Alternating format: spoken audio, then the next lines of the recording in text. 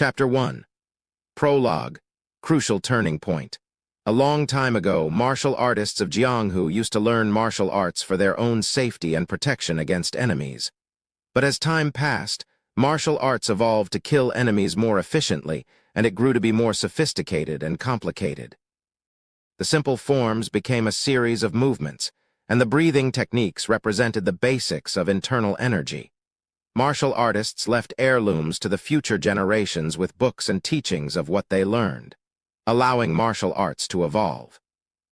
Martial artists were soon the ones who were more powerful than normal humans, as they could run through the trees like the wind, crush stones with their fists, and cut down trees the swing of a sword. They were soon called the people of Wulin. However, martial artists wanted to become more powerful, and they gathered to form clans.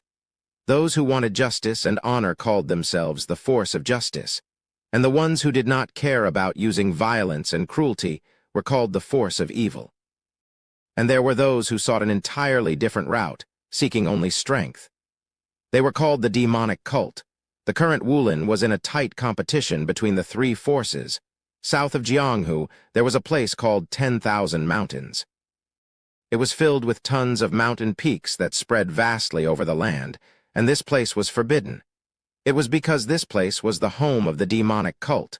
In a deep forest far from the castle of the demonic cult, a boy who looked to be in his teens was running for his life. Ugh. The boy was exhausted and heavily panting. His clothes were ripped and his face was full of bruises, showing that he had gone through a severe beating before he had escaped. "Damn it," the boy spat as he saw 5 masked men waiting to capture him. He had run so hard for the last 30 minutes, but it seemed he couldn't get away. F***CK, the boy held on his trembling legs and glared at masked men. Their faces were covered, but it was easy to see that they all were smirking. "You did well in running all the way here, Prince Chun. Ha ha. I almost fell asleep while waiting for you." The boy frowned. If they had been waiting for him here, then there was no point for him to continue running in this direction. The masked men all pulled out their swords from their backs. Their eyes were filled with the intention to kill the boy. What should I do? It was his life that they wanted. It didn't seem like talking to them would work.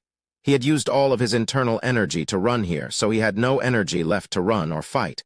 But even with his death waiting for him, his eyes were filled with anger rather than fear. Why? I gave up on joining the academy already. Why do you want to kill me? Prince, you surely know that all of that doesn't matter. The boy was at a loss for words. He had expected this day to come ever since he was very young, but he didn't expect it would come even before he joined the academy. As long as you have the right to the throne, it is your destiny. The other masked men began making comments also. Surrender, and we will make this quick. Even if you have peasant blood, we will not dishonor the blood of our Lord. The boy then became filled with anger. The word he hated the most were the words that insulted his mother. Damn bastards. If he was going to die anyway, he might as well try to fight back. He pulled out a dagger. He had never learned martial arts, however. All he knew was whatever he observed from watching his guard, Warrior Zhang. A dagger. Did you learn something from Zhang? Sadly, he didn't. If he really did learn it, the skill would have been very useful here, crude. But your blood speaks it for itself that you do not cower away at your death. The masked men seemed to be very happy. It was better for them to kill someone who would not give up than someone who would beg. Kill him. One of the men gave the order, and the other 4 attacked the boy at once. He thought he would hold them off for at least a bit, but that wasn't the case. Ha! Arg. One of the masked men used his sword hit to strike the boy's wrist, and he dropped the dagger to the ground. His face grimaced, and he glared at the masked man, but the man grabbed the boy's neck. Arg. Is it over? The boy's face turned red, but his eyes had not given up yet. At that moment, another man shouted, "Watch out!" What? The dagger. A dagger stabbed the man's chin. The boy had been hiding another dagger, and the attack killed the masked man at once. What? A mere boy without any martial arts training killed one of my fighters. The leader of the masked men who was watching became intrigued. It seemed like the boy was aiming for this from the beginning. Damn kid, get him. Another man charged in and kicked the boy, swinging his sword down the boy's stomach. Ah, ah, ah. The boy had never felt such pain in his life. A searing pain shot up from his stomach and blood soared up from his throat. Damn it, so it didn't work twice. But killing at least one of them made him feel better. He was going to die anyway. Ah, og. The masked man stepped on the boy's punctured wound and the boy screamed in pain. The ground was drenched with blood. The man could have killed the boy at once, but he seemed to be giving the boy as much pain as possible. Slowly, I will give you a slow death. The leader didn't seem to like what was happening, but he couldn't stop him since it was for the revenge of his teammate. Suddenly, a bright light shined as if a lightning bolt had struck. When the light disappeared, the masked men's eyes turned in shock. What? Blood sprayed up like a fountain. The masked man who had been stomping on the boy had lost the entire top half of his body where the blood was spurting upwards. What? The boy also was in shock. If he wasn't wrong, some white light streak had zapped the man and his body melted away. It's him. The leader pointed to a certain direction in shock, and there was a strange man with weird clothing. The man then disappeared. Huh! It wasn't through any movement skill.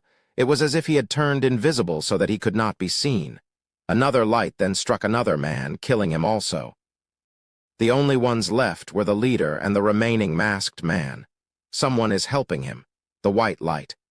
Is it a beam? If it wasn't an energy beam that was said to be used by highly skilled warriors, there wasn't anything like it that could instantly melt a human. The boy had lost a lot of blood, so he would die anyway. We did what we needed. We should retreat. The leader tried to send a signal for his man to fall back, but he was then struck with another streak of lightning and he disappeared also. Ag. The man screamed in panic and tried to run, but he too was struck by the lightning. After all the men were killed, the boy smiled and chuckled. Ha, farewell bastards. Then, a strangely clothed man revealed himself in front of the boy. He wanted to scream in shock, but he had no energy to do so. Whoa, so my ancestor feels better even when you're about to die. Ancestor. The boy frowned, but he had no energy to speak and his body was growing cold. He had lost too much blood. Am I going to die now? That's when he heard a weird beeping sound. Then he saw something on the silver-clothed man's wrist and became shocked. I wanted to come earlier and teach you how to use it, but oh well. The man took out two things from a small bag. One was a syringe. The boy was almost at the brink of death. I should hurry. The man then injected the syringe at the back of the boy's ear. He then brought up another syringe and stuck it in the boy's heart. Ugh, it pains me just by looking at it. Anyway, hey, ancestor. The man called out to the boy. Please make it right and make your descendants' life easy, okay? The nano machine is the latest one there is, so it won't be too hard to use. What is he saying? And with that, the man disappeared. The boy then heard a strange sound in his ears. Serial number 034 to 4532 to 5893. Activating the 7th generation nano machine of the Sky Corporation. Scanning the user's physical data. Now scanning, weird words rang through the boy's ears and a weird light began glowing from his body. It felt like thousands of ants were crawling over his body and soon the sound came back. Scanning complete. Emergency? Emergency. Found a severe wound on the user's stomach. The blood loss is at 13%. Initiating blood injection and healing for life support, and the boy's body began to change. It was the beginning of his life's turning point. Chapter 2. Machine descended to my body. 1. Prince Chun had been attacked by masked men and was killed by a sword to the stomach. Or so he thought. The guard, Zhang, ran as fast as he could with his movement skill to find Prince Chun. When he found the boy, the place was littered with dead bodies that were missing their upper torsos. Only one of the masked men's bodies was intact, but he had been killed with a dagger to his head. It's the dagger I gave to him. It was what Zhang had given to Prince Chun on his 10th birthday. He didn't teach him a single dagger skill since he was made to swear an oath to not teach any martial arts to the boy until he joined the demonic academy, so it was astonishing that the prince had killed even one man. Oh, Prince? Zhang then found the prince slumped down on the ground.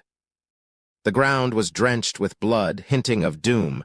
Please, if the prince to die here, he wouldn't be able to find the right words to apologize to the boy's mother. However, something was weird. Huh, he heard the boy's breathing. From the looks of his clothing, it was certain that the prince had been struck with a sword to his stomach, but his breathing seemed to be normal. Jang went up to him and picked up the clothes. Huh, there are no wounds. Prince Chun's stomach was clean of any wounds.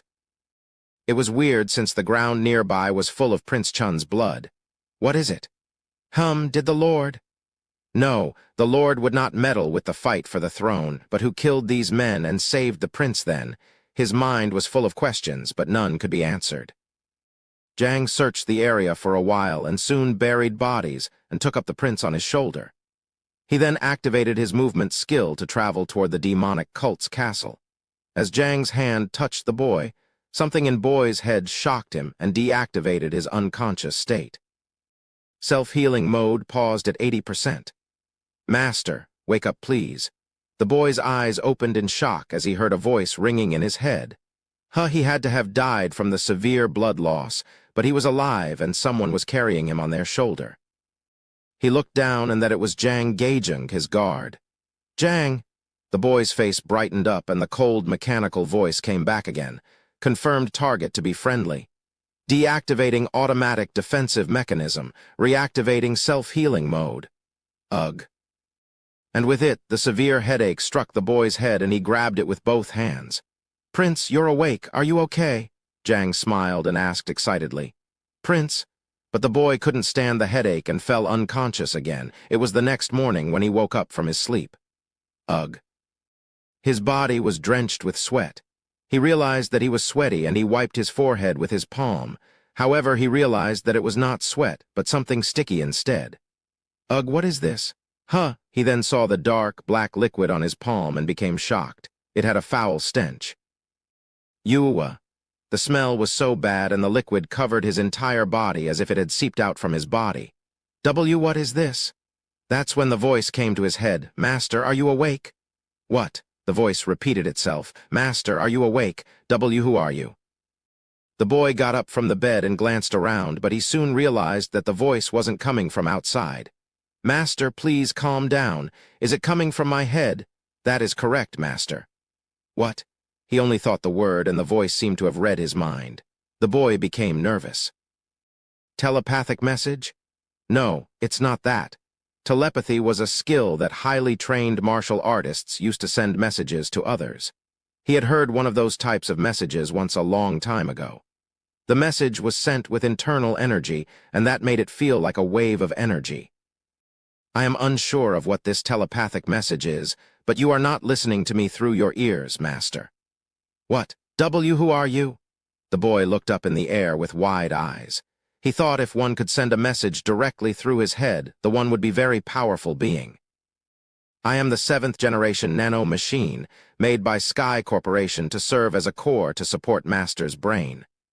Wait, what? What are you talking about? The boy became pale as what he was being told was beyond his comprehension. The Nano machine realized that the user did not understand their words. Who are you and what do you want with me? I am the 7th generation Nano machine. Nano Ma Sin, evil god. Yes, I am Nano machine. The boy's face turned grim.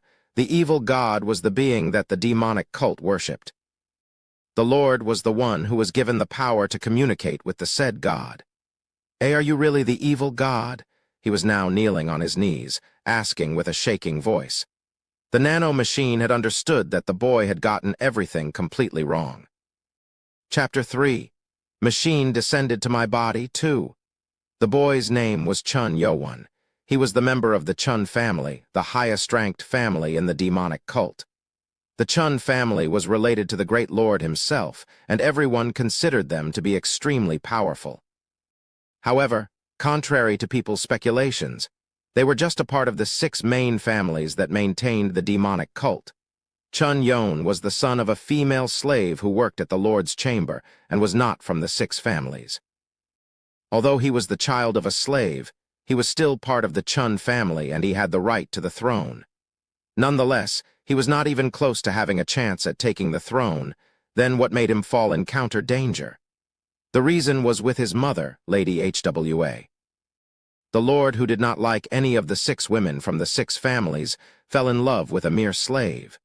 This made the other wives angry and spiteful. Moreover, their fury didn't just end there. Chun Yo-won encountered multiple life threats throughout the 15 years of his life.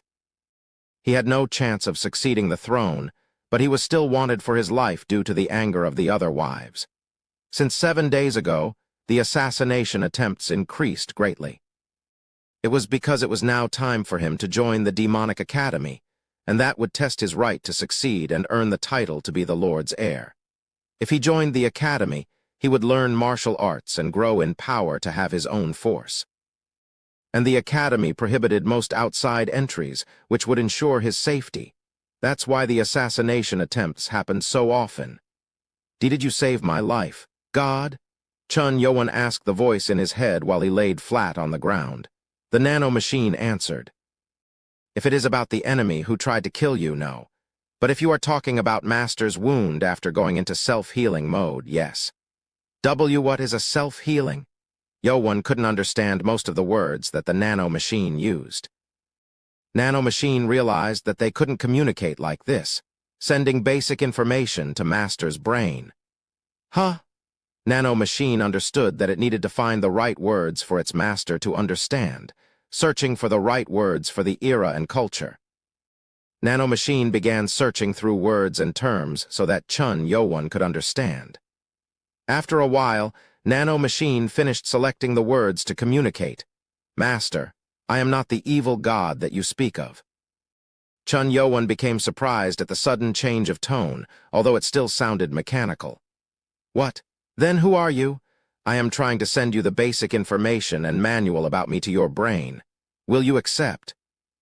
Nano machine thought it would be easy to send the information instead of talking about it, and Chun Yo-won nodded without knowing what it was actually. Then, a video flashed in his brain at once. His eyes shook rapidly as he looked through multiple video images, and soon he felt dizzy. He bent over and kneeled down to the ground to vomit. Ugh! It is a natural reaction after receiving information through your brain. You will not feel dizzy the second time around. Chun Yo-won recovered from the dizziness and got up.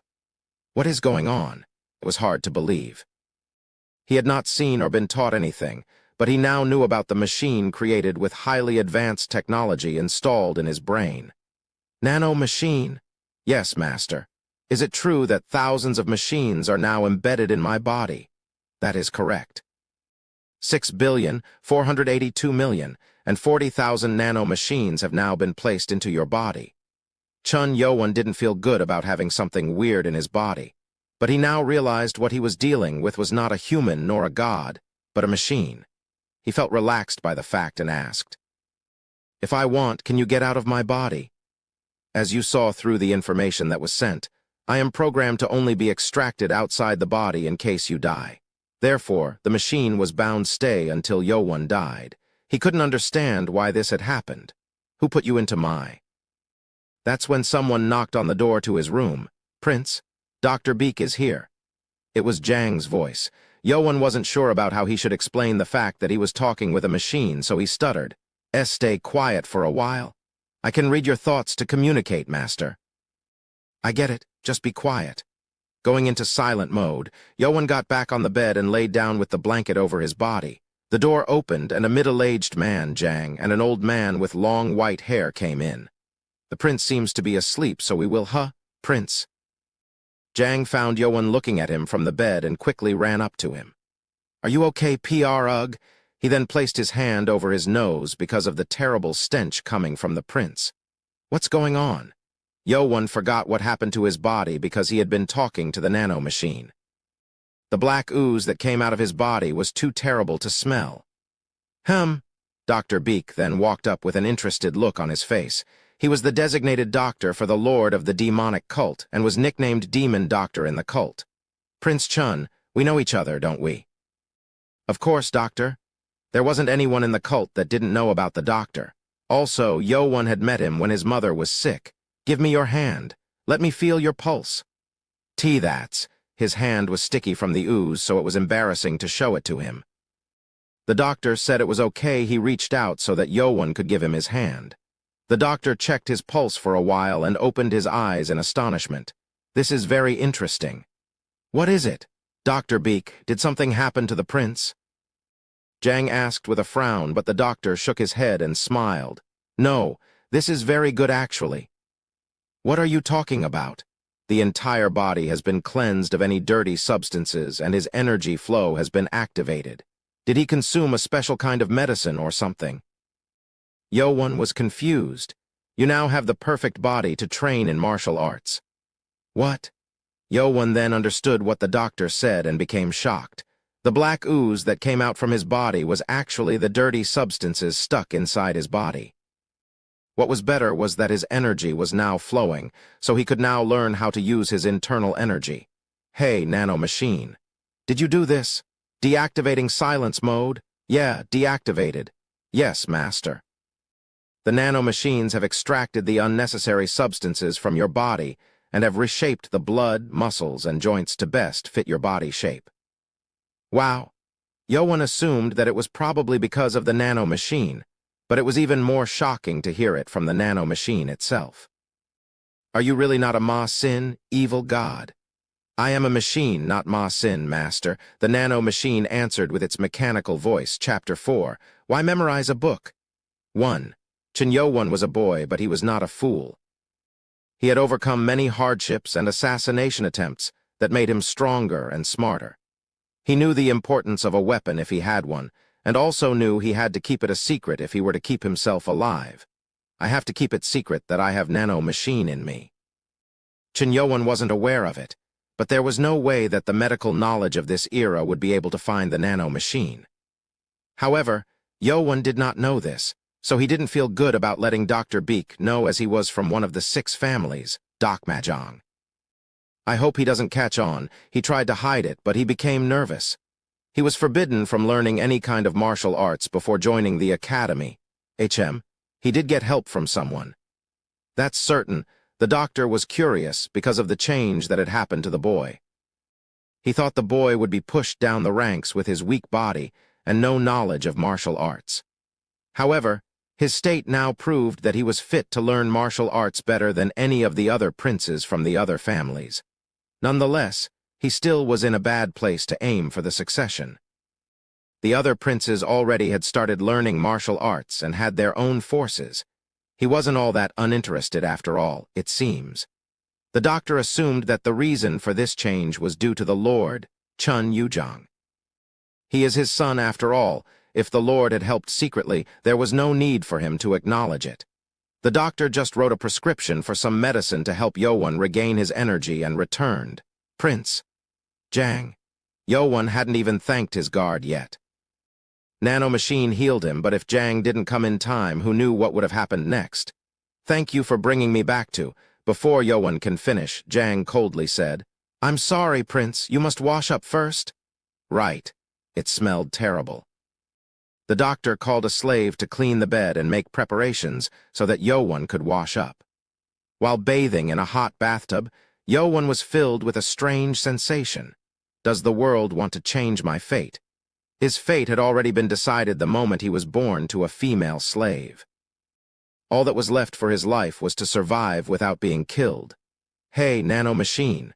Yes, Master. He had not talked to the Nano Machine for about an hour now. Nano Machine did not speak if he did not ask. You said you recovered me from my wound. How far can you do it? I can recover external or internal wounds quickly, but the loss of blood or a body part will require cell replication, which will require a longer time period. Oh, I see. The Nano Machine had given him a lot of information, but it was still hard to understand. At least it was certain that he could recover from most wounds unless he lost a body part or too much blood. Should I test it? I would not recommend hurting yourself, but if you want to try, I suggest testing it first with a small cut. Yo-won then grabbed the dagger placed on his pile of clothing and cut his palm. Ouch! The pain made him frown. Activating self-healing mode on the left palm. With the voice, the blood stopped flowing from his palm and soon the wound disappeared as if it hadn't been there at all. It's hard to believe, but it works. There was more that was hard to believe, which included the usage of the Nano Machine. Can I really use all the powers that I was given the knowledge of? Yes, Master. You can use every power of the nano machine as shown in the instructions. Good. I'll test it out after my bath. Yes, Master. Yowan then got out of the water and clenched his two fists. If he could utilize the power of the nano machine, he could rise up in power and get revenge on his enemies. At the south castle of the demonic cult was the house of Bakamjong, and next to its main building was a chamber for the heir candidate. In the front yard of the chamber, there was a teenage boy with freckles and a masked man kneeling down in front. It's funny. Do you think it even makes sense? The boy seemed to be very angry, and he shouted angrily. The masked man couldn't even answer to quell his anger. I sent you all to kill one weak boy, and 5 were killed instead. Prince Mukiam, I think some warrior helped him. How dare you call my name? I am sorry, Prince Chun. Chun Mukiam was 3rd in rank in succeeding the throne. He had sent assassins from his own Bakmajong family to kill Chun Yowan before he could join the academy, but it had failed. I thought he had nothing to help him, but it seems he had something up his sleeve then. It was unexpected. They made Yowan's guards stay away from him and attacked the prince, but they had failed. It meant that someone else was also protecting him. Did Father do something for him? That's what he had in his mind, but he couldn't say anything about the Lord either. The Lord of Demonic Cult was the divine being. Oh well, I'll take more chances after joining the academy. There was no protection given inside academy, as each of the princes who had guards appointed by the Lord himself weren't allowed to follow. I didn't want to do it myself, but I guess I have no choice. Chapter 5. Why memorize a book? 2. The demonic cult located in the 10,000 mountains. The cult had many families and clans, but it was mainly comprised of 6 clans: Wise, Sword, Loyal, Blade, Poison, and Lust clans. These 6 clans each had someone who could become the Lord. As per the oath, the Lord needed to marry women from all 6 clans and make babies who would all live with their mother's clans. The 6 sons would then join the demonic academy held once every 10 years to be trained. The academy was created to train the finest warriors of each generation. At least that's what it was known for officially. However, the academy was filled with the fiercest competition whenever the multiple princes or candidates to succeed the Lord joined. Inside the academy, the princes trained and made connections with other families and clans to increase their power. After claiming victory within the academy, he will become the heir to the throne. Yowan got out of the bath and looked at his body through the mirror as he dried himself off. His body was originally scrawny and weak, but now it was muscular and well-toned. Nano machine. How is this possible? I have reconstructed your body, Master. Reconstruct. Creating something from nothing is hard, but reshaping your body and muscles is not as hard. Your speaking is so complicated. He had not learned martial arts yet, but he did not slack off in his studies.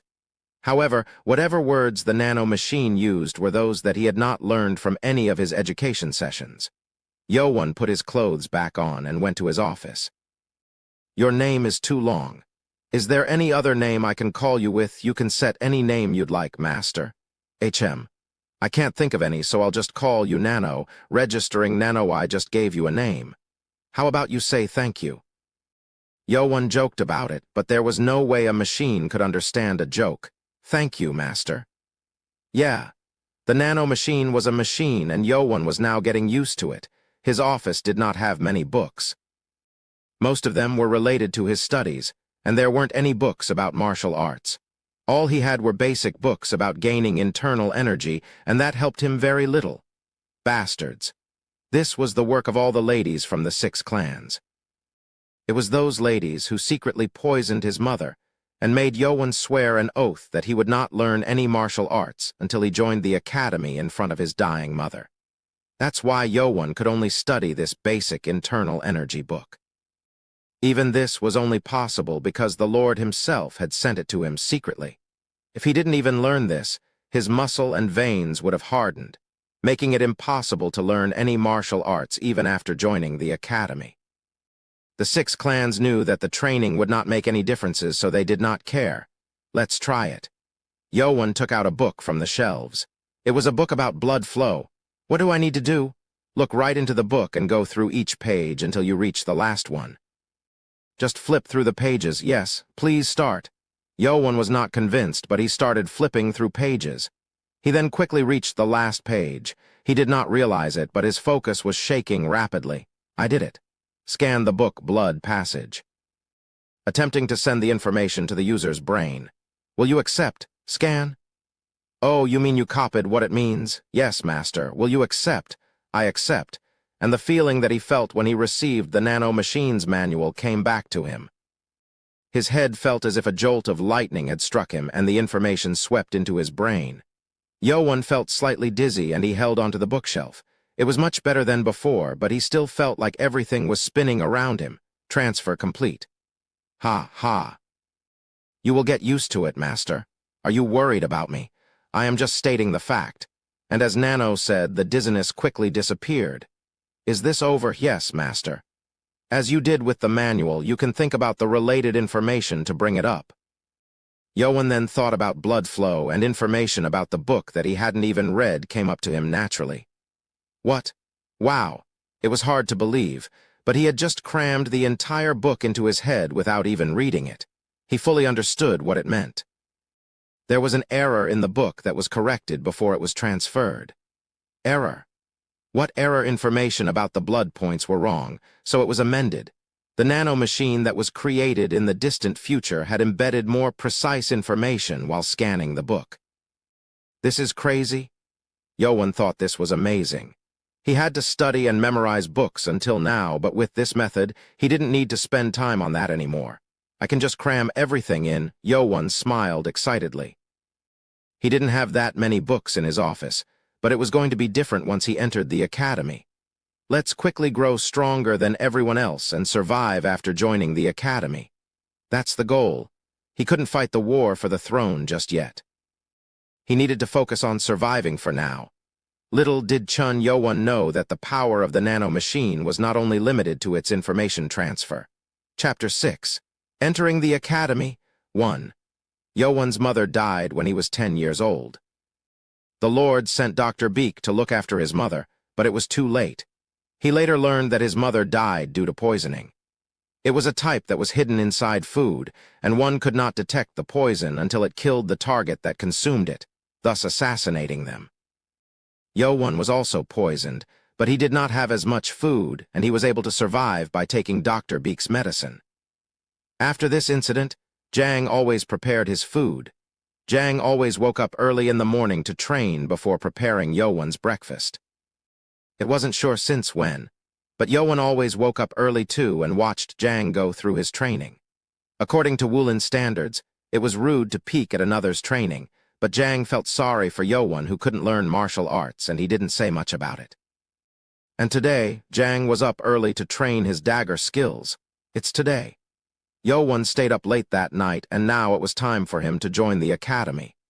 Once he entered the academy's doors, he'd lose Jang's protection.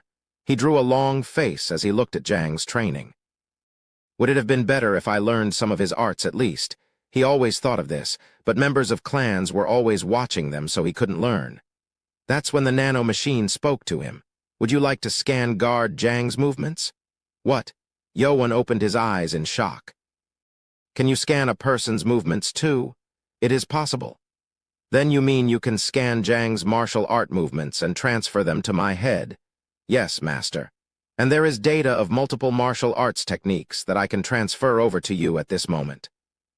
Yo-won did not know, but the nano machine was created with advanced technology from the future. He did not gain approval from Jang, but he was going to the academy in the afternoon. He had to make a choice. Okay, scan it. Activating the scan. Yo-won's focus began to shake rapidly and then started to scan Jang's movements. After staring at his movements for about 30 minutes, Nano's voice filled his head. Movement scan completed. Beginning transfer. And with the jolt, the movement began to play back in Yo-won's head. And soon it was complete. Transfer complete. With the slight dizziness, it was done. Yo-won's eye shined with astonishment. This was beyond amazement. Nano, I can't believe this. I think I can use Jang's dagger skill. Yo-won closed the window so Jang could not see him and readied himself. It was the basic stance that Jang did before unleashing his skill. Yoan then swung his arm to unleash his dagger. He did not learn, nor was he taught, but his movements now matched Jang's movements outside. Jang had trained his actions for 20 years, but Yoan could mimic his movements perfectly. Nano's voice rang in his ears again. Muscle analysis complete for training the movements. Will you accept the transfer to your muscles? I need the muscle transfer too, Yoan asked curiously.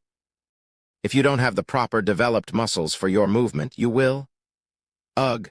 Before Nano could finish, Yoan felt pain tearing through his entire muscle. It was so intense that he couldn't even move. There is muscle damage as it is not yet suitable for the movement. Okay, now I get it. Can you please make it easier for me to understand? Yoan thought as he barely got up and sat down on the bed, changing language to fit the user's level. Level? Yoan frowned as it didn't feel too good, but he couldn't understand fully either. Translation complete. You did not train like Jang for a long time, so your body is not yet accustomed to the movements that your brain has learned. Only after simulating the movements and analyzing the muscle development requirements can you use it fully. Okay, I think I understand better now. It's still hard.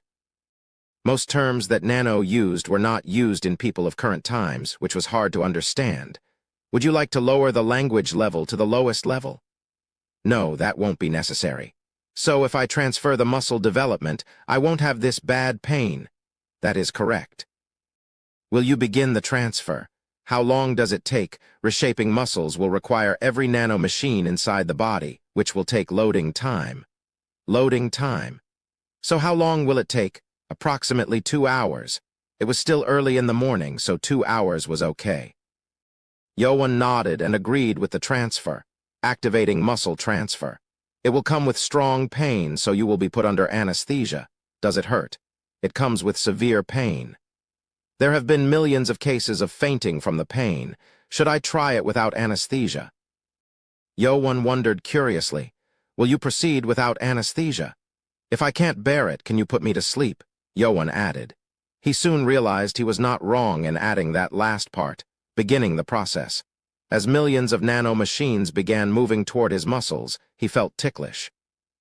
This doesn't seem, and the muscle change began at once. Ugh, he gasped.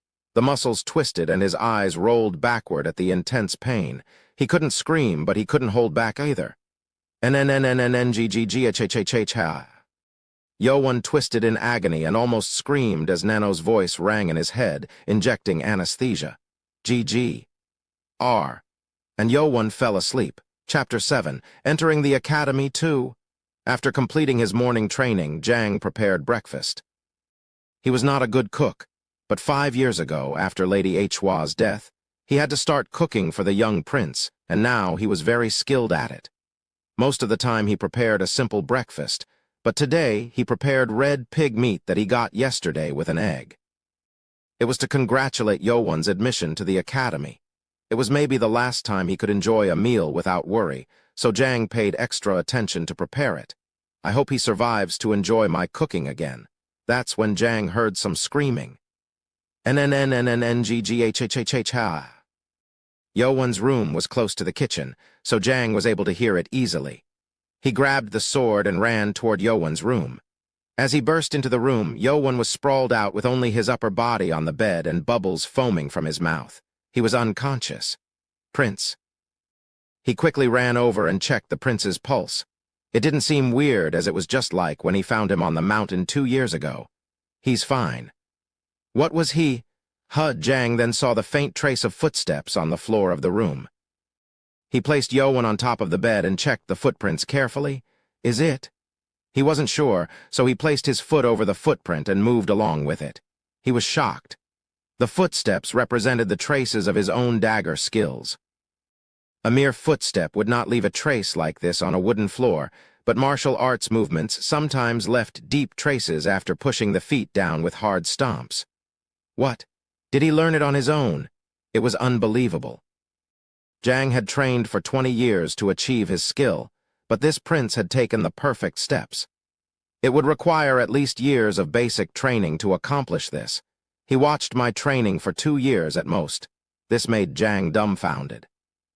He watched my training for just 2 years and caught up to my 20 years of experience.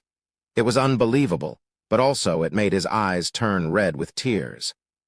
To him, Yo-won was always a person in need of protection and the son of the woman he thought of dearly. Realizing Yo-won's talent made him feel grateful.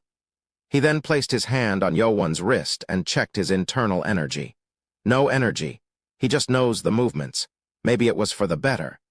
If it was revealed that he had learned to how use internal energy, it was going to enrage the 6 clans. Jang looked at Yo-won for a while and then walked out. 2 hours then passed by, muscle transfer complete. Deactivating anesthesia, with a jolt in his head, Yo-won woke up from his sleep. Ugh! Yo-won got up, panting. He remembered the extreme pain right before he was put to sleep. He did not want to feel that kind of pain anymore. Ha, I will never try it again. I warned you, master. Yeah, it was Yo-won's choice to try it out. He then got up from the bed and walked to the center of the room to prepare himself to use the dagger skill. Now it won't hurt, right? Through the simulation, you now have the same muscles as the ones that practiced the movements for 20 years. Good. Yo-won prepared his stance and swung his dagger. The power seemed to be very different from a while ago as his movements were more precise and accurate. As he stomped to move onto his next step, the wooden floor rumbled loudly. No, Yo-won was surprised and stopped immediately. The floor now had marks of his footsteps. This is bad. He became worried that Jang might see this. It leaves footprints even without internal energy. While he was thinking about it, that's when someone knocked on the door. Prince, your breakfast is ready. It was Jang.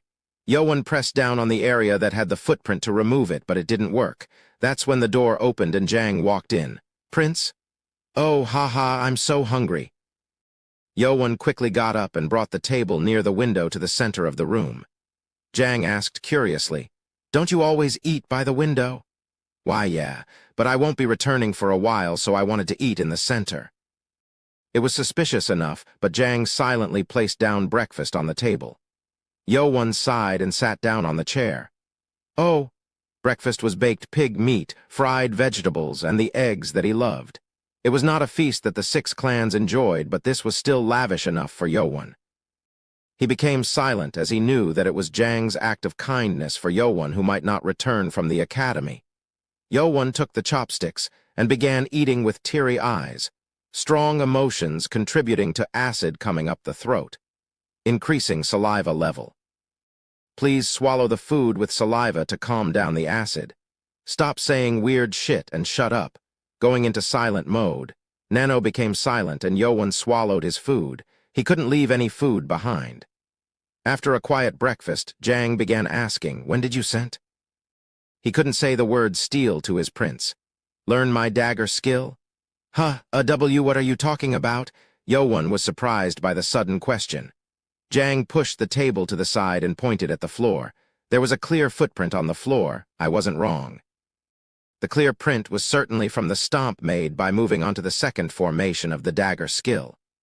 Yo-won did not learn any martial arts, but he was still from Wulin, and he knew what the laws were like.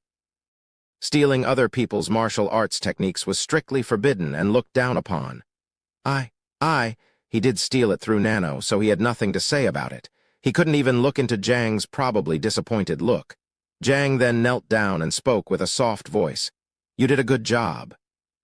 I am your guard, Prince. If it wasn't for the oath, I would have taught you my skills already. Jang, Yo-won's eyes filled up with tears. Jang was more of a father figure to him than his real father. Jang took out a paper filled with writing and gave it to Yo-won.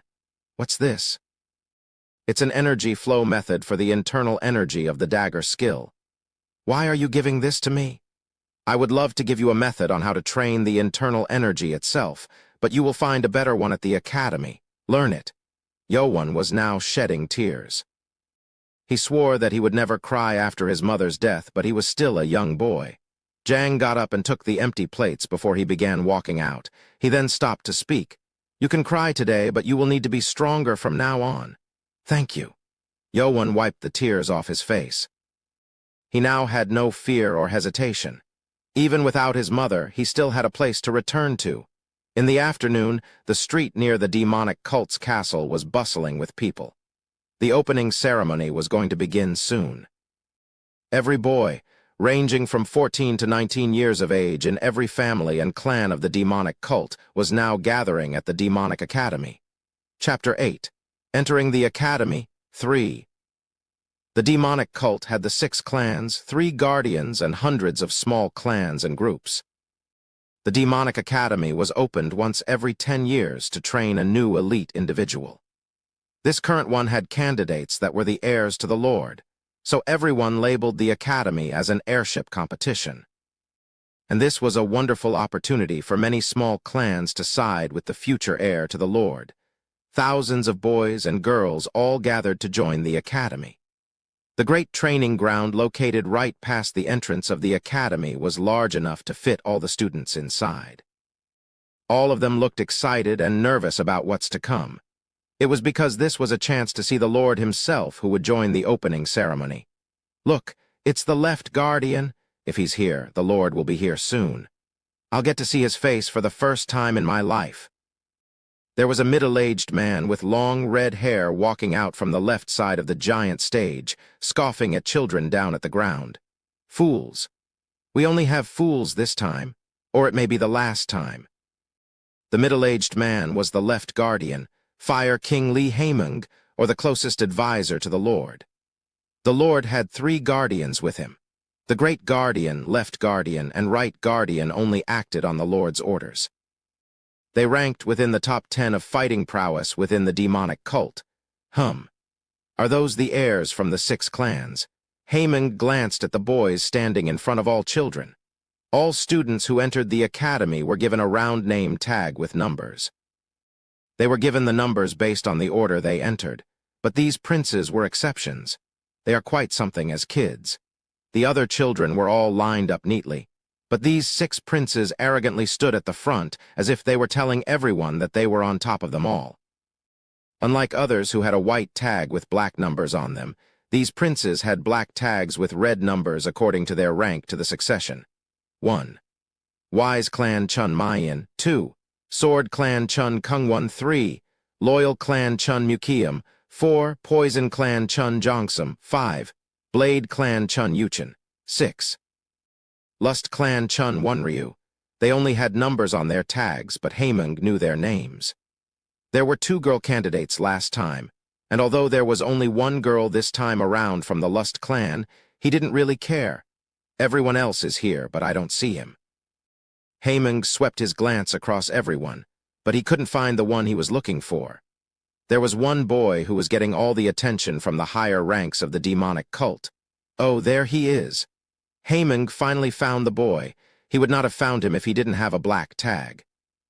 At the entrance, at the very end of the line, Chun Yowen stood there alone, the heir candidate not from the 6 clans. He was still a son of the Lord, but he couldn't come up to the front, and it also seemed like the other kids around him were shunning him. Therefore, he stood there alone. He's receiving attention in an interesting way. That was the end of the interest. Haimeng knew that the boy did not train in martial arts, so he was going to fail the entrance test. There are so many. Chun Yowen was able to see the 1,000 children standing in front of him. He wasn't late, but he was told that his tag was missing and had to wait until the end. So even with the black tag, he couldn't go up to the front. It was certain that it was the work of someone from the 6 clans, but it didn't matter to him. It's best I avoid trouble with them from the beginning anyway. Chun Yowen liked that. They wanted to kill him even before joining academy, so it was better to not see them at all. The horn sound blared across the field, and people began to mumble. It was due to the person who had just entered. 1,000 boys and girls began to chant with shouts. A man with the character Sky on his black silk clothes got up and sat down on the throne up on the stage. It was the Lord, and one of the 5 strongs of Wulin, Chun Yuzhong. Even without his title, his presence was overwhelming even in front of 1,000 people. I can't even look at him directly. The boys had lost the courage to even look up to him. Next to the Lord was the lead guardian, Great Guardian King Marakim. He had a special mask on his face so that no one knew what he really looked like. Oops. and to the right of the throne was a ragged-clothed man who seemed to be having a hard time standing up as if he were drunk. He was the right guardian, Submeng, the crazy blade. He acted silly, but he was still ranked within the top 10 strong men in the demonic cult. Ha! What are you looking at? Submeng spat at Haemung, who looked at him with a disgusted look and took a sip from his bottle of liquor. Merakim then walked onto the stage and shouted, "Silence." It was a voice laced with internal energy that spread through to everyone. The training ground went silent at once. "The most honorable one, it is ready." Merakim turned back and spoke quietly, and Lord Chun Yujong got up from his throne. "To all who have entered the academy, you will be the future of our cult." And unlike Merakim, who shouted, the Lord spoke softly. However, his voice was crystal clear in the ears of the 1,000 boys and girls. It was proof of Chun Yujong's sheer power. "I welcome you in joining the academy. I hope you train and play your part in our cult." And that was it. Chun Yujong turned and great guardian Merakim spoke to him. That was a wonderful speech. The Lord then walked off the stage with Merakim guiding him. It was so short that it made the students fall silent, but soon they shouted and chanted. For the demonic cult? Chun Yowan wasn't sure how he felt. He had never seen his father for 15 years, but he met his eyes with him for the first time. The Lord had found Chun Yowan standing in the farthest part of the training ground as soon as he got up on the stage, but his gaze was so cold. "I don't care anyway." He didn't appear when his mother, Lady HWA, died. There was no disappointment when he didn't care in the first place. That's when people fell silent as Fire King Haemung stood up on the stage. With his speech, "We will begin now." Mumble, mumble, stand straight. Haemung's voice pierced through the air and the students shut up. "I'll keep it simple. Listen up." Haemung began to explain the system of the demonic academy. The academy will last for 4 years and 6 stages. Everyone knew the academy lasted for 4 years. But there were some who had teachers or parents who did not attend academy, so they began to focus on the tests on each of the 6 stages. You can take the 6 stages in steps, and you can take it only once. Students began to mumble about only getting 1 shot at each stage. 1 failure meant that they would be cast out. You seem to get it pretty quickly. If you do not pass, you will be expelled right away. There was only 1 chance to rise up. That's when a handsome boy standing in the front row raised his hand. "I have a question." It was the boy with number 2 on his tag. In second place for the throne, it was Chun Kungwon of the Sword Clan. Haemung was in the middle of his speech, but Kungwon confidently interrupted him. "However, who said you could ask questions?" "What?" Chun Kungwon's handsome face grimaced. He had been treated with respect from everyone around him because he was a prince, but it was shocking to be treated with hostility. "Oh, so you have a problem with my attitude? Prince, you want to be expelled even before the competition," Left Guardian Lee Haemung spat angrily. Chun Kungwon was angered, but he couldn't say anything. He was reminded of what his guard warned him about the other day. Once you're in the academy, every privilege you had for being the son of the Lord will be removed. And whoever is appointed as the chief of the academy never crosses lines. He didn't mind it when he heard it, but he now realized it after experiencing it. He was against one of the strongest in the demonic cult. "I apologize, sir." Chun Kungwon bowed and the other 5 heirs smirked. Chapter 9. The first test is a piece of cake 1. The training ground went quiet after Chun Kungwon's embarrassing moment. Left Guardian Lee Haemung continued. "I know what your question is. You think just 1 chance is too harsh. There will be special privileges given to those who move forward into the next stage." Everyone became intrigued. Those who stayed in the academy longer came out with more powerful prowess and higher titles. The first privilege is medicine. You will be given a medicine ball called the Black Dragon Ball. This is given each time you overcome the challenge. This ball was created within the demonic cult. It wasn't as good as the one created in Sorum, but it was still good enough that made the person who consumed it would gain 20 years' worth of internal energy. In simple math, passing the 6 tests would give the person 120 years' worth of internal energy. Of course, this was also the kind of medicine that would build immunity after continued use, but it was still a good privilege. 6 stages. Huh, Chun Yowan also seemed interested.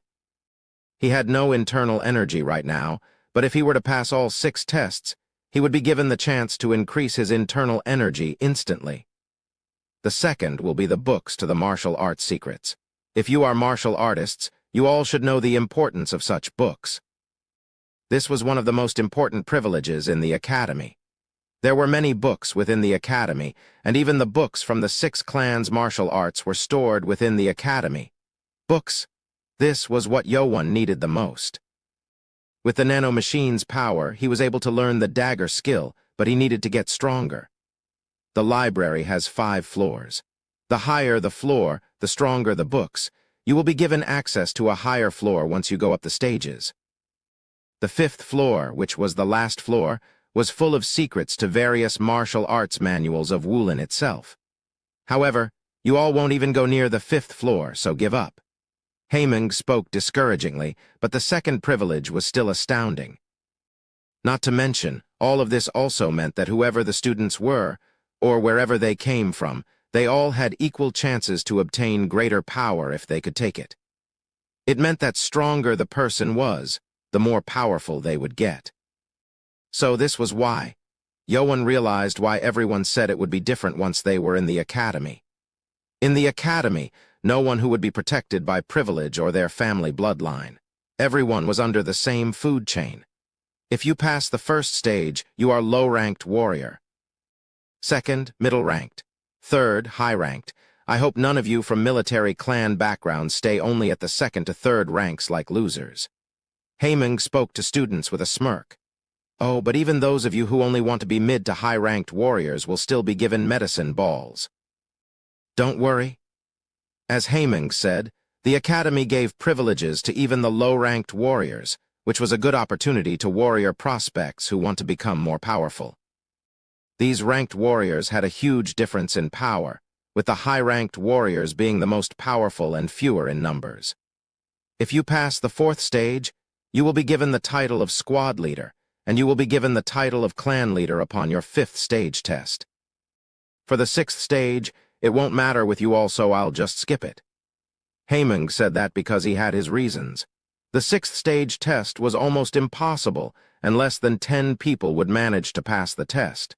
That's why Haemung didn't anticipate such an event. And although you all start out with the same cadet rank, you will all come to have different ranks per the progress through your stages. You will then need to obey your superior. That was the core element of the academy. One who does not strive higher will be left to rot. Chun Yowan looked on eagerly. If he had survived until now, it was time for him to go up in the food chain. Don't be too happy. Most of you will not even go further than the 3rd stage. Haemung cracked a smile as he gave his closing statement. I'm done explaining. Begin forming groups for assigned dorms, and I will proceed with the first test on the stage. The students became shocked to hear sudden progress. They didn't think they would be tested on the first day. As I said before, if you fail this test, you are expelled. If you can't pass this test, you don't even deserve to be a low-ranked warrior. More than half of the students became pale. They thought they would at least learn something before the test, but this meant that anyone with no training had no chance. Chun Yowan was also shocked. What? First test already? He had no internal energy, and it was likely for him to fail the test. He had to hope that the test was either easy or did not require internal energy. Haemung declared what the test was. The first test will assess your basic skills. You will need at least basic internal energy if you are going to be a warrior of our cult. Chun Yowan frowned. This meant that if there was one without any internal energy, he was going to fail. If you fail this test, you will be sent down to the farms or mines for hard labor. Try your best to know, we do need people to do the dirty work, so don't try too hard. Haemung was joking around, but Chun Yowan felt uncomfortable after hearing it. Ugh, this is problematic. He was furious as he thought that at least the academy did not have traps set up for him. However, the internal energy test on the first day seemed to be too coincidental to think that it wasn't made for him. Was this why they didn't want me to train? Owen now realized why the ladies of 6 clans did not allow him to train. If he were to be expelled here, he would be cast out and he'd stay within the lowest caste of the cult. This would allow those people to kill him whenever they wanted to. HMPH. Chun Mukium, the prince of loyal clan, seemed to be satisfied. I was going to kill him myself, but this will get rid of him. Whoever thought of this is a genius. The loyal clan did not have a part in not allowing Yoan to train. Mukium knew it was one of the 6 clans who led the plan, but he didn't realize it was to expel Yoan from the first stage test. That's when a beautiful, alluring middle-aged woman came up onto the stage. Haeming pointed at her and said, "She is the clan leader of the Lust clan and the proctor who will watch over this test. Our 5th elder, Ainz Audioverse." A girl standing in the front row with lavish red silk clothes smiled. She was Chun Wonryu, and she was the 6th rank to the throne from the Lust clan. The 6 clans were not involved with any of the tests in the academy except for the first one. What test calls for the 5th elder to come? The students were filled with questions, and Haeming explained. This test is a piece of cake. If you fail here, you will never get a chance to even become a low-ranked warrior. After she finished, Ainz Audioverse sat down and readied to play the string instrument that she brought with her. It seemed like people realized what she was going to do, and they began plugging their ears while crouching down. Well, you kids will not withstand her musical energy wave, but she will control it for you weaklings. With luck, you might even endure it without any internal energy. Ha ha. His last set of words felt like he was talking to Yoan. The musical energy wave was not something that one could tolerate with just endurance. Yoan bit his lips. Damn it. The first test was to endure the energy wave attack. This was also the simplest way to easily weed out the unworthy students. If they have even the slightest amount of internal energy, they will be able to endure a minute. Fitting her clan name, Ainz Audioverse spoke with a beautiful voice, but none of the students were able to hear it as they were already plugging their ears. Those who endure the energy wave for a minute will pass the test. Begin. And with the signal, the 5th elder began to play the instrument. The beautiful sound of the instrument spread through the training ground. However, it wasn't only beautiful. She hadn't even played a measure yet, but tens of boys fell to the ground with bubbles coming out of their mouths. NNNNGH? I still hear it. It was only the beginning. As she plucked the strings, the sound thundered their eardrums and shocked their hearts. Some students dropped while grabbed onto their hearts. Enduring such a wave required at least 20 years of internal energy. If it wasn't for the heirs of the 6 clans or the children from high-ranking clans, there wasn't anyone who had such internal energy. This stings in the ear. You will be down on the ground already, hee. Chun Mukium was filled with joy, but things weren't going as expected. Huh. What's going on? Ainz Audioverse's fingers that plucked strings began moving faster. Based on the look on her face, it was apparent that she didn't look too happy. It was because she was only looking at Chun Yoan. Why is he not falling down? Chun Yoan, who should not have any internal energy, was not falling. When the 5th elder began playing the instrument, Nano activated the emergency defense mode, sensing strong high and low frequencies from the instrument. They can damage the user's eardrums and body. Activating automatic defense system. Muting all incoming sound waves to the user. Nano usually activated programs per the orders of the user, but when an incoming attack threatened the user's life, it was automatically enabled. It blocked out every sound wave coming into his ears right now. What? He only heard Nano's voice in his head the moment Ainz Audioverse plucked her instrument, and he couldn't hear anything else. Yet, countless students were falling down in front of him. Chapter 10. The first test is a piece of cake, too. Chun Yoan was really worried about going through a test, but with Nano, he was able to pass the danger with ease. Did you make me not hear the sound? The sound waves coming from the instrument might be potentially dangerous to master. I have stopped your body functions to sense sounds temporarily. How am I hearing your voice then? The information is being sent directly into your brain. I don't get what you're saying. It was hard to understand, Nano. More than half the students had fainted already. Some even had blood coming out of their mouths, proving that they had acquired internal damage. Ainz Audioverse's fingers were now fiercely playing the instrument. The tempo had increased much so that even Haeming, who stood next to her, could feel the intensity. Haemung knew why she was so frustrated. I thought he didn't have any internal power. Haemung was also intrigued by the current situation. He knew that Chun Yo-won was not trained in any martial arts. Thus, he wouldn't have any internal power, but he seemed to be able to withstand the energy wave without any difficulty. And unlike Chun Yo-won, the other students around him were all on the ground. NNNNG. Ugh, your ears bleeding? You too. And it seemed like it was hard even for those who were enduring it. However, that was also because Hang Soyu was increasing the intensity of her attack due to her frustration. Why is she playing so fiercely?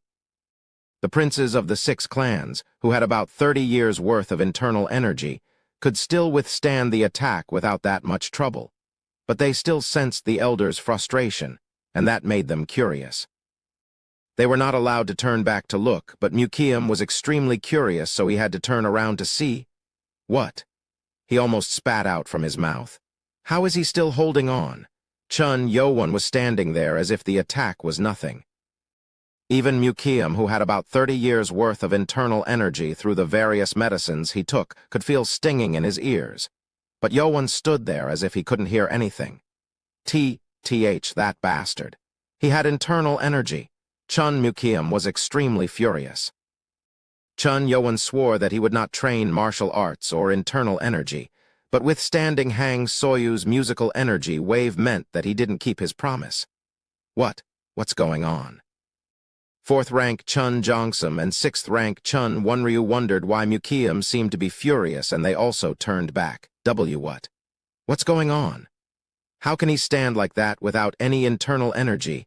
They all frowned too. They thought Chun Yo-won would have fallen a long time ago, but he was still standing.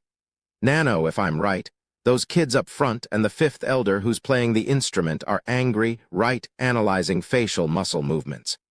Frustration, shock, and anger can be seen from their facial muscles. Without even analyzing, it was apparent that they were looking at him with hostility. Yo-won realized what he was doing was angering them. They thought I didn't have any internal power, but me enduring this triggered them. If this wasn't solved, it would still be a problem even if he passed the test. He had sworn an oath that he would not learn about internal energy until he joined the academy. Nano, can you give me an internal injury? Internal injury as in damaging your internal organs. Yeah. Can you do it or not?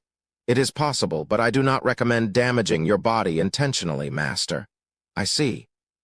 Then can you injure me when the instrument is finished playing and make me vomit blood through your mouth? Yeah, he was making his enemies angry. If he did not take any internal damage or vomit blood, they would be suspicious of him. He couldn't take that risk even before getting the chance to learn martial arts. As ordered, processing damage to the internal organs. After the time limit was over, Hang Soyu's patience was at the limit. She was already angry that Yo-won had gained internal energy, but he was now withstanding like as if it was equals nothing. Her tune changed. Lee Haemung quickly sensed the change and frowned. He knew how she felt, but she was now forgetting the purpose of why she was playing her instrument. Before he could send her the message to stop, she began playing the instrument with half of her power. This attack could not be withstood unless one was a very powerful warrior. Ugh! Students of the high-ranking clans and families turned pale at the moment. They began to vomit blood as their internal organs were damaged, and they weren't the only ones who were in trouble. Ugh, even the heirs from the 6 clans couldn't stand the 5th elder's energy wave. They tried to defend themselves as much as they could, but it didn't work. The weakest of the 6 heirs, Chun Jongsum, began coughing from the internal energy damage, and Haemung decided that it had gone too far. Stop. This is dangerous. You must not do it any further with that. Hang Soyu also stopped playing. Students who barely withstood it fell to their knees in exhaustion. If she played for a bit longer, all the students might have failed.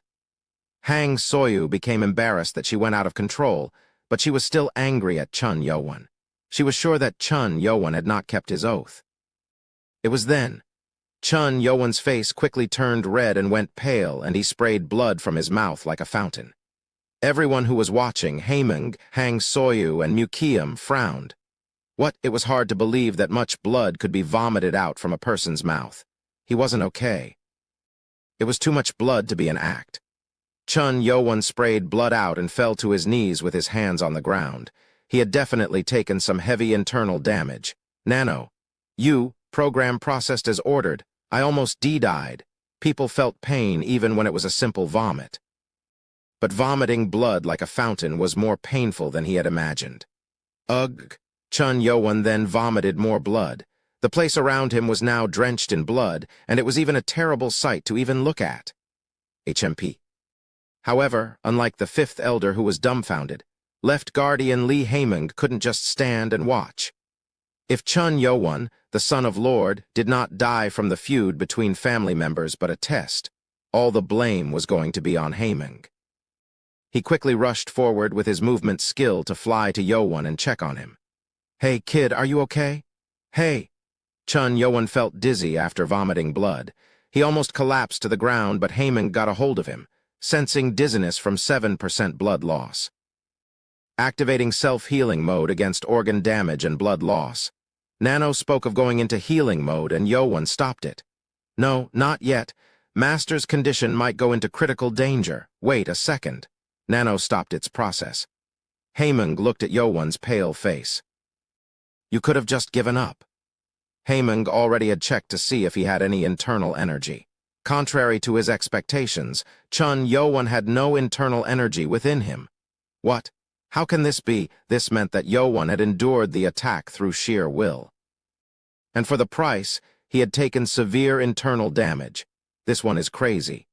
How can one withstand such an attack without any internal energy? He was astonished. Yo-won really passed the test without a single hint of internal energy inside him. Haeming had heard bad rumors about the seventh prince. But who would have thought such a kid from a slave girl would have such a strong mind? Haeming called out to staff standing outside the training ground, send him to a hospital room. As Yo-won was being carried out by the staff, he gave an order to Nano. "Heal me now." Chapter 11. "Kid, you are now my apprentice one." The fifth elder, Ainz Audioverse, didn't look all that excited as she watched Chun Yo-won being carried away. The amount of blood he threw out was proof that he had taken heavy damage. Lee Haeming soon walked up to her. "You went too far." What are you talking about? You almost killed him." After she acquired the musical wave skill, she had never seen a person take that much damage. It almost made her think that her attack skill had increased in damage. She became embarrassed at Haeming's words and asked, Did he really not have any internal energy?" She felt much better as she knew that her attack worked, but it was impossible to withstand her attack for so long without internal energy, which she couldn't believe. Haeming shook his head. "No, none." "What? He has no internal energy." He kept his oath. "That can't be. How can one withstand my attack without any internal energy?" Only about 30 students withstood her attack, and even some of those were down on their knees or vomiting from enduring so much. Moreover, those students had internal energy. He should have passed out a long time ago. He already had taken internal damage for quite some time. It was his will that kept him standing. His will? You think that makes sense? It is beyond our imagination. It almost made Haeming want to take him in as his apprentice if he wasn't a bastard son of the Lord. However, Haeming was a realist. He had no intention of taking on such a controversial individual as his own apprentice. "Ha, that's interesting. He just endured it, huh?" Right Guardian Submeng spoke amicably, although he usually paid no interest in other matters. Haeming answered annoyingly, "It's none of your business. Go away and drink all you want." "Bah, I was going anyway without you speaking to me, redhead. Drunkard. Puny girl." Submeng spat and walked away from the stage. They were both guardians, but they didn't get along very well. "Well, either way, he did not have any internal energy, and there is no problem. And for what you did, it will be reported to the Lord." "Understood." Ainz Audioverse was still unconvinced, but she couldn't say anything further because of the warning she had received already. The left guardian will never side with that lowly peasant. She then walked away, and Haeming turned to the students crawling on the training ground. "Ugh, what should I do now?" He couldn't continue on to the next step with this situation. Behind the training ground was the main building of the academy. On the second floor was the first aid room, and Baekjung Meng, the apprentice of the Beak Jongwoo, was here. He had just gotten into the office from the orders of his teacher last night. He was excited to see as many patients as possible within the academy to gain more experience. That's when someone began banging on the door. "Doctor? Patients? All ready, come in." He had not seen that many patients recently since all the giant Woolen forces were busy training their former warriors, and they were in times of peace. This academy is great. He was eager at the thought of seeing many patients. As the door opened, 2 academy staff came in with the patient. It was Chun Yoan who was drenched in blood. What kind of test puts a man in such a state? This much blood could only come from fatal sword injuries. The staff members shook their heads and answered, "He has taken serious internal damage." "He does not have any internal energy, so Left Guardian has asked for you to take special care of him." This is from internal damage? It had been 10 years since he was the apprentice of the famous doctor of the demonic cult. He had seen many patients, but he had never seen that much blood from a patient with internal injuries. "Well, he's all yours now. We'll be on our way." "Oh, okay." The staff knew that they had things to do and that they were needed, so they quickly came out of the room. However, one of the staff members stopped curiously. Another staff, who was his superior, scolded him on the spot. "We're busy, come on." "RHM, it's nothing." He felt that Chun Yoan looked much better when he put him down on the bed, but he shook his thoughts away. After the staff was gone, Beak Jingmeng sat next to Yoan and began checking on him. Yoan then opened his eyes slightly and looked at Jingmeng. It felt so painful when he was at the training ground, but the self-healing had healed him enough to allow him to get back up. "I didn't think of this." He realized this as he was being carried up to the medical room, so he ordered Nano to stop healing him. He just focused on healing his painful throat and neck, and decided to let everything stay as is until the doctor worked on him. Irregular and fast heartbeat, he must have taken a huge amount of internal damage. Jingmeng made the conclusion after checking Yoan. However, it was still weird to have let out so much blood. Not even biting a tongue can do this. Jingmeng then walked over to his desk to get some needles when someone burst into his office. "Oh, my." Jingmeng was shocked that he fell to the ground on his butt. He turned to the man who had walked in. It was a middle-aged man with a red nose and a bottle of liquor. "Right, Guardian?" "Huh. Why are you here?" "And why are you here? I thought you should be at the ceremony." "Ha, so are you the doctor of the academy this time?" Submeng didn't respond to Jingmeng and just kept asking his own questions. Jingmeng sighed as he knew Submeng was this kind of man. "A little one came to the big league then, eh? Ugh, so why are you here? I hope it isn't you who got hurt." "Oh, is that sarcasm? Ha ha ha, of course not." Submeng then looked away from Jingmeng and turned to the bed. He then smiled with interest. "Oh, look at this brat, interesting kid. What? What's going on?" Submeng then walked up to Chun Yoan, who was on the bed. Yoan became frustrated. What? Why is he here all of a sudden? He felt panicked that the Right Guardian himself had come up to the office, thinking that he might have noticed that he was acting all along. Damn it. The terrible stench of alcohol and breath bothered him. "Why are you pretending to be asleep?" Yoan felt his heart sink and flinched. Then an unknown force pulled him up from the bed. He couldn't move as he hadn't been healed yet, but the internal energy sent by Submeng pinned him straight up. "If you keep pretending, I'll smack you."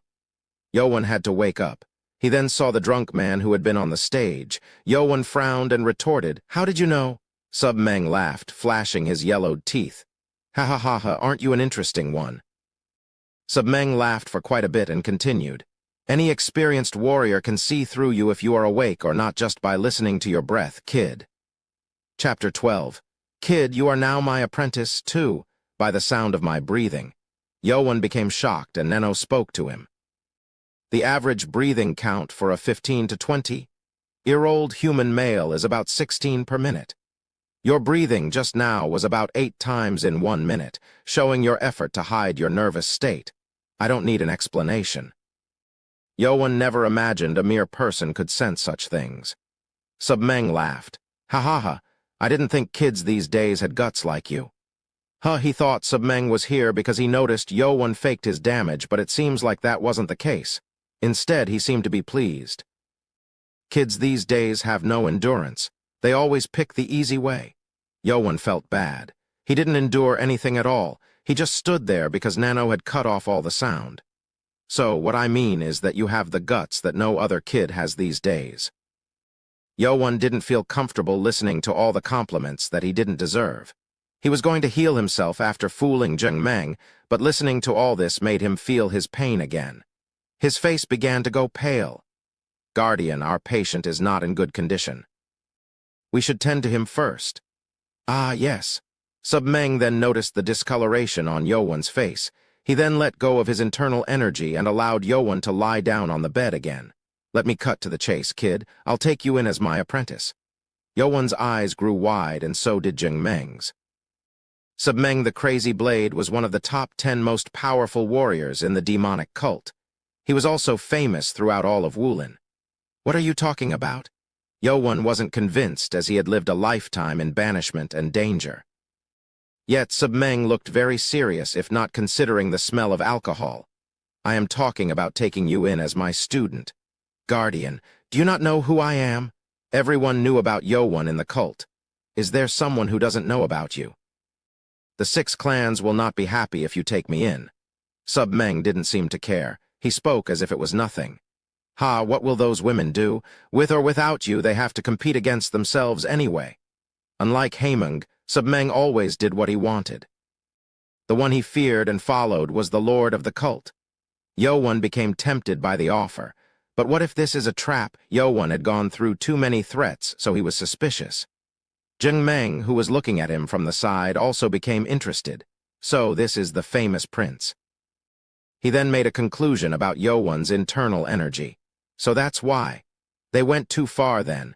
He couldn't understand the reason for the amount of blood at first, but if the 6 clans involved in this, it didn't seem all that impossible. And Beek Zheng Meng's conclusion was fortunate for Yowan. I don't know what to say to that offer, especially since I'll have a teacher in the academy. Ugh, this sounds like I'm begging you to be my apprentice. Sub Meng then chugged his bottle. He's still not convinced. He had never taken any apprentices until now, but seeing Yowan enduring the sound energy tempted him to take Yowan as his apprentice. Yet, Yowan didn't seem so eager. Okay, if you are still unconvinced, I will offer you something you can't put down. He then took out some wrinkled old paper and it placed down on the bed. However, Yowan couldn't move, so he couldn't check what it was. Heh, are you curious about what this is? What is it? It is what you need most if you are to survive here. What? You took internal damage on your first day at the academy. Don't you think you will be left behind? The academy chief was Haemung, but Sub Meng also had experience as a student in the academy. The academy progressed differently each time, but everything worked in similar ways. You can take the first test through sheer will, but you can't pass the second step with that. That's? And you are already behind. Are you still going to be stuck inside the medical room for 2 weeks? That will push you back even further. Sub Meng's words were correct. Yowan had ways to heal in hours if needed, but that would cause the 6 clans to be suspicious, so he had to stay here for a few more days. Do you know why the Redhead sent you here? Redhead? You mean the left guardian? Yeah. Is it because I took internal damage? Yowan asked awkwardly. Of course, but isn't it weird? There are other kids who took internal damage, but why aren't they here? Huh, that's true. As Sub Meng said, more than half of the students fell and most of them had taken internal damage during the first test. Yet none of them had been brought here. Most people of Wulin can heal themselves from internal damage through meditating. Moreover, they heal faster with help from a doctor or medicine. Meaning? Yes, the other kids didn't need to be sent here because they can heal themselves. Oh. Yowan then realized what he meant. It meant Haemung verified that Yowan did not have any internal energy, meaning he couldn't heal himself and had to be sent down here. Let's finish it then. Sub Meng then decided to put an end to his offer. Do you think a boy who can't even meditate can heal in a few days? Yes. He could heal in a day thanks to Nano, but that was top secret. Yes, he is right.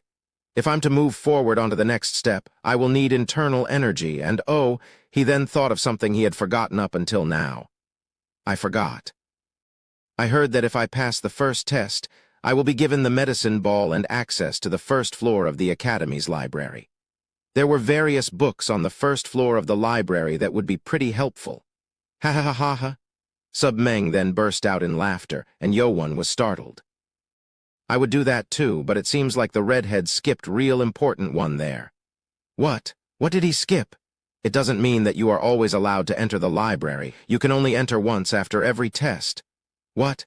That was far from having full access to it. All those important books are in there. Do you think you will be able to freely access such a place?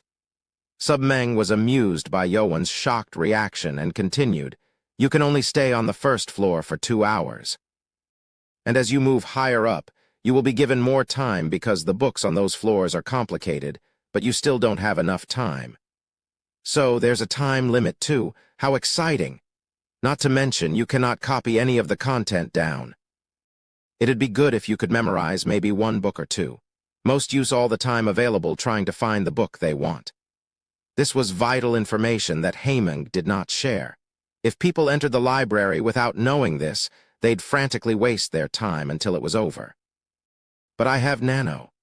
Yowon then realized he had the Nano machine, which could scan a book in seconds. This actually works better for me. 2 hours was probably enough for him to even scan hundreds of books. The information Submeng gave to Yowon so that he would feel discouraged actually worked in the opposite way. Submeng did not know this, so he thought it was about the right time. So, a kid like you has a limit to how far you can go without any help. Most students who entered the academy were trained in their family martial arts at least. Yowon thought for a second and asked, The paper, is it the breath of internal energy? I threw the bait, and you bit it. He was glad that Yowon had caught on, but he acted like he wasn't excited. Heh, so you are not all that dumb. Why are you? If you become my apprentice, I will teach you the breath of internal energy for the first lesson. Yowon was tempted. He had longed for it, but he couldn't learn it because of the oath. Submeng then knew his offer had worked. Does this man really want me as his apprentice? Yowon looked at Submeng. He looked like a drunkard, but he was still a right guardian. Yowon also felt that he really wanted to help him out. Then I should make him on my side. He knew how helpful it was to have one ally when everyone else was an enemy. He then barely got up with a pale face and got down from the bed. Oh! Submeng looked at him intriguingly, and Yowon bowed deeply to the ground. I accept Right Guardian as my teacher. Please take my bow. Yowon bowed, shivering from the pain. Submeng became satisfied. Yowon tried to continue bowing when suddenly he was pulled up by internal energy. Stop. The blood of Chun does not bow to anyone other than the Lord himself. That was the law of the cult. Heh, my apprentice. Submeng then felt embarrassed for saying such words, and he held up Yowon with his internal energy to put him back on the bed. You will need to rest today, so until I come back, look through that note and learn. Submeng then grinned and walked out. It was unexpected, but it was fortunate that Yowon had gotten such an ally in the academy, and at the training ground, squad forming was taking place. And when it was almost over, Chun Mukium of the loyal clan grinned ominously. We are in the same squad, you peasant. Heh heh heh. Chapter 13. Too Fast Private Lesson 1. After Chun Yowon was taken to the medical room, the ceremony came to a halt as all the students needed to meditate to heal. People were curious as to what would happen to Yowon, who vomited blood out from his mouth, but left Guardian Li Haemung's attention was elsewhere. The first rank to the air, Chun Mayan of the Wise clan, and 5th rank Yuchen of the Blade clan had endured the first test as if it were nothing. They are beyond expectations. Not taking any damage from Hang Soyu's half-powered attack would require at least hundreds of internal energy. They are beyond the level of students. They were already at the level of powerful warriors. It obvious why the rumor of the Wise and Blade clans taking the throne was spread. However, they weren't the only ones who had withstood it without taking any damage. The other members of the 6 clans endured without much trouble, and there were also 8 other students who also endured it. I thought they were all weaklings, but this is interesting. It felt like there might be powerful warriors in this year's academy. All in all, that was going to be decided after 4 years when it was all over. A total of 415 students passed the first test. It was 200 less than the first test from 10 years ago, as the test had been more difficult due to Chun Yo-won. Not everyone knew it, but some of the students who looked back like Mukiam were angry to see the intensity of the test because of Yo-won.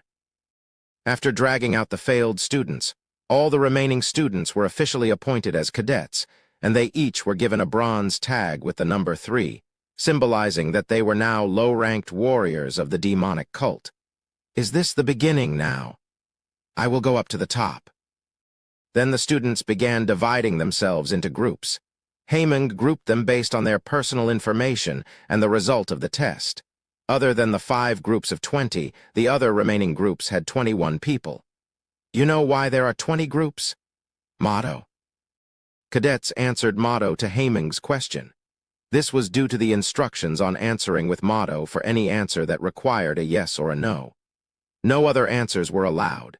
Until you pass the 3rd test, all of you will be tested on the same day and same time. The Academy had no intention to waste money on training up to the 3rd step, which was for high-ranked warriors. Therefore, they had a set amount of time allocated for each of the tests. The amount you need to learn the ways of a middle-rank warrior is 3 weeks. Only 3 weeks. The cadets were frustrated. They were shocked by the unexpectedly quick pace. After 3 weeks, the 20 groups will battle. 10 groups will be allowed to move on to the next step. This meant that 200 people were going to fail. This is the only and last test where you will need to work together. So if you want to compete against yourself within the group, you can happily fail the test and leave. Most groups were equally formed, but there were some groups with a fewer number of students from the powerful clans. Thus, they weren't all that excited. This ends today's schedule. You can return to your dorms according to your groups and rest.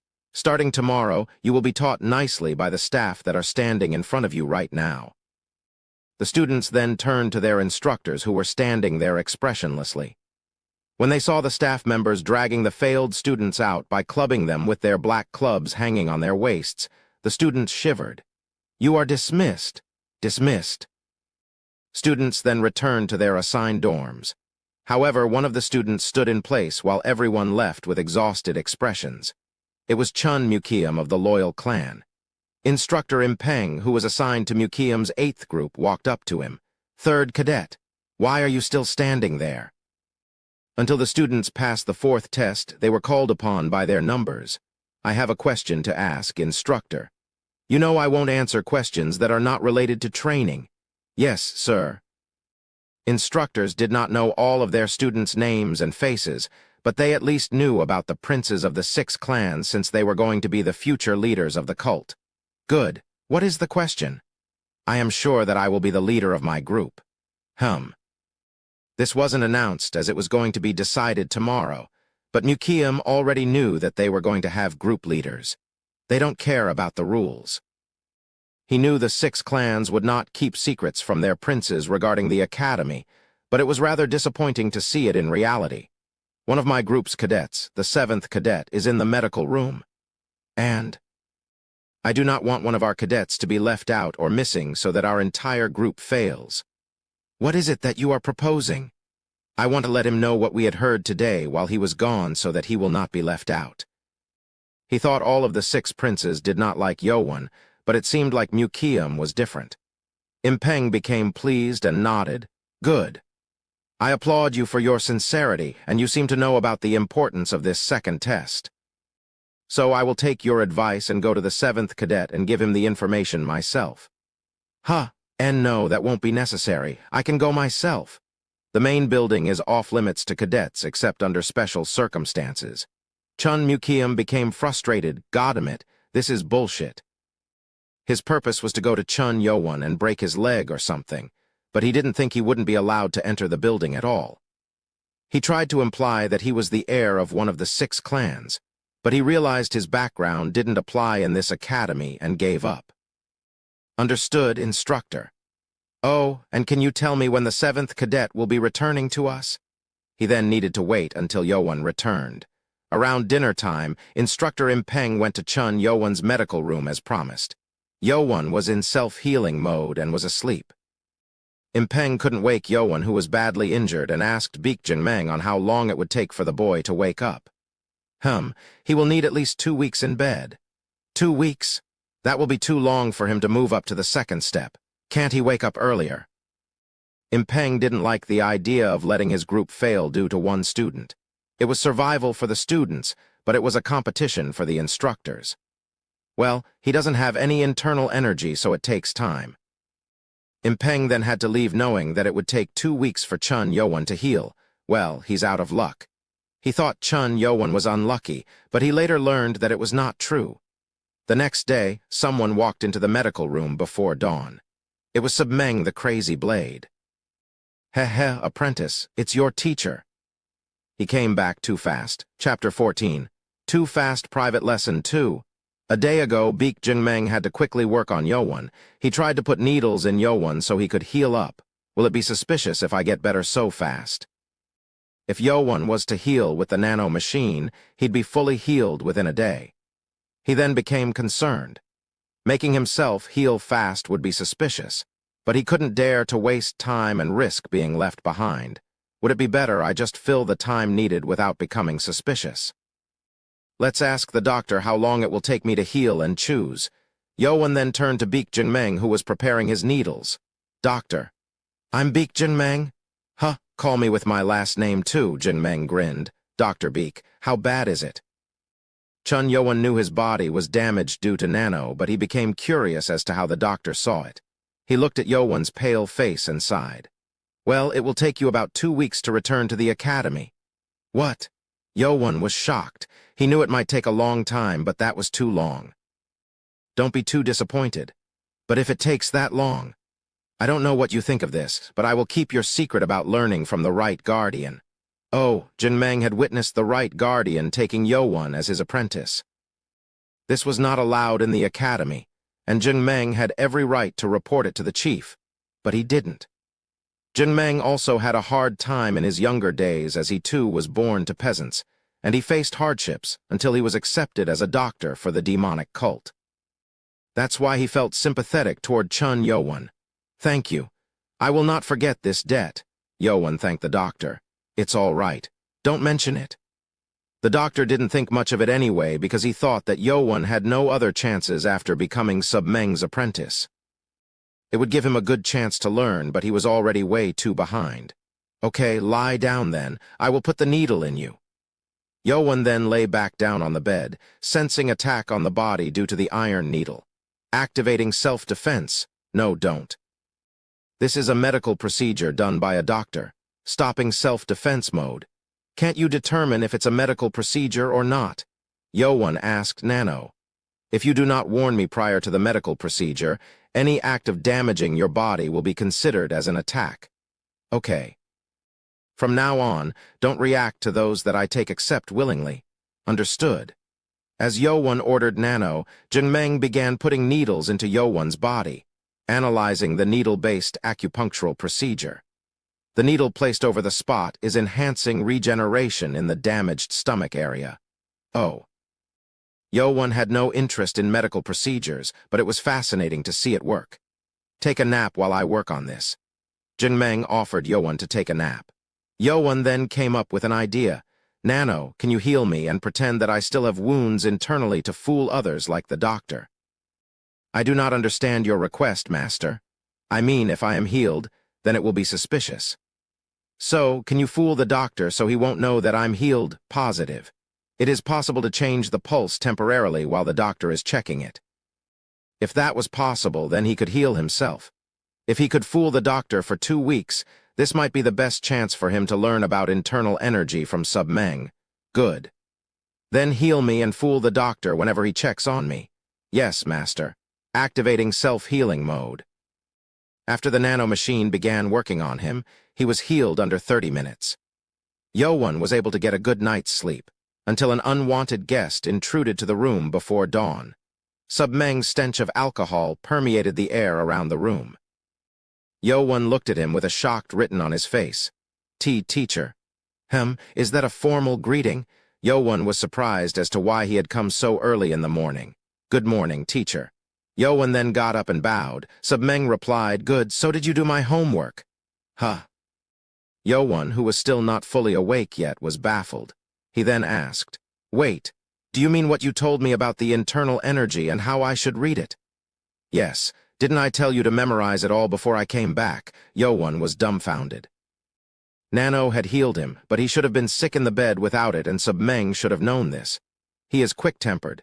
Submeng looked at Yowen with a suspicious glance, asking if Yowen had not memorized it yet, and Yowen sighed. "Of course, I memorized it." He didn't memorize it, of course, as the nano machine had just scanned it for him. Submeng became intrigued. Oh, he memorized it while he was sick in bed. Submeng knew that he was being absurd. He was only here so that Yowen could memorize it, but it was surprising to hear that Yowen really did it. Gee, great. It is nice to hear that you are listening to your teacher. Thank you, but aren't you too early? The sun hadn't even risen yet. Why, you don't like it? No, sir.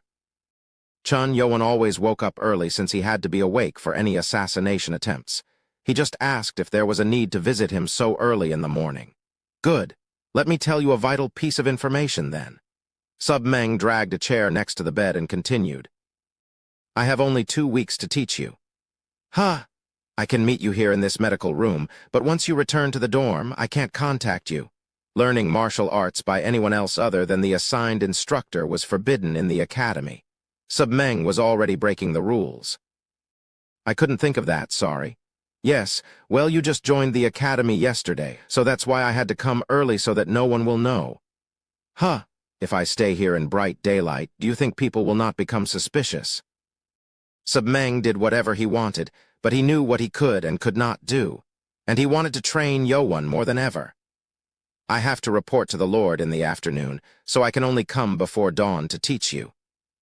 He had wanted to come earlier, but he had to wait until the guards and staff members loosened their patrols before dawn. He only was able to come here because the guard was dozing off. Thank you, teacher. Chun Yowen became thankful for Submeng doing things to this extent to teach him. Good. Then let's get started. Now, didn't you just hear that I don't have much time? Yowen then got up from the bed. Sit down on the ground. Yes, sir. Come on. Yowen sat down on the ground while Submeng sat behind him and placed his hand on Yowen's back. It's good that you memorized my breathing of 1,000 martials. What are you doing? We don't have time, so I'll rummage the breathing into you. Rummage? What? It is what my teacher created. You don't have to fill the kai. I will do the rest. A teacher? Hang on, don't scream. And before Yowen could speak, powerful internal energy flew into Yowen. A jolt of pain spread throughout his body. And an NGH? Shut up! It almost made him scream in pain. The internal energy then flowed through the entire body. Yowen did not notice this, but Nano, who always activated self-defense mode, did not work on this pain. Chapter 15. Too Fast Private Lesson 3. The Nano machine was programmed to activate whenever the user was in danger. Nano considered Submeng's act of sending internal energy was not dangerous, as Yowen had ordered to Nano, but it quickly began analyzing the effects, detected incoming formless energy into the body. Analyzing energy. Found energy to be called kai or chakra. Proceeding to analyze the effect on the user's body. Yowen did not know this was happening as he was busy enduring the pain. However, Nano's analysis will bring him a great fortune. Did he really not learn anything? Submeng became curious. Yowen's body had no problems or dirty particles that blocked the flow of internal energy. Is it the work of the Lord? This was due to the fact that the nano machine had extracted all the dirty particles from the body. But Submeng did not know this, so he only could guess of Yowen's father. So he did love Lady HWA then. He was a guardian, so he had seen a lot of things aside from the Lord. The Lord never loved any of the ladies from the 6 clans aside from Lady HWA. Submeng then took off his hand. He felt exhausted from stirring the heavy internal energy and swept his sweat. So did you memorize the flow? Yes, I did. Submeng was taught with this reckless method by his teacher, and it worked best for students who did not know anything about internal energy. I'm sure that was painful, but it is the perfect method to teach those like you who have no internal energy. Sub Meng was pleased to see Yo-Won endure the pain. The goal is to finish this in 7 days. You will need to get the internal energy in you within that time frame. You got it.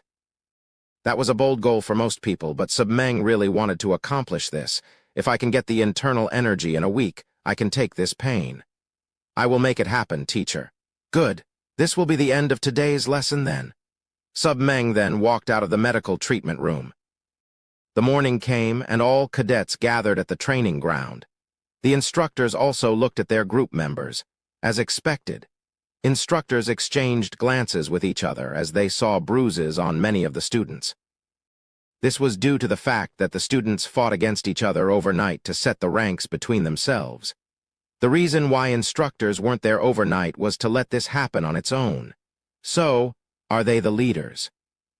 Without having to appoint a leader, the ones that stood on top of the rank stood in front of each group's line. As expected, most of the heirs of the 6 clans were the leader of their respected groups. However, only one group had an unexpected outcome. Did he defeat the 4th cadet? The 4th cadet was the heir of Poison Clan, Chun Jongsum, and the boy in the front of the line was the 18th cadet. He had a long scar on his right eye and had heavy bruises on his face, hinting of a brutal overnight fight. This is interesting. Li Haimeng became intrigued as he looked at everyone.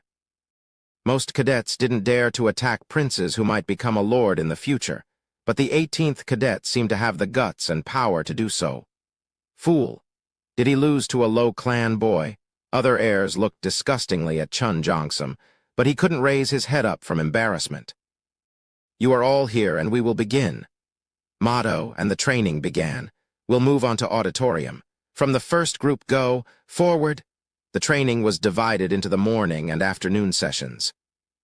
In the morning, they all gathered in the auditorium to learn about basic war tactics, and they were sent to the training ground in the afternoon to practice formations. And they were given free time before dinner so they could train on their own, in the dormitory of the 8th group on the first day. Damn it! Chun Mukiam was angered by what he heard from instructor Impeng earlier. The other cadets were silent and afraid of Mukiam. How can he be in the hospital for 2 weeks? I don't think the doctor's call is a lie or mistake. There was only one boy who spoke calmly with the annoyed Chun Mukiam. It was 80th cadet who had short hair and a protruding chin.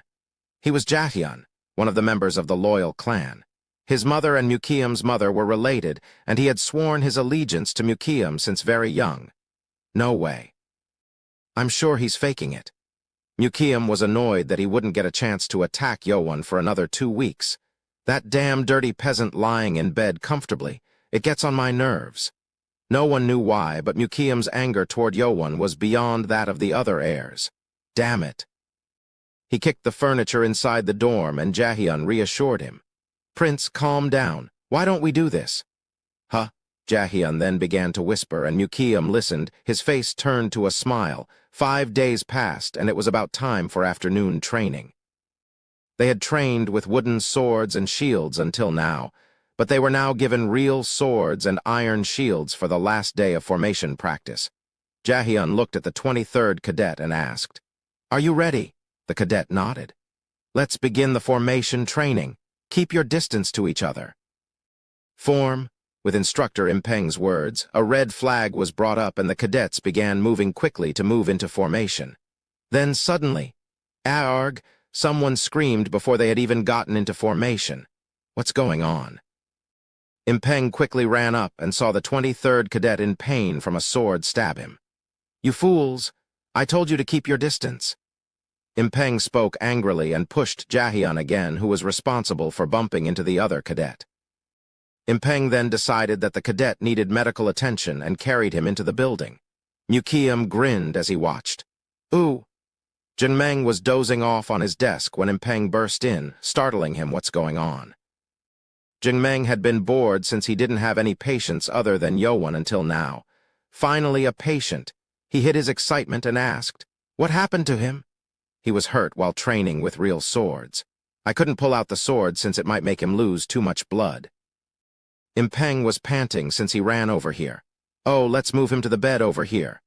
Jinmeng then guided them to an empty bed and got his tools ready. "Will he be okay?" It's good that you didn't pull out the sword. Hold it here. Jingmeng then ripped the cadet's clothes and pulled out the sword. Blood began to pour out, but Jingmeng quickly cleaned off the wound and stopped the bleeding. It missed the vital part. He's lucky. Impeng then sat down on the chair and sighed with relief. Phew, so you do care about your students? Yeah, they are under my care. Every instructor was responsible for any accidents until the second test. 2 of his cadets were already under medical care, which meant he needed to draft up an explanation report. Well, he will need to stay here for a while. I need to sew his wound up. Oh, wow. The cadet needed at least 3 days in the medical room. And it was after Jingmeng left the office that someone got up from the bed carefully. It was the 23rd cadet who was asleep after being sewed. He glanced around to check if anyone was out there and returned to the doctor's tool cabinet to take out a knife. Phew. He then crept up to the bed near the window that was covered with a curtain and pulled it open. There was a boy lying down on the bed. He was asleep. The 23rd cadet mumbled. Don't blame me. I'm only doing this to save myself. He then placed the knife at Yowon's foot muscle.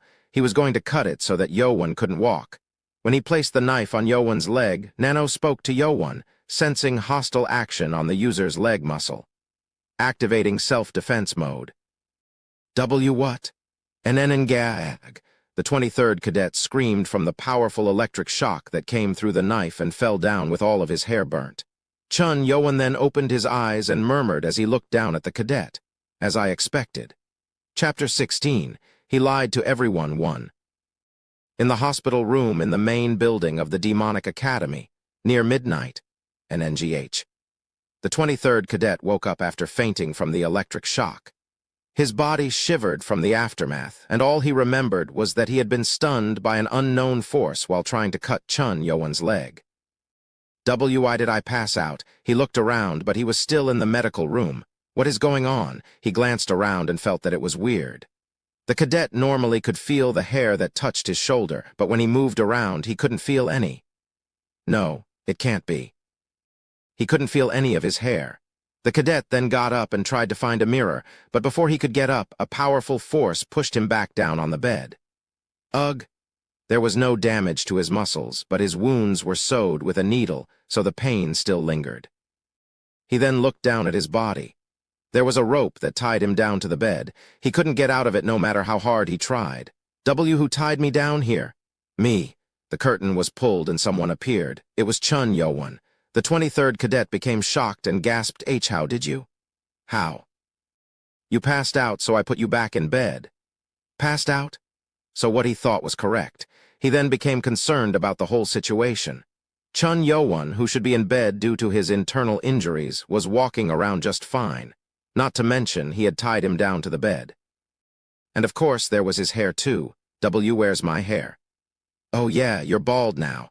Yowon grinned and the 23rd cadet writhed, trying to scream. No, I can't be me, bald, no, shut up. The 23rd cadet tried to scream, but Yowon struck him down with his fist, making him pass out again. He's too noisy. I should have him bite on a rag or something, Yowon mumbled. It didn't take long for the 23rd cadet to be awake again. He tried to yell again this time, but he realized he had a rag in his mouth that stopped him from making sounds. Yowon then sat down on the chair next to the bed. The 23rd cadet came back to his senses. He now knew what the situation was like for him. You have a rag in your mouth. I wouldn't try to say anything I were you. Yowon's cold voice made the 23rd cadet's eyes shake. He thought Yowon was a foolish prince who did not know anything, but it turns out it wasn't. Was he like this on that day too? Yowon glared at him with a cold expression. The 23rd cadet then realized that his life was in danger. Hey, do you know how I survived until today? Yowon asked. Can you even guess how many assassins like you come to kill or poison me? Yowon's voice had a deep hatred in it. His life was like a storm. What is this? Yowon flashed something on his hand to the 23rd cadet. It was the knife that the 23rd cadet had stolen to cut Yowon's leg muscle. Yowon then pressed the knife against the 23rd cadet's neck and threatened him. You tried to play with me, so you must know how painful it is to get stabbed with this.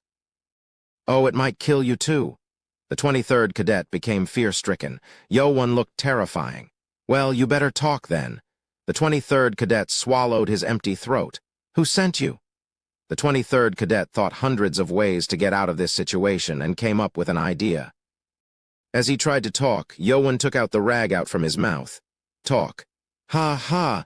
The cadet panted heavily before he began to talk. I don't know what you are talking about. Huh? I don't know what you're talking about. Besides, do you think you'll walk out fine if you kill me in a medical room inside the academy? The 23rd cadet remembered of the rules of the academy. It was forbidden for students to hurt each other outside training or official duels. You think you can hurt me? The 23rd cadet became instantly relieved and arrogant. Yowan then frowned. So it didn't work then. Don't even think about it, and even if you torture me, I won't open my mouth. Yowan then gave the 23rd cadet a weird look. Well then, should I try it whether you open your mouth or not? Huh? Yowan then placed the rag back into his mouth and went to the cabinet to take out some long needles. The 23rd cadet's eyes grew wide with shock. What is he trying to do with that? You know, my place didn't have these kinds of things, but this place is full of it. The 23rd cadet felt sweat running down his forehead. Yowan then grabbed his left wrist. Cadet clenched his fist quickly, but Yowan grabbed it and opened it forcefully. How is he so strong? Everyone knew that Yowan did not learn any martial arts, but he was too strong right now. Please. As his fingers were stretched, Yowan cracked an evil smile. This will hurt. He poked the giant needle between the cadet's finger and nail. The pain made the 23rd cadet cry. It was so painful that veins popped up on his neck. Yowan did not care about the sight and took another finger to poke the nail down. It was only 2 needles, but it was too much pain for the boy to endure. He writhed in pain, and Yowan spoke to him for the last time. Well, you told me you won't spill through torture, so just consider it as my way of getting revenge. The 23rd cadet then shuddered and tried to speak, but there was no use. It was the start of terrible torture. Soon, all of the fingers on his left hand had needles stuck underneath the nails. He had passed out 2 times due to the pain already. Yowan then got up and dragged the chair to the right side of the bed. The 23rd cadet knew what this meant, so he shed his tears in fear. He tried to speak as hard as he could, trying to spit out the rag in the process. NGH. Yowan smiled. You want to speak then? You should have told me earlier.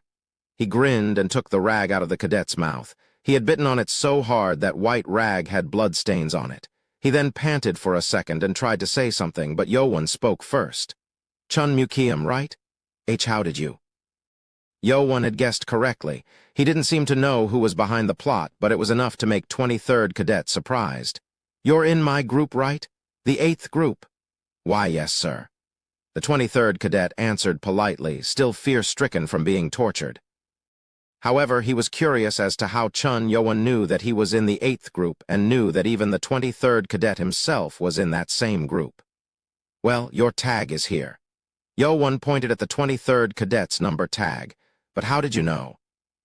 Well, thanks to our group leader, our instructor comes to me every morning to teach me what I'm missing. This was what Chun Mukium had not even thought about. Since the morning session was done in the auditorium, each instructor had nothing to do, so Impeng used this opportunity to visit Chun Yowan to teach him basic martial arts techniques. It was his effort to not allow his group to fail, and Chun Yowan was able to find out who was in his group and what his group number was. Well, I already guessed it, but I just wanted to hear it from your mouth. The 23rd cadet couldn't believe that this boy was the foolish prince that Mukium and Jahyun had told him about. He is definitely not just some foolish kid. He was a monster in hiding, actually. It was terrifying to guess how fearful he would be if he acquired such power. I still got good information from you, so let's finish it here. Oh, really? The 23rd cadet became hopeful at the words. Yeah, and don't let other people know what happened here, okay? He almost wanted to get up and bow in obedience, but his body was bound, so he couldn't do that. Yowan grinned and placed his finger on the blood point of the 23rd cadet's body. Huh? The 23rd cadet then began falling asleep. Sending power over to the blood point required some amount of internal energy, but he knew Chun Yowan had none. He was lying to everyone. And the 23rd cadet's first day in the medical room ended just like that. Chapter 17. He lied to everyone, too. A few hours after the incident in the medical room, Submeng visited the medical room as usual. However, he was more excited than his visit a few days ago, since Chun Yo-won had finally achieved gaining internal energy within his stomach yesterday. This one is real. Submeng was truly astounded. The 1 week he first spoke of was actually much shorter than what he expected it to be. His teacher's way of teaching how to acquire internal energy usually required at least 2 to 3 weeks, even months. Yet Yo-won had achieved it within 5 days. I can move on with the next steps then. He now realized why his colleagues told him to take an apprentice. If the apprentice was talented, it gave the teacher more satisfaction in teaching. Apprentice Chun Yo-won. Good morning, teacher. Yes, my apprentice, and he was very polite too. Aside from the first day when he came in unannounced in the morning, Yo-won always woke up early and waited for Submeng to arrive to kneel in front of him. Submeng asked, "Where is it?" "I have it under my bed." Chun Yo-won then went to the bed near the window and brought out a small wooden chest. As it was opened, the thick smell of medicinal herbs filled the area. It was the Black Dragon Ball given to students who had passed the first test. This was the medicinal ball that the demonic cult created to allow one to acquire 20 years' worth of internal energy after consuming it. Submeng looked at it with satisfaction and drank from his liquor bottle. If he instructed Yo-won to eat this while he was teaching him, Yo-won would safely acquire 20 years' worth of internal energy without much loss. That will put him at the start line at least. If it happened, that would be a great feat. Heh. Oh, but who is that kid? Oh. Submeng pointed at the bed in the middle of the room that was hidden by a curtain. He never heard the others breathing since he started coming here. The boy's breathing was shallow, as if he had been put to sleep from a blood point. Submeng got up and pulled the curtain to see a bald boy with linen bandages wrapped around on top of his body. He was put to sleep from the blood point as expected. Oh, you poked his blood point. He had never taught Yo-won about any blood points, but it seemed that Yo-won had acquired this before. He attacked me after Dr. Beek went home. He attacked you? Submeng frowned. This meant that the bald boy did not fear being kicked out of the academy. If that was the case, someone was watching his back. Submeng asked, "Who is it?" "It's a kid from the loyal clan in my group." "Ha, loyal clan, they are full of fools." The loyal clan had a history of having people causing trouble, perhaps due to the characteristics of their martial art. "Well, you sure do have a tough life." "That is all right. I'm used to it." Yo-won was really used to such things, but Submeng didn't feel good about the fact that a young boy like Yo-won was used to being attacked. Huh. Submeng then pressed the blood point of the 23rd cadet again and gave Yo-won some advice. If you poke it with a year's worth or less amount of internal energy, it wears off after a few hours. If you want it to be perfect, then you need at least 10 years. Got it? Yes, teacher, Yo-won answered. With Submeng working on the blood point, there was no need to worry about the 23rd cadet waking up. He couldn't let anyone know that he was being taught by Right Guardian Submeng. Take out the ball and consume it. Do I swallow it? No. You have to chew it before swallowing it so that you can absorb all the energy. If Submeng did not give him such advice, Yo-won would have only acquired half of the energy. He was lucky to have Submeng. As he chewed on the ball, a bitter taste filled his mouth and made him feel disgusted. After barely chewing it down and swallowing it, Yo-won sat down on the floor with his feet crossed. If you start using the breathing of 1,000 marshals, I will help you absorb the Black Dragon Ball's energy better. Understood. Thank you. Now start. Chun Yo-won then began breathing using the skill, and Submeng placed both of his hands on Yo-won's back to press internal energy into Yo-won. As the ball began spreading itself in Yo-won's body, Nano's voice could be heard. A substance which aids powerful energy activation has been consumed. It is reproducing by reacting to the energy that flows within the user's 14 veins. Will you accept its absorption by quickening the body cycle? Yo-won couldn't understand most of what Nano was saying, but it seemed like it was going to help with absorbing the ball, so Yo-won gave a short answer. Yes. Activating. And with that, the nano machine inside his body quickly began activating his body functions and cycle to absorb the ball. Phew! Yo-Won felt hot energy below his stomach. This was very lucky for Yo-Won, as Submeng was helping from the outside and the nano machine was helping him from the inside. He could probably only absorb maybe 70% of the energy from the ball, but now he was absorbing 100% of it. Yo-Won's body began to sweat.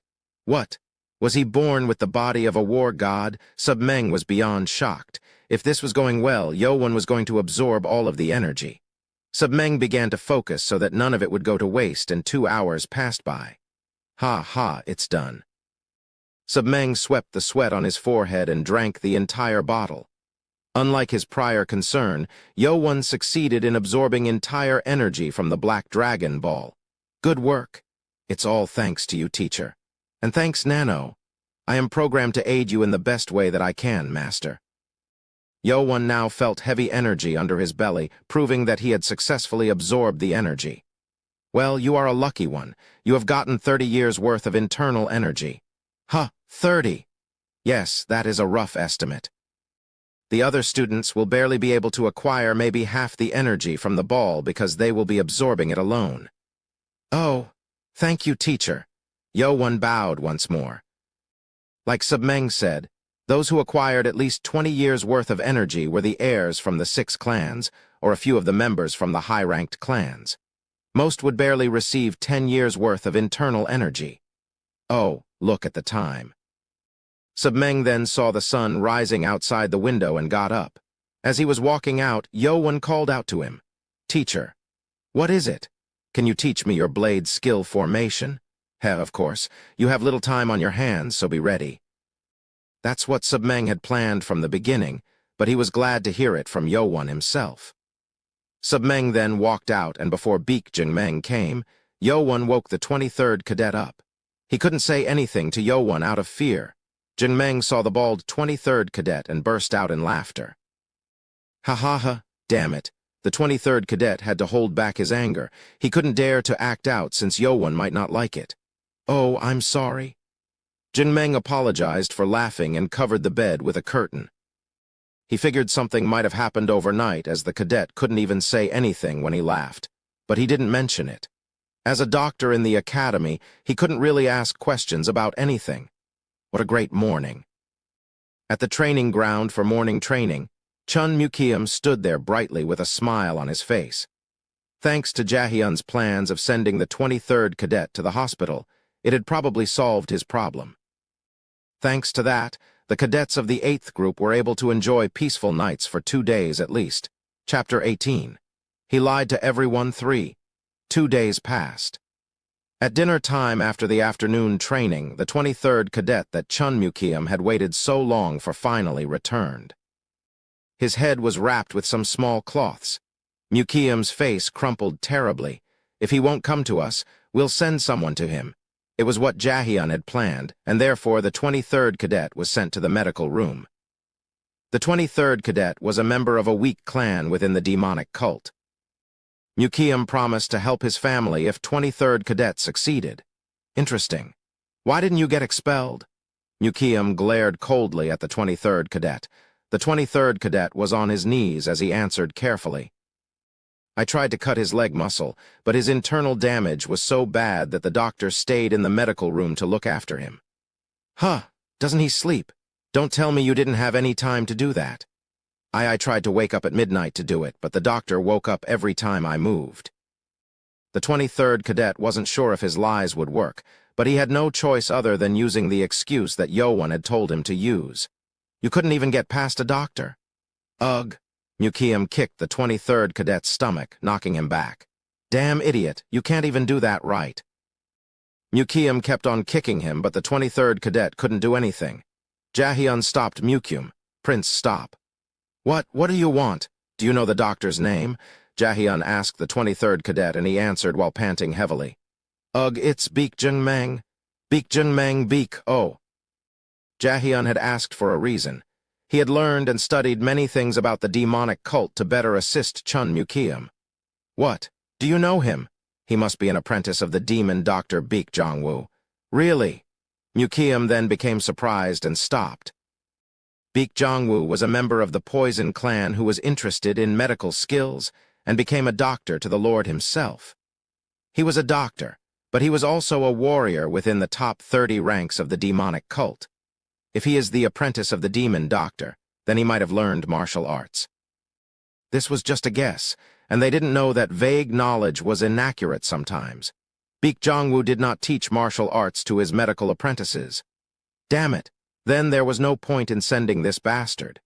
Mukiam was angry that his plan had failed and Yowon was still fine. He then started kicking the 23rd cadet again to unleash his anger. Ugh, bastard, don't even think about getting assistance for your clan. As Mukiam kept kicking him, the 23rd cadet thought to himself, yeah, you do that. Let's see if you can do that when he comes back. If Mukiam and Jaehyun rewarded him and kept their promises, the 23rd cadet would have spilled everything he found out, but he didn't want to do that anymore. You will feel just how dangerous that Chun Yowon can be. It was just 3 days, but the 23rd cadet had witnessed Chun Yowon's true nature. He wasn't just some foolish prince who didn't know anything. Huh, what's with this rag on top of your head anyway? Mukiam asked, and the 23rd cadet took off the cloth off his head. It showed his bald head and Mukiam smirked at it. Ha, you think I will forgive you if you shave your hair? Mukiam then kicked him again, but it now was much weaker. The 23rd cadet screamed to himself on the inside after he revealed his baldness. Mukiam, Yowon, go to hell, all of you. And the 8th group descended into chaos once again. 7 more days passed, and soon it was the day of Chun Yowon's return to the group. In the morning, Right Guardian Submeng visited the medical room as usual. The only difference was that his right hand held a sword in a cow leather scabbard. You're here, teacher. Chun Yowon greeted Submeng. I have a lot to teach you, but it's already the last day. Submeng's expression showed that he really wanted to keep on teaching Yowon. However, since Yowon was attending the academy, they needed to follow the rules. What is that? Heh heh. This is my present to you. This was actually due to Chun Yowon's request. Chun Yowon asked Submeng if he could watch Submeng use his blade skill, and Submeng came to do just that. Submeng pulled out the blade with his right hand. It was not a large blade, but the phrase light dance had been carved onto the sharp blade. Hold it. Submeng threw it to Yowon. It was light. Isn't it light? It's not as heavy as I thought. Most blades that martial artists use are heavier than that. But the light dance blade from our family is half the usual weight. Is it because of the blade skill that you use? Yes, you are very smart indeed. Submeng's blade skill, butterfly blade dance, was a quick and swift blade skill that looked like a butterfly flying in from multiple directions which required lightweight blades. It doesn't mean the sword is weak, though. Give it back to me. Here you go. Yowon handed over the blade to Submeng, who grabbed it and swung the blade at the corner of the bed. It was just a simple movement, but the sharp attack had cut off a wooden piece from the corner. Yowon then picked the piece up and placed in the corner. He should have stopped Submeng from doing this. Oh well, Baek Jongmeng liked to keep his room clean, and he probably wouldn't like to see his bed cut down. It is sharp. Well, that's why it's a treasured blade.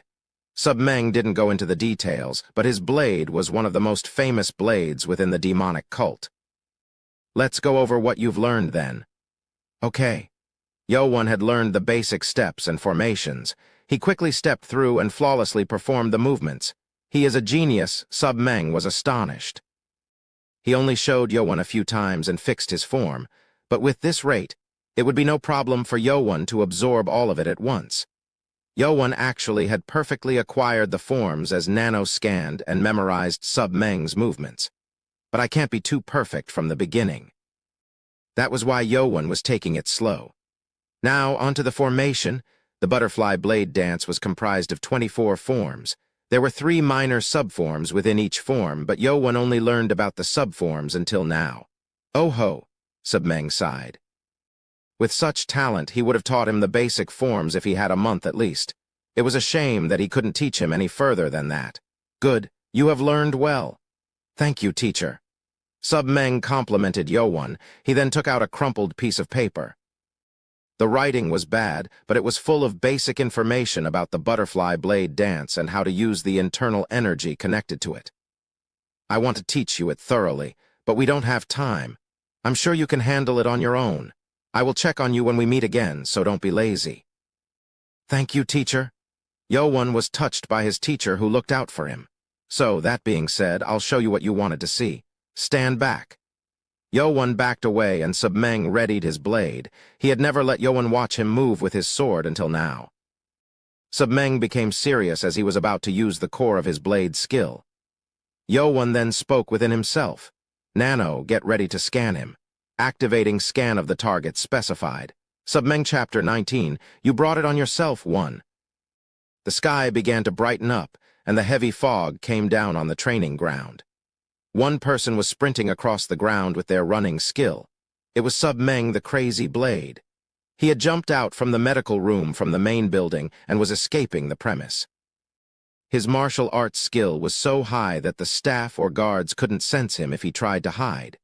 However, there were ones who were watching them from the roof. It was a middle-aged man with long red hair and a man with a weird mask on his face. It was Left Guardian Lee Haemung and the Great Guardian Marakim.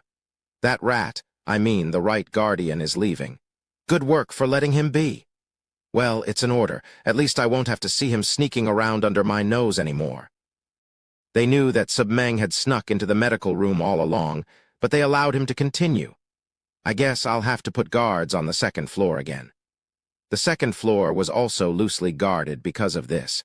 It was done on purpose so that Sub-meng could freely enter and train Yo-won. I'll be on my way then. Marakim tried to leave and Haemung asked, why is he looking after the seventh prince like this? Allowing Sub-meng to teach Yo-won meant that Lee Haemung had broken the rules of the academy himself when he was the chief. If it wasn't for the order directly from the Lord, he would have declined to do it. Marakim stopped and answered shortly, it is to be fair. Heh, so I guess every child is dear to him. Haemung shook his head. Don't question his will. Marakim then disappeared from the roof. Ha. I can't even catch him if he really doesn't want me to. Marakim, whose nickname was Wind God, had a fast running skill where even Lee Haemung couldn't keep up with him. He frowned and mumbled. It was only 14 days. Will there even be a difference? Even if Yo-won had learned from Sub-meng, it was only 2 weeks. As the morning session started, Yo-won was still in bed. Baek Jung-meng looked at him weirdly. Yo-won always woke up earlier even before he came to work, but he was still asleep. Well, it's his last day to get a good rest. From what he heard, Jung-meng knew that Yo-won's group had Chun Mukium, another heir from the loyal clan. This meant that Yo-won would have a hard time immediately if he returned. Jung-meng thought Yo-won would need at least a moment of peace and covered his bed with the curtain and returned to his desk. Unlike Jung-meng's thoughts, however, Yo-won's body was going through heavy reconstruction. Estimated time needed for completion, 1 hour. Current progress 80% muscle restructure complete, 75% joint reform complete. Millions of nano-machines inside Chun, Yo-won worked to change his body shape to allow him to perform the butterfly blade dance skill. He had started right after Sub-meng left, but it still wasn't done yet. 6 hours. That takes too long. It is the estimated time required to change the user's body to fit target Sub-meng's movement. Yo-won was shocked, but it was understandable. And that's why Yo-won had to stay in bed the entire morning. 1 more hour passed, process complete. Yo-won then woke up from his anesthesia and got up, but he immediately vomited on the ground. Ooh-oog. His entire body shuddered as it was overloaded from going through the heavy change and anesthesia. It was normal to have an adverse reaction from reforming his body to that of a well-experienced warrior. What's going on? Baek Jung-meng was nodding off on his desk, but he got up and came running. He patted Yo-won's back and got him back into bed. When Yo-won fell asleep this time, Jung-meng checked his pulse and he was shocked. What's going on? His pulse is as if he went through some heavy exercise. This heart rate hard to believe, especially for someone who had been sleeping. And as Yo-won was asleep, the nano-machine was moving on to the next step to calm Yo-won's state, stabilizing users' reaction to the body change. Soon after Jingmeng began feeling the pulse, it calmed down. Yo-Won was now sleeping peacefully. What is going on? Jingmeng couldn't understand what had happened. And after an hour, a little bit before lunch was over, Yo-Won opened his eyes. He got up with excitement and clenched his fist. He knew that the power he can put into his fist was very different. This showed how much training Submeng had gone through. If Submeng realizes that Yo-Won had acquired his body in just 6 hours, he would be shocked. Dr. Beek? He didn't sense anyone inside the room, but just called out to check. The doctor was out on lunch, so Yo-Won got up and readied himself to practice the blade skill. He didn't have a blade, but pretended his hand was the blade. His body moved quickly and his hand slashed through the air. It was so quick that he was as fast as Submeng himself. Good. Yo-Won became excited and tried to move onto the second formation, but he heard someone walking down the corridor and stopped. Oh, he didn't realize this, but his senses had also gotten more sensitive with his body. He mumbled as he looked at his palm. I'm prepared. Huh, prepared for what? When did you wake up? The doctor came in and spoke to Yo-Won, who was standing in the middle of the room. Yo-Won became embarrassed and replied, I mean, prepared to go back to the academy. Doctor checked Yo-Won's pulse again and declared that he was now healed and was free to leave. Yo-Won then clothed himself with the martial arts uniform and took the tag with the red number 7 on it. Beek Jingmeng sighed, I'll be so bored without you. Unlike his expectation of seeing many patients, his room was empty. Yo-Won smiled, You'll get a lot soon. There was an underlying meaning behind that, but Jingmeng just figured it would be good if he received more patients and answered, Yeah, I hope so. No, I guess it's better if there are no patients. Thank you, doctor. Yeah, good luck. If the doctor didn't let it slide that Submeng was teaching Yo-Won, it would have been troublesome. Yo-Won was very thankful for the doctor and decided to send him some patients. At the training ground, all the students were gathered in a group. Everyone in the 8th group turned to one direction. It was Chun Yo-Won who finally came back after 2 weeks. Finally here, the group leader Chun Mukiam cracked an evil smile. Chun Yo-Won found Instructor Impeng and walked up to him. You're here. Yes, Instructor. Are you all fine now? Yes, sir. That is good. I taught you already, but I'm sure you know where your place is. Impeng didn't really seem all that excited to see Yo-Won back. The formation battle required every individual to not fail for it to work well, and while Yo-Won's spot was the least important, it still was concerning. Yes, sir. Good. Then go take your place. Impeng pointed to the location. Yo-Won knew that he wouldn't be welcomed for missing 2 weeks already, so he quickly took up the sword and shield and got to his location. Today was the real sword practice day that only came once a week. Mukiam tried to growl at Yo-Won, who was running toward him. You finally here, you cowardly chicken bass. But Yo-Won ignored him and simply ran past him. Mukiam became dumbfounded, but something was off. Yo-Won didn't seem to fear him at all. What is it? His look, it doesn't. Instead, it looked like Yo-Won's eyes were telling Mukiam to challenge him to a fight. Chapter 20. You brought it on yourself, too. Let's begin. Keep your distance. If there are any more accidents, I'll expel you from the academy. Motto. The training began.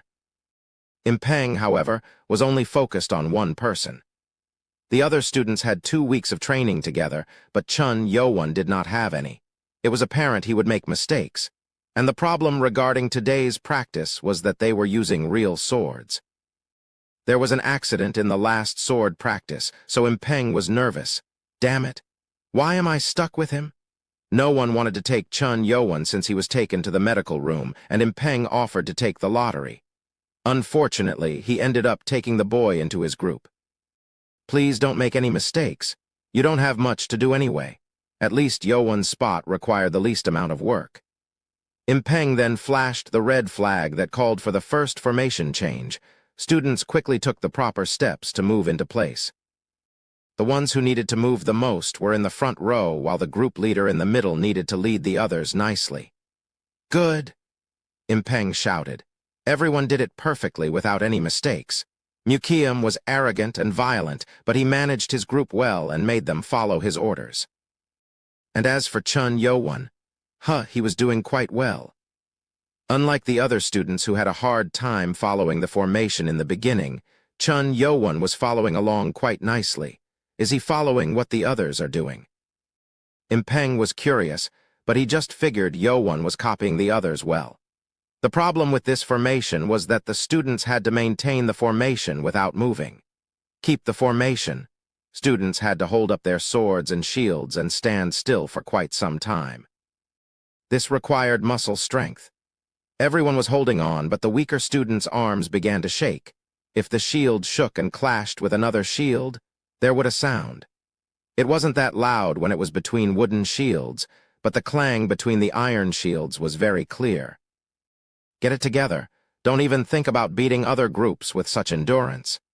Impeng shouted, and the students gritted their teeth. Impeng was angry that there were still students who still couldn't keep up even after 2 weeks. Chun Yo-won, who was known to have zero internal energy, probably wouldn't be able to hold up. Impeng turned to him. What? Why is he still okay? Chun Yo-won was looking ahead without any sign of exhaustion. His sword and shield did not move an inch. Did he really just return from the medical room? Impeng had seen that himself, so that was obvious. It was astonishing to see Yo-won keeping up with the group so well.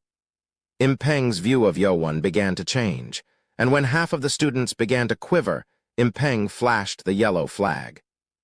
The students then moved around to change formations. The second formation was a semicircle around the target so that the enemy to have nowhere to flee. Yes, slowly. The students took a step forward to pressure the enemy. No one made any mistakes, and they closed in without failure. Good. Very good. Impeng shouted, and Mukium became surprised. This wasn't what he expected. How come he isn't making any mistakes at all? Yo-won should have made some mistakes already, yet Impeng didn't seem to raise any questions. Instead, he was applauding the group for the good formation, which meant that no one had made any mistakes. Yo-won was in the back, so Mukium couldn't see him in the first formation, but now he could see him. What? Yo-won looked fine. This formation was harder to maintain since they had to keep swinging the sword from top to bottom. But Yo-won didn't even look tired. Did he really not learn any martial arts? Jaehyun stood close to Yo-won, but even his right arm was shaking. It was hard to believe, especially when Jaehyun was from one of the high-ranking clans. Damn peasant. I won't let you take all the glory. He then thought he should make Yo-won take the shame. Mukium sent a telepathic message to Jaehyun. If you hear me, nod. Jaehyun became surprised, but he kept his cool and nodded slightly. Sending messages required at least 30 years of internal energy or more. At the third formation, move on my command. Mukium sent the words to Jaehyun, who smiled and nodded in response. After a while, Impeng flashed the blue flag for the third formation. This was the hardest one as the shields had to be stacked together, and the swords were thrust in between them to create a sturdy defensive line. This is easy. Yo-won had learned all kinds of formations through Nano's simulations, so following it was easy. The other students were careful about pushing the sword through to not stab the person in front. Be careful, but also be quick. Do it. The formation change became slower, and Impeng shouted angrily. But soon, the formation was complete. Chun Yo-won was in the middle of the shields, but the student who had to put the sword through from behind was Jaehyun. All that was left for them to do now was to hold their positions. I see your butt. Jaehyun smiled and raised his leg. He then focused internal energy to kick Yo-won to make him fall. Peasants are suited for crawling on the ground. He couldn't make a sound, so he placed his foot on Yo-won's butt. Yo-won then looked back at the feeling of the shoes on his butt, and he moved his eyes up to see Jaehyun. What? How dare you? Jaehyun didn't like Yo-won glaring at him coldly, so it made him angrily send more powerful internal energy to kick him. Suddenly, ugh! Yo-won's butt was covered with a barrier, throwing Jaehyun toward the back. Jaehyun rolled on the ground and slumped down. He couldn't understand what just happened. It was internal energy from his butt. It was much stronger than his energy. As he was on the ground, someone came up to him and frowned angrily. You again? It was Impeng. He knew him since Jaehyun was the one who stabbed the 23rd cadet. He was shocked and tried to get up. However, pain shot up from his foot and he couldn't stand. It was the aftermath of being thrown off from the internal energy reaction. Jaehyun could barely stand, and he saw Chun Yowon smirking behind Impeng. He bit his lips in rage, but Impeng got even angrier and reached for his black club on his waist. Biting your lip. Oh, so are you angry at your instructor now, huh? And no, it's not that, I was just his butt. But you must be going mad. Ugh. Impeng quickly took out his club and plunged it into Jaehyun's stomach. Jaehyun grabbed his stomach and fell to the ground. Impeng whispered to him, "You will lose free time for 3 days. Until you sleep, you will have special training with myself personally." And no, instructor. Jaehyun tried to explain, and Impeng gestured on swinging his club again.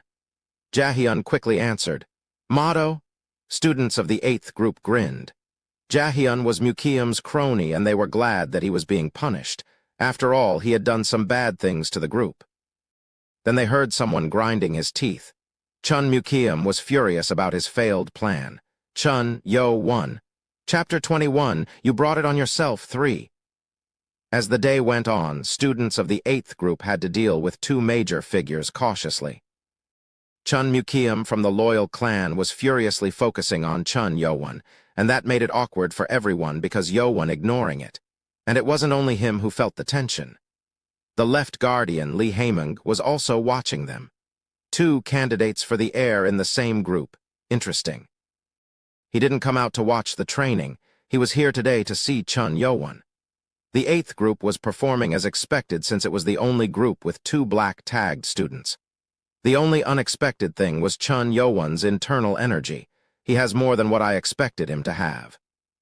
Chun Yowon had nothing just 2 weeks ago, but it was weird that he had become more powerful than Jaehyun, a member of the loyal clan. He knew Submeng had taught him, but even then the internal energy was inexplicable. With the Black Dragon Ball, he should have close to 20 or barely 30 years' worth of internal energy. But the energy reflection that Chun Yowon released on Jaehyun meant that he had over 30 years' worth of internal energy. Even if Submeng helped Yowon absorb the ball, that was too much. Did he absorb all the energy from the ball? Then it's his own talent, not that drunkard who helped him, heh. So does have the blood then. Haemung didn't think Submeng had taught him well, so he then got up and left the area. When tea afternoon practice was over, all the students crowded into the large cafeteria to eat dinner together. Chun Yowon welcomed this as he had been eating rice soup for 2 weeks. The second stage required teamwork, and thus they were also required to eat together. Oh, it's chicken. Chicken meat marinated with soy sauce was placed on the table. One of the perks of being a student was that they were provided an unlimited amount of food. As the students calmly waited with their chopsticks placed on the table, one of the instructors shouted, "You may eat." Motto.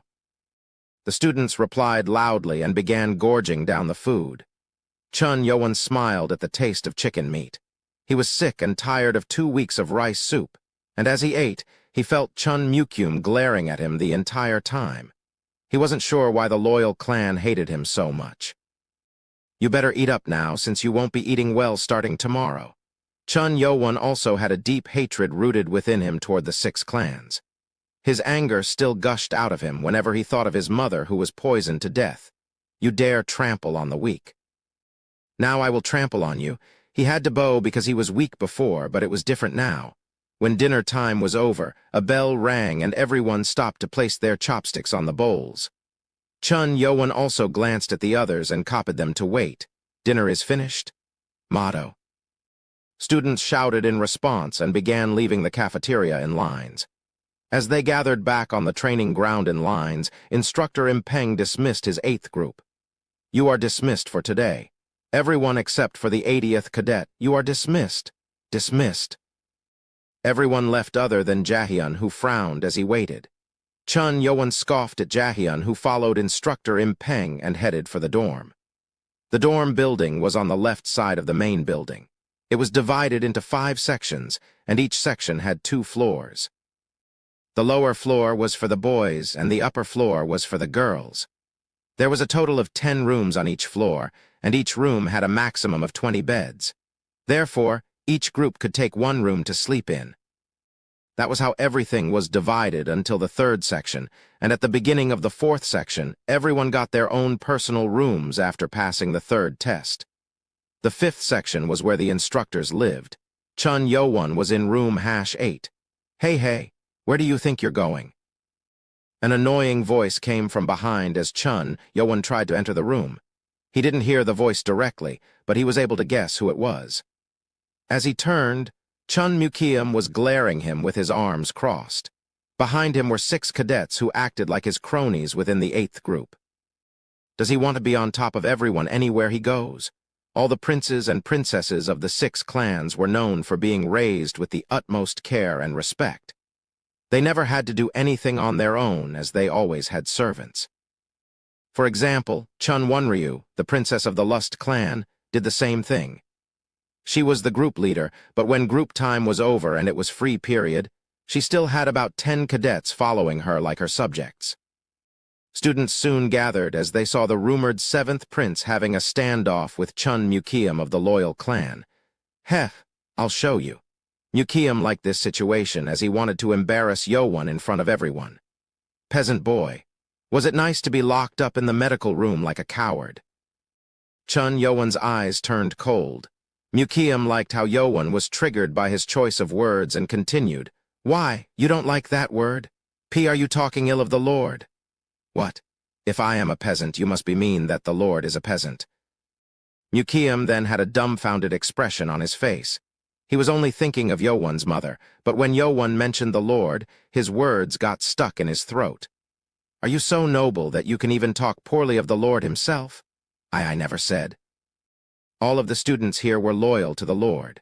Whether they were a member of the 6 clans or children of the Lord, they had to choose their words wisely. The students around them were silent. The loyal clansmen are idiots. Chun Wonryu scoffed as she watched. It was foolish to see him getting word played by a boy like Chun Yo-won, fool, still clinging onto the peasant boy, and Chun Kung-won, who was from the Sword clan, also shook his head while he stopped to see what was going on. Ugh! Chun Mukium's face turned red.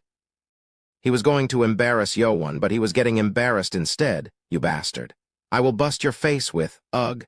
Everyone turned silent. Yo-won's fist struck Mukium's face before he could even finish, and blood gushed out from Mukium's nose. "With what? What were you trying to say?" Mukium then tried to unleash the loyal clan's martial arts, starting with the loyal demon fist formation, but Chun Yo-won began running. Everyone who was watching never thought that Yo-won would attempt to flee. Get him? "Why, yes, sir." Students who were behind Mukium began to run toward Yo-won, who was running toward the forest behind the dorm building. Mukium also used his running skill to follow. And unlike the other students who were watching excitedly, Chun Wonryu and Chun Kung-won looked at Yo-won as if he were weird. The 6 students who followed Yo-won were shocked. They knew Yo-won did not have any internal energy, but they still couldn't catch up to him. Why is he so fast? They couldn't get him, but the Yo-won wasn't getting away either. The 203rd cadet then thought, is he luring us? He thought for a second, as Yo-won seemed to be maintaining a certain distance while running. "What are you doing?" "Huh?" Mukium swept the blood from his nose and shot past them. He had to catch Yo-won and destroy his bones so that he could feel better. Yo-won glanced back and stopped. "Damn bastard, are you done running?" Mukium clenched his fist and walked up. Yo-won answered with a smirk, "Running? Ha, I brought you here." "What?" "I don't want the others to see it yet." And with that, Yo-won's body bounced like a spring and he struck Mukium down with his palm. It was almost an ambush, but Mukium was ready with his internal energy all over his body. Thus, Mukium brought up his 2 fists and blocked Yo-won's palm. Mukium was pushed back 2 steps, but his eyes shook with shock. You, how did you learn such martial arts?" He didn't think about any of the details until now, but Chun Mukium was now shocked to see the power behind Yo-won's internal energy attack. Chapter 22. You brought it on yourself, 4. Chun Yo-won's attack was not a light one. It was so powerful that Chun Mukium had defended with 7 levels of energy, but he was still pushed back 2 steps. His power is not weak. Mukium thought Yo-won was a piece of cake, but it was not as he had expected. Now is the time. Chun Yo-won then unleashed the 2nd formation of the butterfly blade dance. A quick attack of the blade was completed through the powerful spinning move originally made to defend. but it also proved to be effective when in close range as an attack. He didn't have any weapons in his hands, but he wielded internal energy in his right hand to make it work like a blade. "Prince, be careful," one of the boys out of the 6 students shouted as they got down. Mukiam used his running skill to run 3 steps back to dodge the attack. He dodged it. Yowon became surprised as he thought that this was going to be the final blow. Mukiam then jumped out and attacked Yowon's chest. It was the 3rd formation of the loyal demon fist. Ugh. He had taken a strike from the counterattack, but he dodged the 2nd attack by pulling his upper body back. However, that wasn't the end. Mukiam then jabbed Yowon's right shoulder with his elbow. Yowon quickly brought his wrist up to defend, but the attack from the elbow had more power. Yowon was pushed back about 4 steps. I still lack internal energy. Mukiam had entered the academy with 20 years' worth of energy, and with the Black Dragon Ball, he increased the amount of energy he had. But I can take it. Mukiam had taken many kinds of medicine since he was young, so his absorption rate of the Black Dragon Ball wasn't as high. Moreover, his quick temper also made him absorb less. I should give him no time to counter it. Yowon then unleashed agile blade attacks, and his hand chop left a trace that looked like a butterfly flying through in the air as it attacked Mukiam's right shoulder. How can he use such martial arts?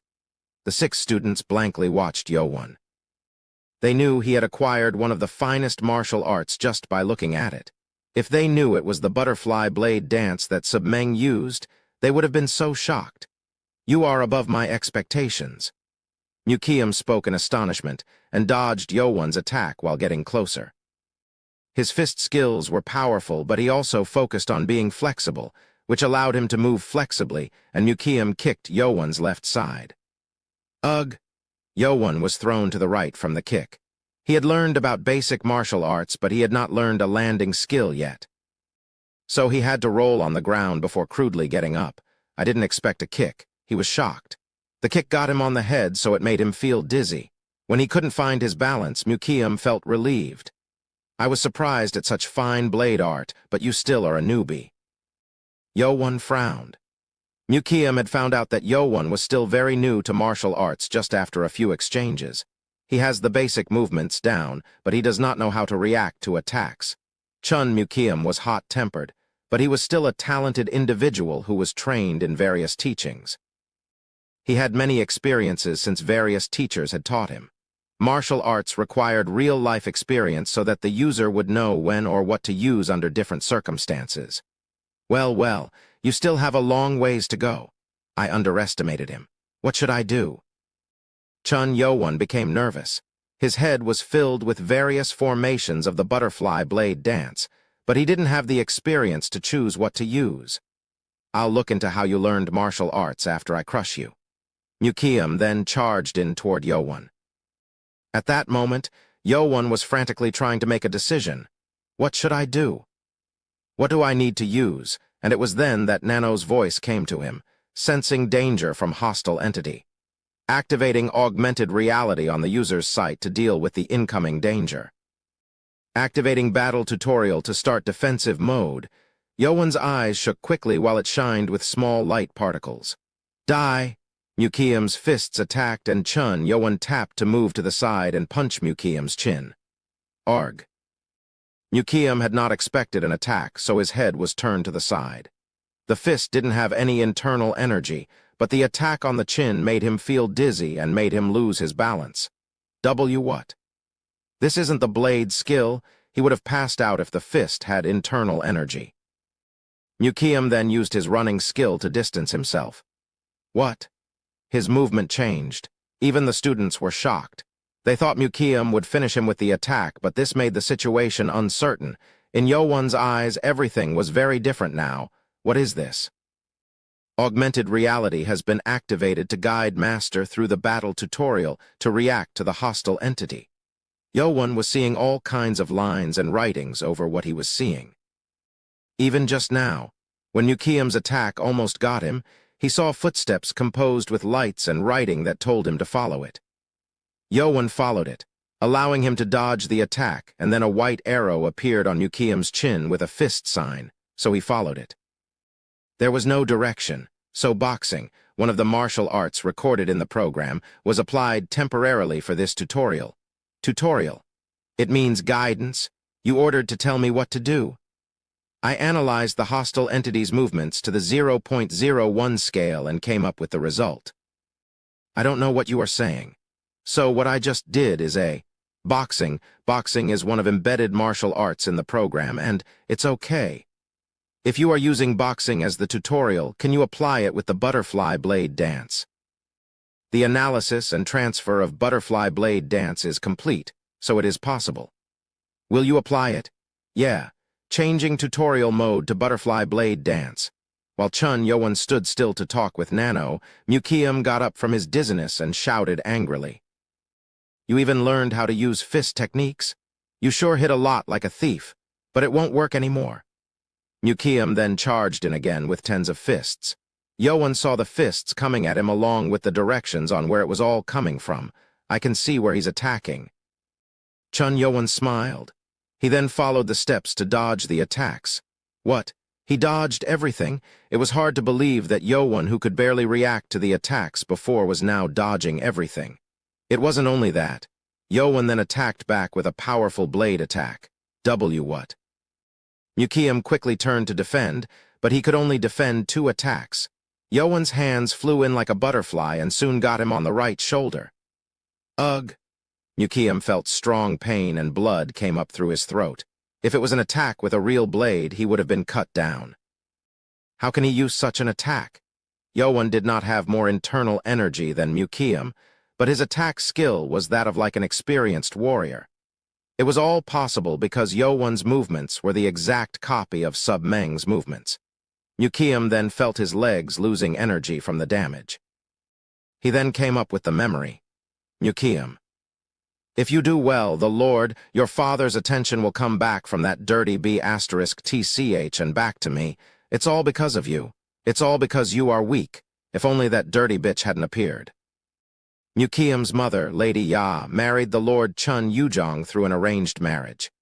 It was a marriage from the oath of the 6 clans, but Lady Ya loved the Lord. She did all she could to win the Lord's attention, but she was never loved back. The Lord's attention was only on the girl's slave at the Lord's palace. It's not me. It's all you. It's all because of you. The last memory he had of his mother was Lady Ya choking his own son while sobbing madly. Why am I having that memory again? As that memory came back to him, he learned to hate only one person.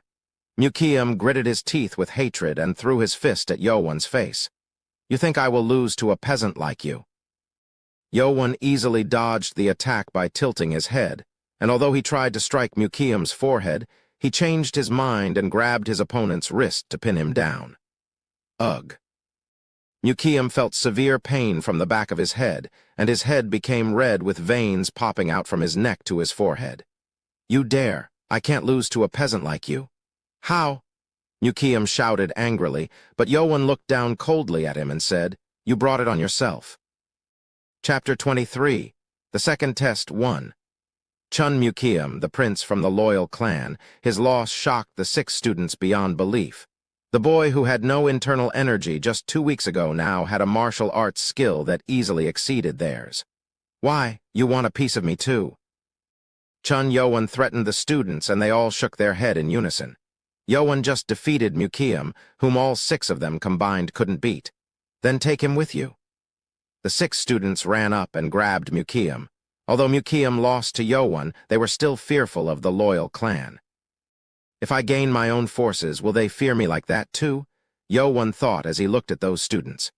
Mukium was lying down because of his pain, and he was also embarrassed about being helped, so he shouted angrily as he pushed the students away. Let me go, I'll walk myself. But Prince. Don't make me say it twice. Students then let go of Mukium, and he shouted at Yo-won. Why aren't you finishing me? Mukium hated Chun Yo-won, but he knew Chun Yo-won had the same amount of hate since he was always in danger ever since he was young.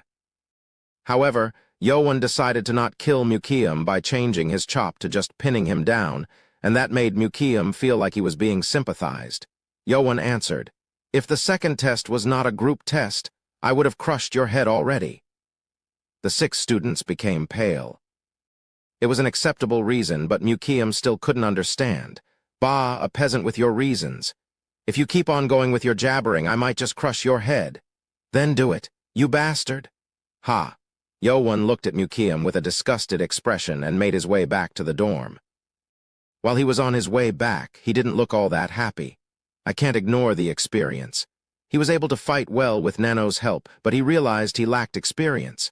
If it wasn't for Nano, he might have lost. It will take time for me to gain experience, and those 6 clans will not let me gain experience easily. Therefore, I need to know how to utilize what I have first. Knowing about the battle tutorial would have helped him if he knew that before the fight. Nano. Yes, master.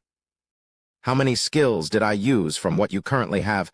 Nano kept showing him new abilities, but it was all due to the fact that Nano was only reacting to emergencies, checking user data. Currently, Master has used 3% of the Nano machine ability. Chun Yowan was only interested in martial arts, so his usage was bound to be low. Nano's basic program was so vast that if all of it was used, it was enough to turn this age upside down. Nonetheless, most of it was locked in the program anyway, but Nano did not tell Chun Yowan of this. 3%, yes, Master. I only used so little. Official records indicate that most users utilize 30% of the Nano machine on average. I'm sure there will be a lot of useful abilities. Chun Yowan then realized he had not been using the Nano machine to its fullest potential. Tell me about all your abilities. Understood. Transferring detailed user manual regarding the 7th generation Nano machine to the brain. Will you accept? Yeah.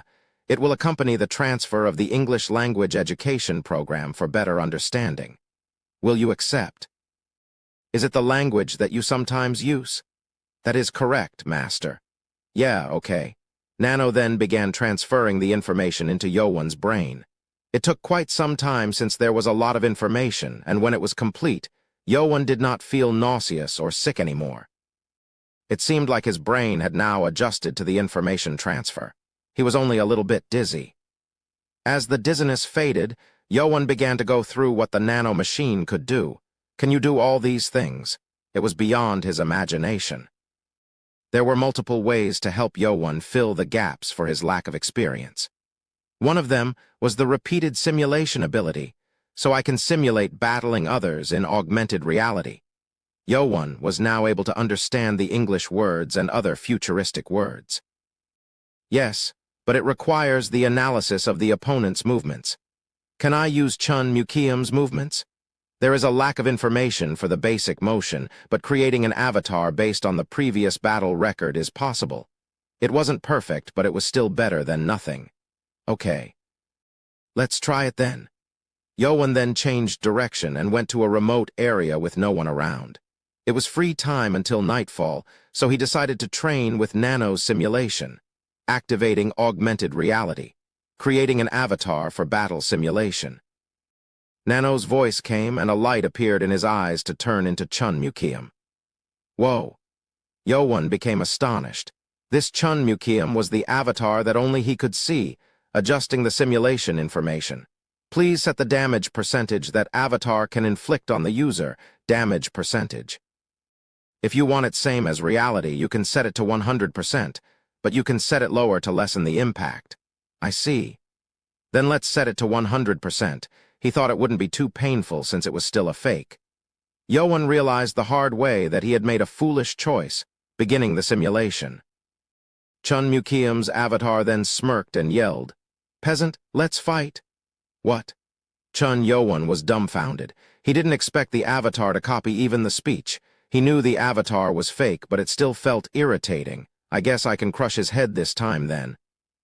Chun Yowan then attacked, and Mukium's avatar attacked him back. It was the same attack that he encountered before. Yowan thought of how he dodged it with Nano's tutorial and sidestepped it to follow up with a butterfly blade dance attack. And at that instant, "You think such a puny attack will work?" Chun Mukium's avatar shouted and twisted his body weirdly to dodge it. Then he kicked Yowan's stomach. Ugh! Chun Yowan fell with the strong pain in his stomach. He didn't realize it would give him such real pain. Ugh, how can it be this painful? Chun Yoan winced and Nano answered. Nano machine replicated the same amount of pain reception that Master felt earlier. Damn it. It was foolish to set the damage percentage to 100%. Will you change the percentage? No, leave it. Yoan refused. He came to believe that such pain would make him weary of every move, even if all of this was fake. Peasant? Come and get me, Mukium taunted him with his fingers. Yoan then charged at the avatar with his blade skill. Chapter 24, The Second Test, 2. Late at night, Yoan finished training with the augmented reality simulation and was on his way back to the dorm. He was exhausted from the 4 hours of training. Nano healed his wounds right away, but it still made him tired. I only won once out of the 15 duels. Yoan sighed. Without the battle tutorial, the first duel was over after 5 exchanges. Crush his head. I was so foolish. Nano's voice rang in the embarrassed Yoan's ears. Your ability will increase as you gain experience. Master's choice of movement and right skill will increase as you progress. He had lost 6 times straight in the beginning, but he began to react to Mukium's attack starting from the 7th duel. Yoan was able to launch counterattacks that Mukium's avatar could not react to starting with the 10th duel. And on the last one, he was able to win after 30 exchanges. But it was only a victory with Mukium using only 3 of his attack skills. Chun Mukium's avatar had limited actions because Yoan did not have all of the data, but it still was hard to defeat Mukium. This made Yoan even more eager to train. Phew. I will defeat that avatar easily in a few days, understood, Master. It was Yoan's first goal, but there was a piece of information that Yoan did not know. Chun Mukium's avatar was created with what Yoan had experienced in the real battle. But Avatar Mukium had full knowledge of what martial arts skills that Yoan could use. This meant that if Yoan achieved victory over the avatar that knew all of his movements and never got exhausted, that was a great feat already. As he returned to the 8th group's room, people fell silent. He's here. He doesn't even have any wounds. It was apparent that the other students had heard about what happened. It was enough to let the students know where Chun Yoan stood in power. However, they were still afraid of the loyal clan's power over the cult itself, so they didn't dare to walk up to Yoan and speak to him. As Yoan walked down the middle toward his bed, the students opened the way for him to walk past. This was a different feeling from the day he entered the academy when people looked at him with disgust or sympathy. Is this what it feels like to have power? He just had defeated one of the princes, but it made such a big difference that it almost made Yoan laugh out loud. Where's my bed? Yoan glanced around to find his bed, and someone came running to him. It was the 23rd cadet, with a blue cloth over his head. He politely pointed at the bed with both hands and guided Yoan. Your bed is here, Prince. Oh. The 23rd cadet was acting as if he were Yoan's servant. The other students became confused. What is he doing? Most students were confused, but for the 23rd cadet, this was his chance to take the risk. He was beaten in front of everyone for his failure, and the promise to look after his clan was gone. Bastard. Chun Mukium kept on saying that he was going to wipe out the 23rd cadet's clan when he got out of the academy, making the cadet even more angry. When he saw Mukium appear 4 hours ago with wounds, he made his decision. If I'm going to die, I'll just take the risk. He then decided to stay on Chun Yoan's side for the competition of the heir to the throne. And with that decision, he was now thought of Yoan as his master. You aren't like what you were before. Chun Yoan knew that the 23rd cadet had changed after they met in the medical room. He wasn't just fearful of Yoan now. Do you want something from me? Yoan asked. The 23rd cadet hesitated for a second, but he soon knelt down with one leg and gathered his both hands in respect and said, I, 23rd cadet Hubong, will serve you as my master.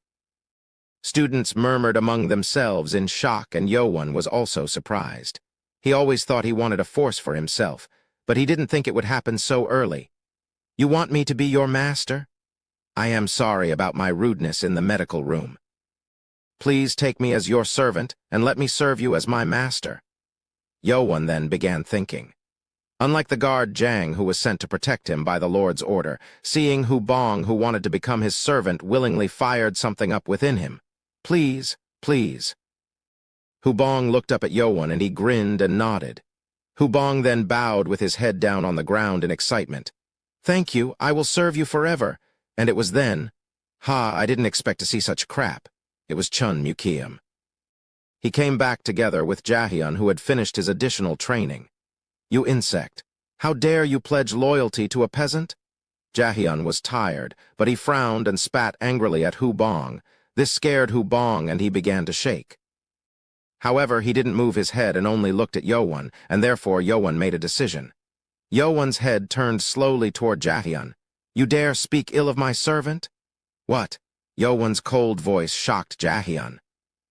If it was the Yowan he knew, Jahyun would have charged to attack right away, but he had already heard that Mukiam lost accidentally. It is you who is the insect that follows someone's tail around. What did you say? What's with the stuttering? Are you afraid? Yowan taunted and Jahyun became angry. Peasant? Jahyun then jumped to attack at Yowan.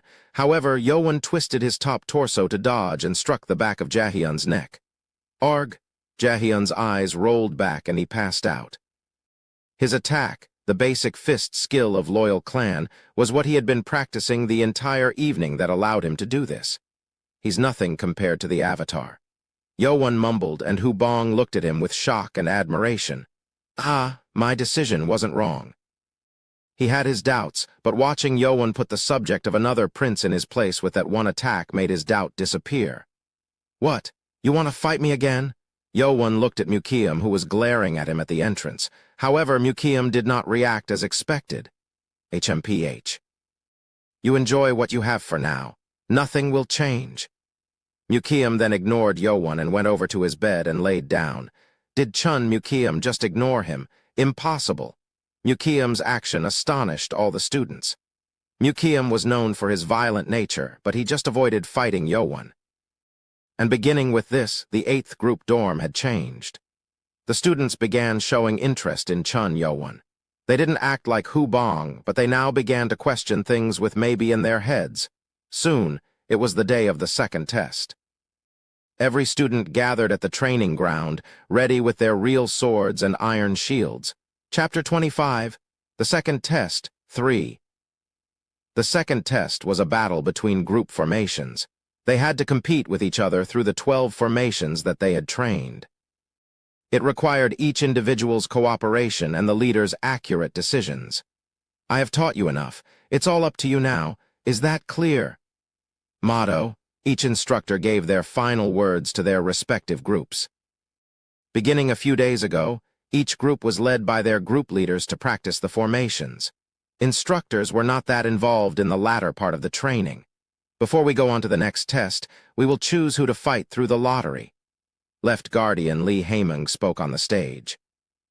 As I explained earlier, 1st to 4th, 5th to 8th, 9th to 20th. 4 groups will pick from the lottery to choose which group to compete against. He explained how the test was going to progress 3 days ago already. As the leaders got up onto the stage, students began to mumble to themselves. The leaders of the 2nd and 3rd group changed. They changed too. The 2nd and 3rd groups had changed leaders. Other than Chun Mayan from the Wise clan in the 1st group and the 72nd Cadet in the 4th group, the 2nd and 3rd groups had different group leaders. HMPH. 2 only. Haemung, however, didn't look surprised. Soon, the battle was decided between the 4 groups, 1st versus 3rd. 2nd versus 4th. Whoa, the 1st and 4th group shouted excitedly. As it had been decided, Haemung shouted, Next, leaders from the 5th to 8th group, please come up. The leaders of each group quickly came up onto the stage. People mumbled as the 2 groups had also exchanged leaders. The 8th group also had a different leader. Haemung looked intrigued. He thought the leader of the 8th group wouldn't have changed since it was Prince Chun Mukiam, but it had changed to an unexpected individual, Chun Yowan. It was the black tag #7, Chun Yowan. And the leader of the 5th group, Chun Wonryu of the Lust clan, was also shocked by this change. I warned him so much. Fool, she cursed at Mukiam. On the other hand, Yowan couldn't believe what had happened. He didn't think he would be chosen as the leader just up until last night. Last night, near the end of afternoon training, many groups left to practice for the upcoming test. Some groups did not do it since they were concerned that the other groups would peek at their tactics, and the 8th group was one of such groups. Chun Mukiam, who did not lack in potential as the group leader, already decided on the tactics and dismissed his group early. Chun Mukiam. And when Mukiam was going to train his martial arts in a remote area, someone called him. "Oh, it's you." It was Chun Wonryu from the Lust clan. Mukiam tried to walk past her, but Wonryoi quickly hustled over, blocking his way. "What are you doing?"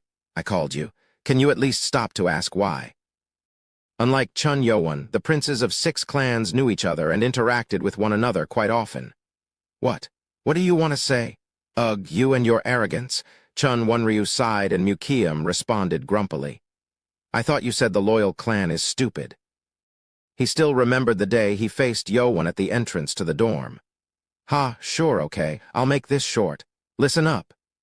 She didn't like how Mukiam was acting, but she thought she needed to say it and pulled up her sleeves to show the linen wrapped around her arm.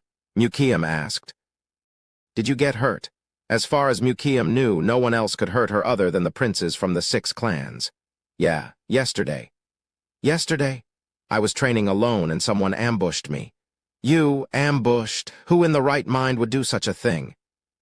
Chun Wonryu was weaker than the princes from the 6 clans, but she was still much more powerful than any of the other students at the academy. The attacker covered their face. "I don't know who it is." "Whatever. So you were hurt by some puny coward." "I warned you. I never lowered my guard." She was in the middle of her training, so she was well ready. Yet the attacker was equal to, or perhaps more powerful than the princes of the 6 clans. "So you were hurt, so you're telling me to be careful?" "If the attacker came for me, they might attack you too." "We are in the same competing group." Mukiam frowned. "You know that the 4 groups will compete with each other, right?" "Yeah. We can always choose the lottery with all of the groups. Why do you think we are limited to 4 groups?" "What are you talking about?" "Gosh, try thinking for once. If you narrow it down to 4 groups, then you can guess which group you might be fighting against." Mukiam then thought for a second and said, "You mean that by spilling information, the Academy is forcing each group to attack another group leader? Well, you really are stupid." "Yeah. If the leader is out of formation, it will be hard for that group to compete." Chun Wonryu guessed that Lee Haeming had intentionally shared the information, thus making the group's attempt to attack another group leader. And her guess came true when she was attacked the other night. "Well, tomorrow's the day of the test, so don't take the chance to go train alone. I don't want to see any princes getting expelled after the 2nd test and bring shame to us all." She could have ignored it, but she came to warn him for old time's sake. Mukiam nodded. And when she left, Mukiam heeded her warning and took Jaehyun with him to practice. Near midnight, Chun Yowan finished his simulation training and was on the way back. "Ugh, I still have a lot more to go." Unlike what he was saying, he now had the ability to defeat the Avatar about 60% of the time. He hadn't yet reached his goal to win easily, but he was now more used to using his blade skills. When he was going down to head back, he heard the sounds of a fight breaking out. "Ugh!" After hearing the short scream, he ran toward the source. When he got there, there was one figure slumped down on the ground and another one fighting someone else off. It was too dark in the forest to make out who was who. Nano. Turn on night vision mode, activating night vision mode on the user's sight. The light exposure on Yowan's eyes increased immediately, and he was able to see everything clearly. Chun Mukiam. The one who was being attacked while barely fending the attacker off with wounds was Chun Mukiam.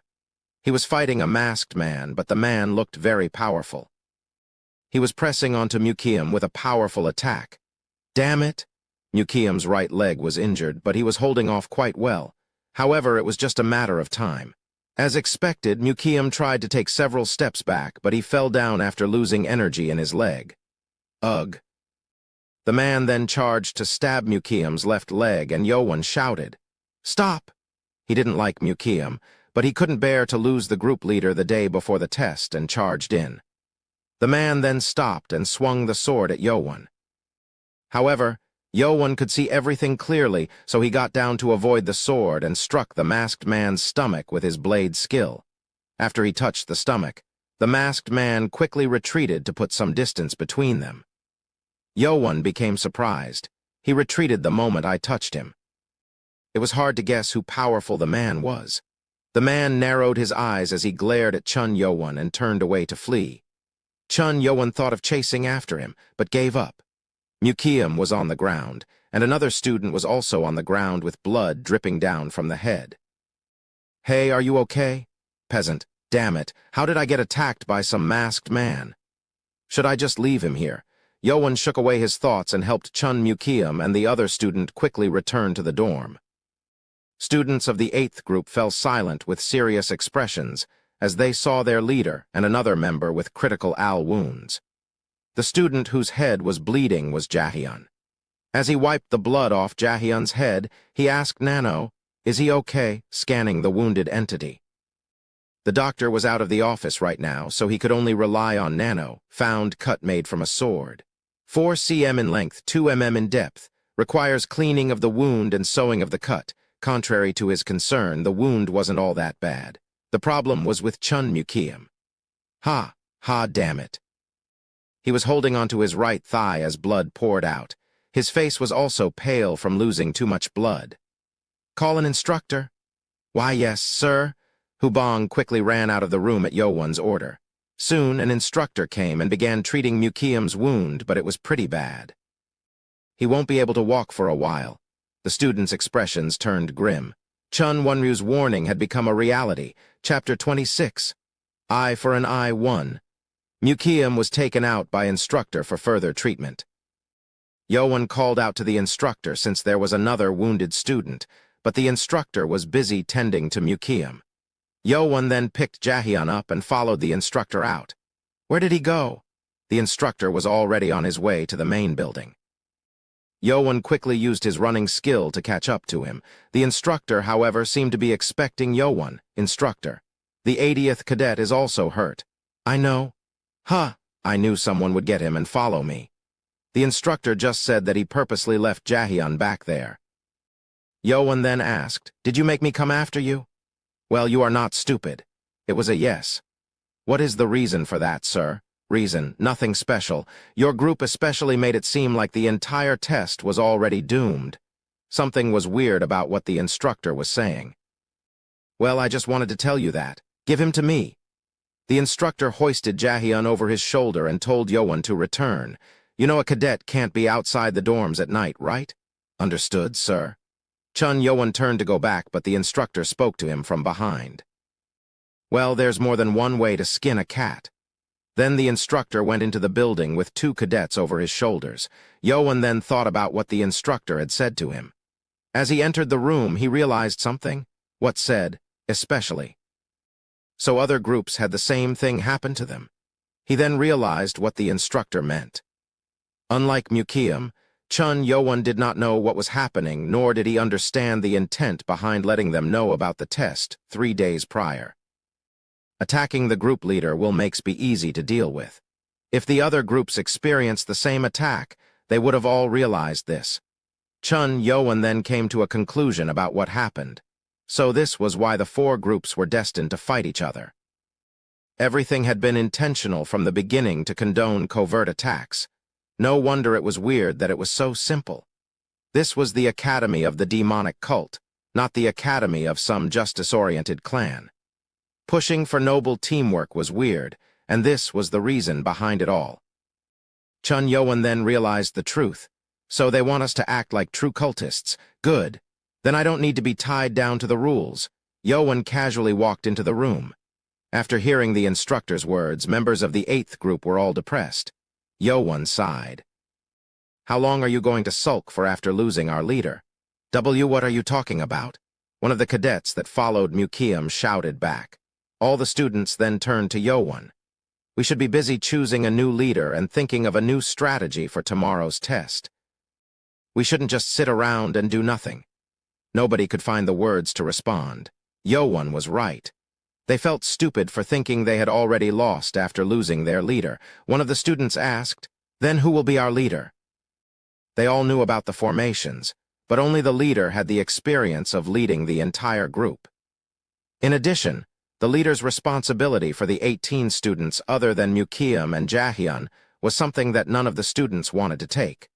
Hubong got up and proposed. "Why don't you think we have a leader? My master, Chun Yowon, is here to lead you." The students were flabbergasted. They thought they didn't have a leader at first, but they realized that maybe Yowon could take the place. Silence fell, and one of the students raised his hand. "I, 38th Cadet Lee Chan, agree to the idea."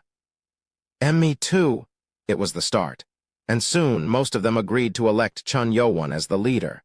The 6 cadets who followed Mukium had to agree because of everyone else, and Chun Yowon asked the group to confirm their decision. "Is everyone on the same page with me being the new leader?" They answered yes, and Chun Yowon shared what he thought when he was being trained. They then spent the night coming up with a new plan. At midnight, when everyone was asleep, someone left the 8th group's dorm and walked somewhere silently. He had covered his face with black clothes, Nano night vision mode, activating night vision on the user's sight. It was Chun Yowon. Why was he walking around when everyone else was asleep? Chun Yowon then stopped at the entrance of one room. It was the 7th group room.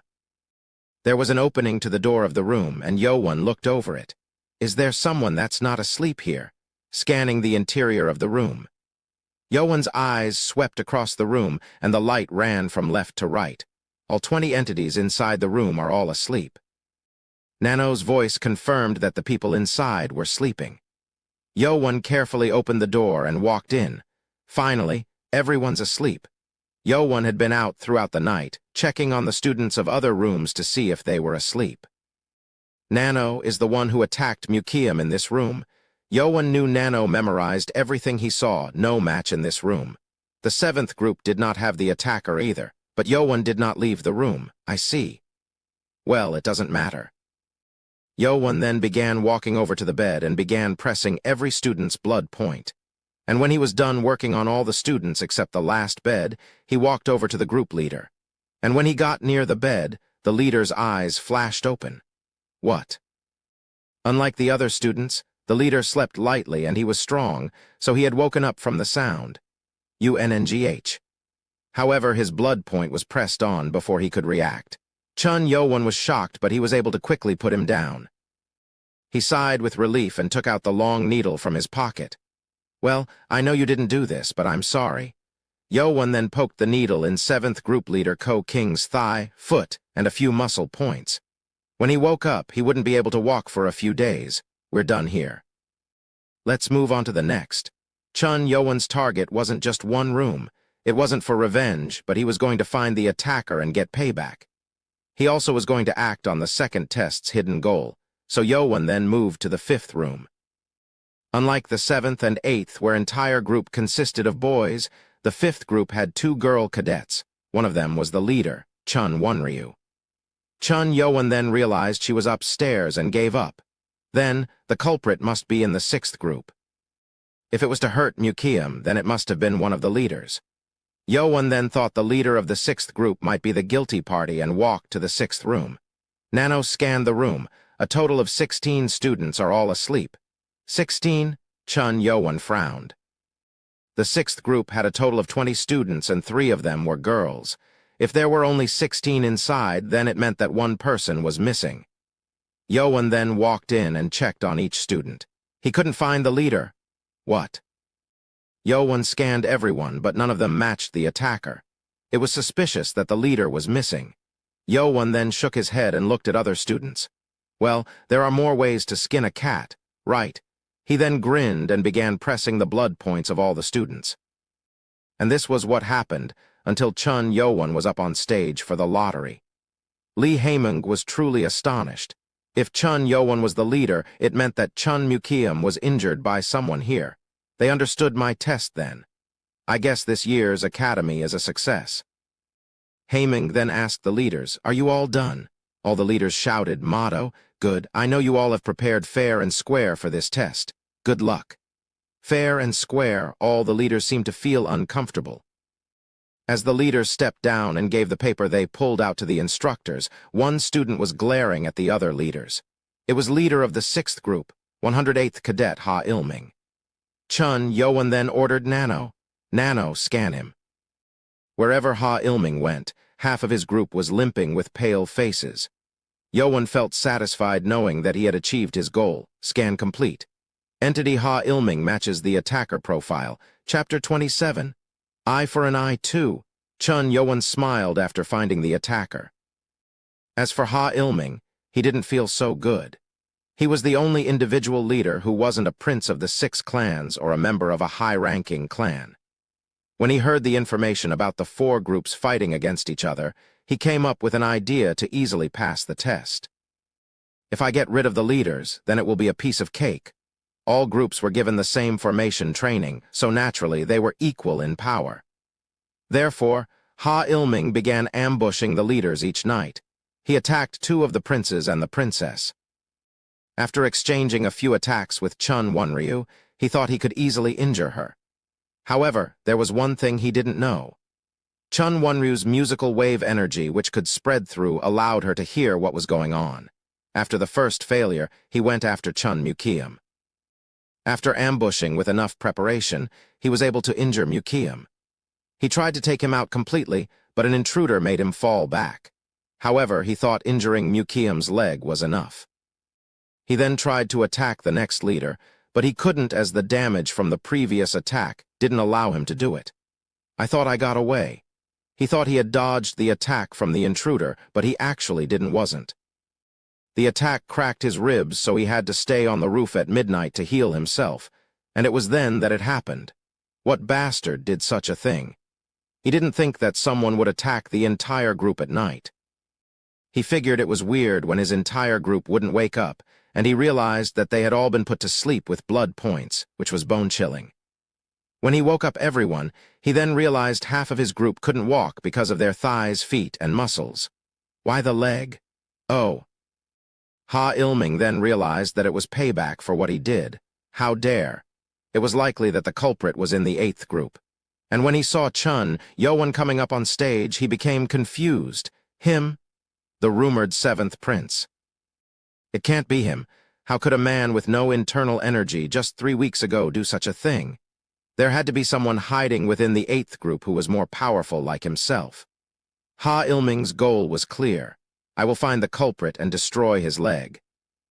And the result of the lottery was decided. 5th versus 8th, 6th versus 7th.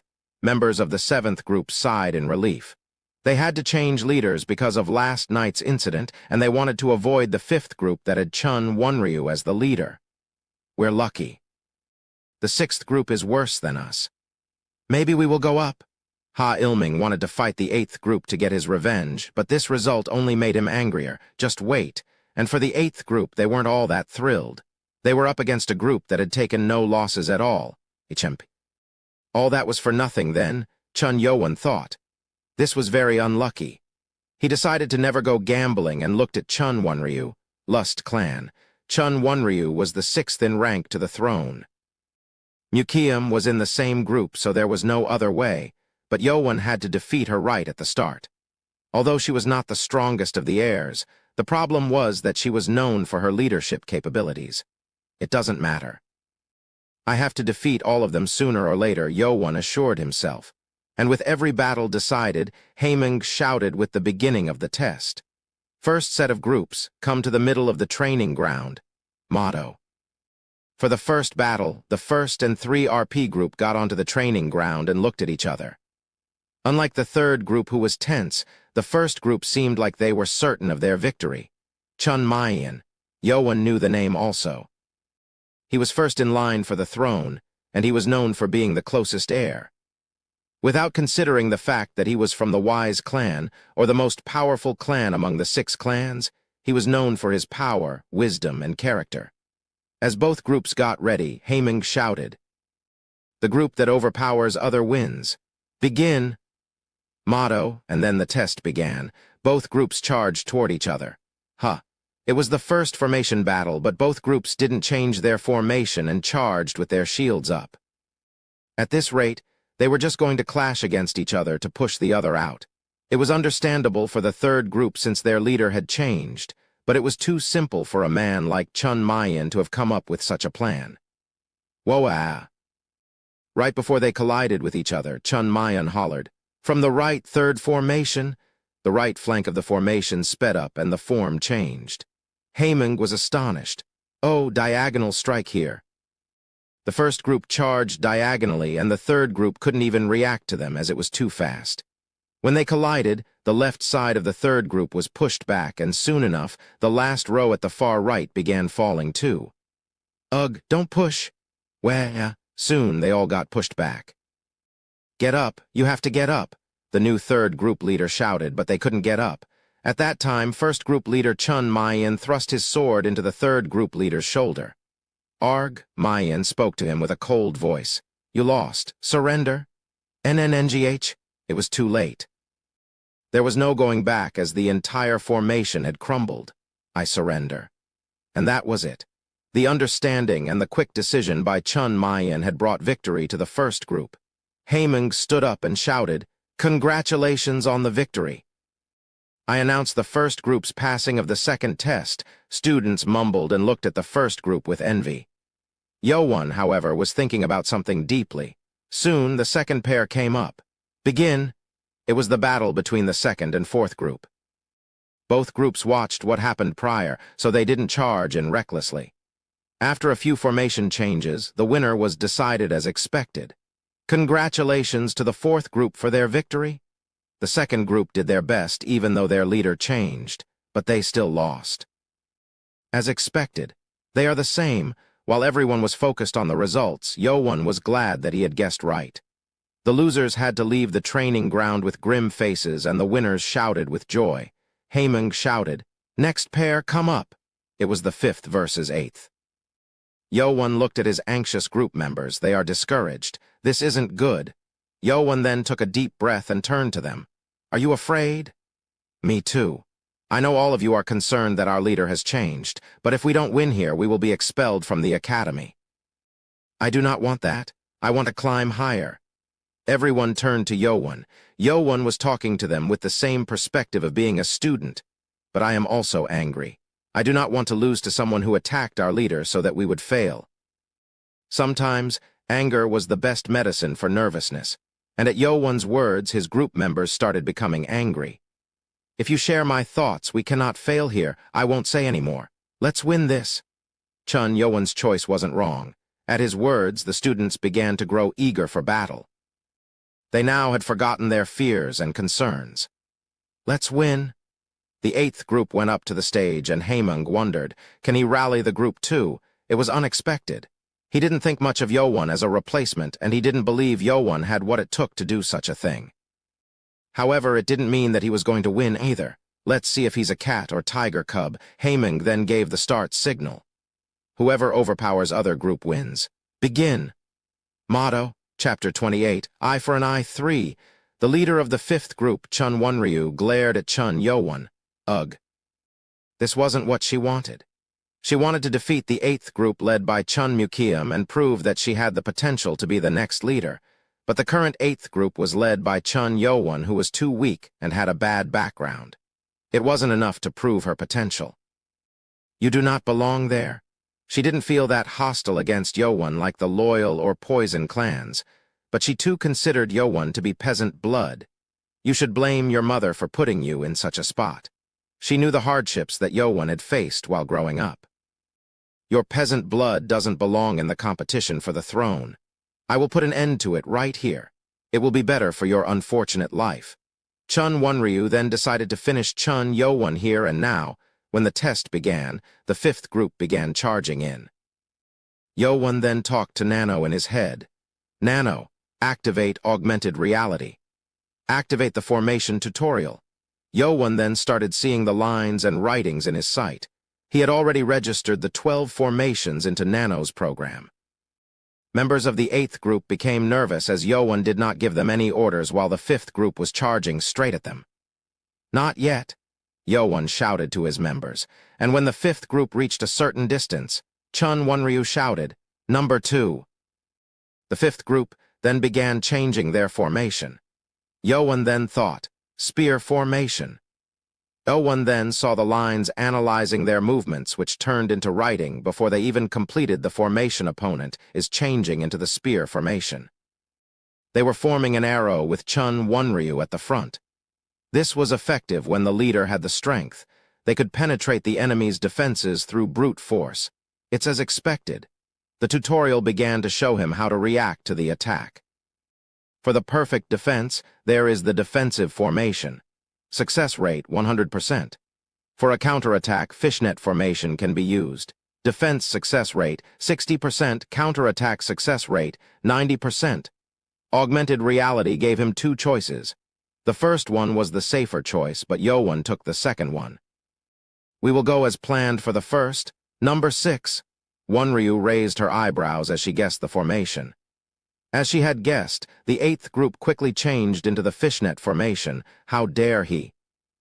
Unlike the spear formation, which guaranteed penetration, the fishnet formation was an attack formation that was created to defend at the front with support from behind. However, this also required the leader at the forefront to be powerful. Fishnet formation here. Haemung also couldn't understand this. That required the leader to handle the opposing formation's leader. Haemung knew Submeng had taught him, but that was too reckless. Maybe I thought too highly of him. He shook his head, and this thought was shared by all the students. Such a foolish choice. Nobody thought Chun Yowon would be able to handle Chun Wonryu. Yet, none of the members of the 8th group thought twice about Yowon's decision. How dare a peasant like you think of fighting me? Chun Wonryu clashed head-on against Yowon, who wielded internal energy on the shield. People were surprised by what came after. They thought the 8th group led by Yowon would be put down the moment when they clashed, but they were holding off. They blocked them. Everyone was shocked. However, the one who was the most shocked was Chun Wonryu. What? Her attack was being pushed back. She had over 35 years' worth of internal energy.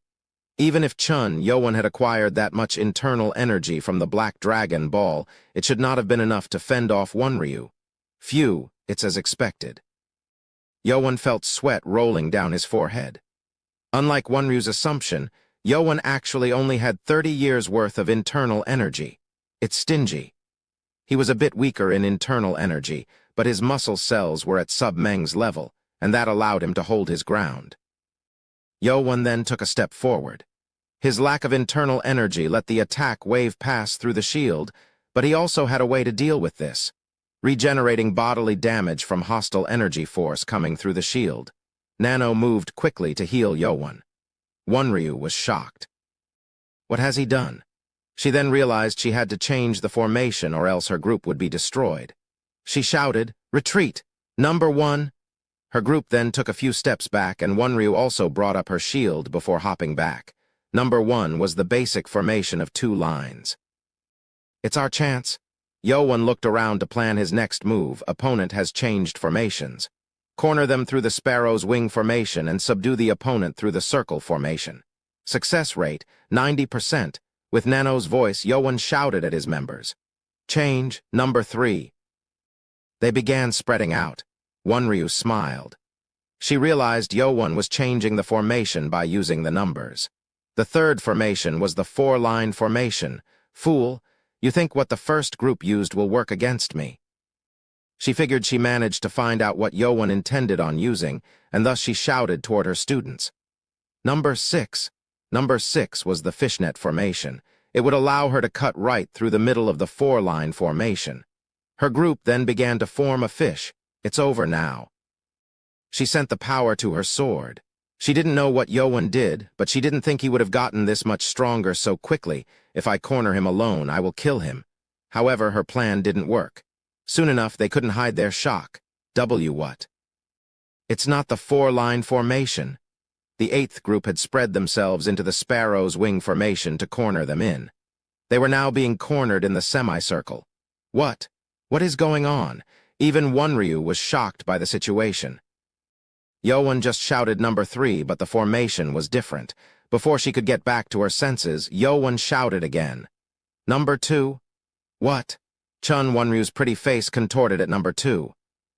Number 2 was the spearhead formation, but it was not a good formation to shift to from the sparrow's wing formation. He's not forming the circle formation. What is? No, Chun Wonryu's eyes almost popped out. Unlike her first thought, the 8th group was changing into another formation that she hadn't guessed. W8. She then saw Yo-won grinning at her with a smirk. Ah! She screamed as her face turned red, realizing the secret behind this. Yo-won had given backward numbers to the formation while the other groups kept the same number.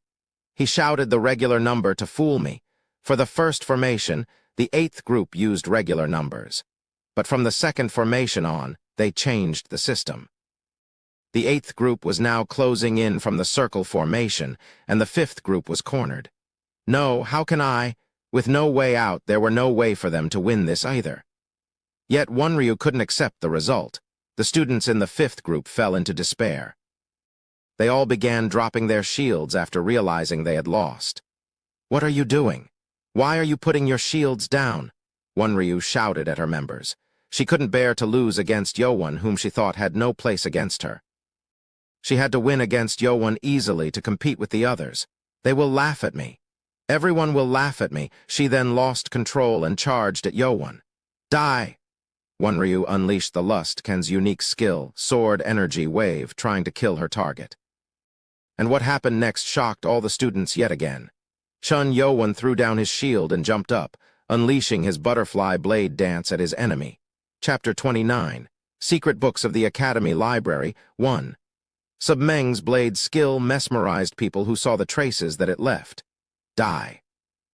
Chun Wonryu's attack lost its unique smooth flow due to her anger and brute force. Yo-won's sword crashed into her attack and shot past her cheek and arm. The last attack move isn't complete because it's not a blade. He had to use a blade for it to work, but this was only a training sword, so he couldn't use the skill perfectly. However, it was perfect until then. Something dropped to the ground. Blood began to pour out from the cut area, and Chun Wonryu's face turned pale as her eyes trembled. Kaya! Her scream filled the training ground. It was her right arm that had fallen down. It was same for most martial artists, but for the Lust clan, the right arm was like a treasure that could not be replaced. My arm, my arm. She screamed as she grabbed her arm on the ground, not thinking about stopping the bleeding. It was so sudden that everyone stared blankly before they returned to their senses. The instructor of the 5th group quickly ran up, grabbed the cut arm, and pressed on Wonryu's blood point. He then took off his clothes to wrap it around her arm to stop the bleeding. It had only been 3 weeks, but the instructor Wuchil glared at Yo-won, who had injured his student so horribly, and looked away. Within the demonic academy where the strong took everything, Yo-won had done nothing wrong. Whoa! Lee Haemung was dumbfounded. He knew Right Guardian Submeng's blade skill better than anyone else, and what Yo-won did was the perfect copy of Submeng himself, if not considering the experience and the internal energy. Drunkard, what have you done? He had created a masterpiece out of nowhere in just 2 weeks. Haemung thought Yo-won would not have such luck at the beginning of the second test, but he was wrong. No, it's not Submeng. He would have thought it was Submeng if Yo-won was just powerful in martial arts, but he had passed the second test so easily. He overpowered Wonryu in using formation tactics, and Haemung liked how aggressive Yo-won was in dealing with his enemies. Maybe I should have taken him in as my apprentice before Submeng did. The result came as regret for Haemung, but he was the chief of the academy, and Submeng was already Yo-won's teacher. Haemung got up and shouted, "Congratulations to the 8th group on their victory." Wah-wah-ah. Members of the 8th group shouted with joy. I passed the second test. Phew, Chun Yo-won also realized it by hearing his members shouting in joy. Go back down now. They returned to their position with joy. The victory of the 8th group didn't only give Chun Yo-won happiness. Chun Yo-won. He was hiding his skill. The peasant dares to defeat the Lust clan. I should pay attention to him. Chun Yo-won's ability had now been revealed to everyone within the academy. Now, all the students from the high-ranked clans and princes began focusing on him. And as for Chun Jongsum, who hated Yo-won as much as Mukium, he began planning ahead. The test began again as the next set of groups was ready. As they walked forward, Yo-Won felt a faint sensation of hostility and turned around. It was Ha Ilming who was glaring at him. Now you know. Yo-Won smiled and Ha Ilming scowled. Ha Ilming didn't think Yo-Won was the culprit until the test progressed further. After seeing Yo-Won attack Wonryu, he became certain that it was Yo-Won. He couldn't miss it as he had been attacked by Yo-Won the other night. Bastard. He couldn't do anything since they were in the middle of the test, and he had to finish the test first. Heh.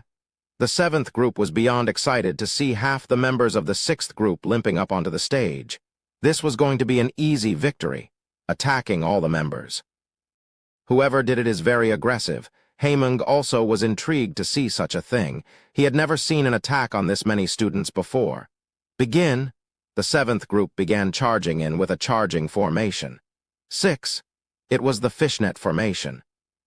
The 7th group moved quickly to get into formation, but the 6th group did not move.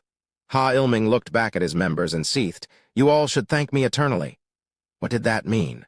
Ha Ilming then flashed his sword up and shouted, "Spear formation, spear formation." The 6th group members moved slowly to change formation, and the leader of the 7th group, Woojun, scoffed. "Ha, what a fool, telling us what formation they're using."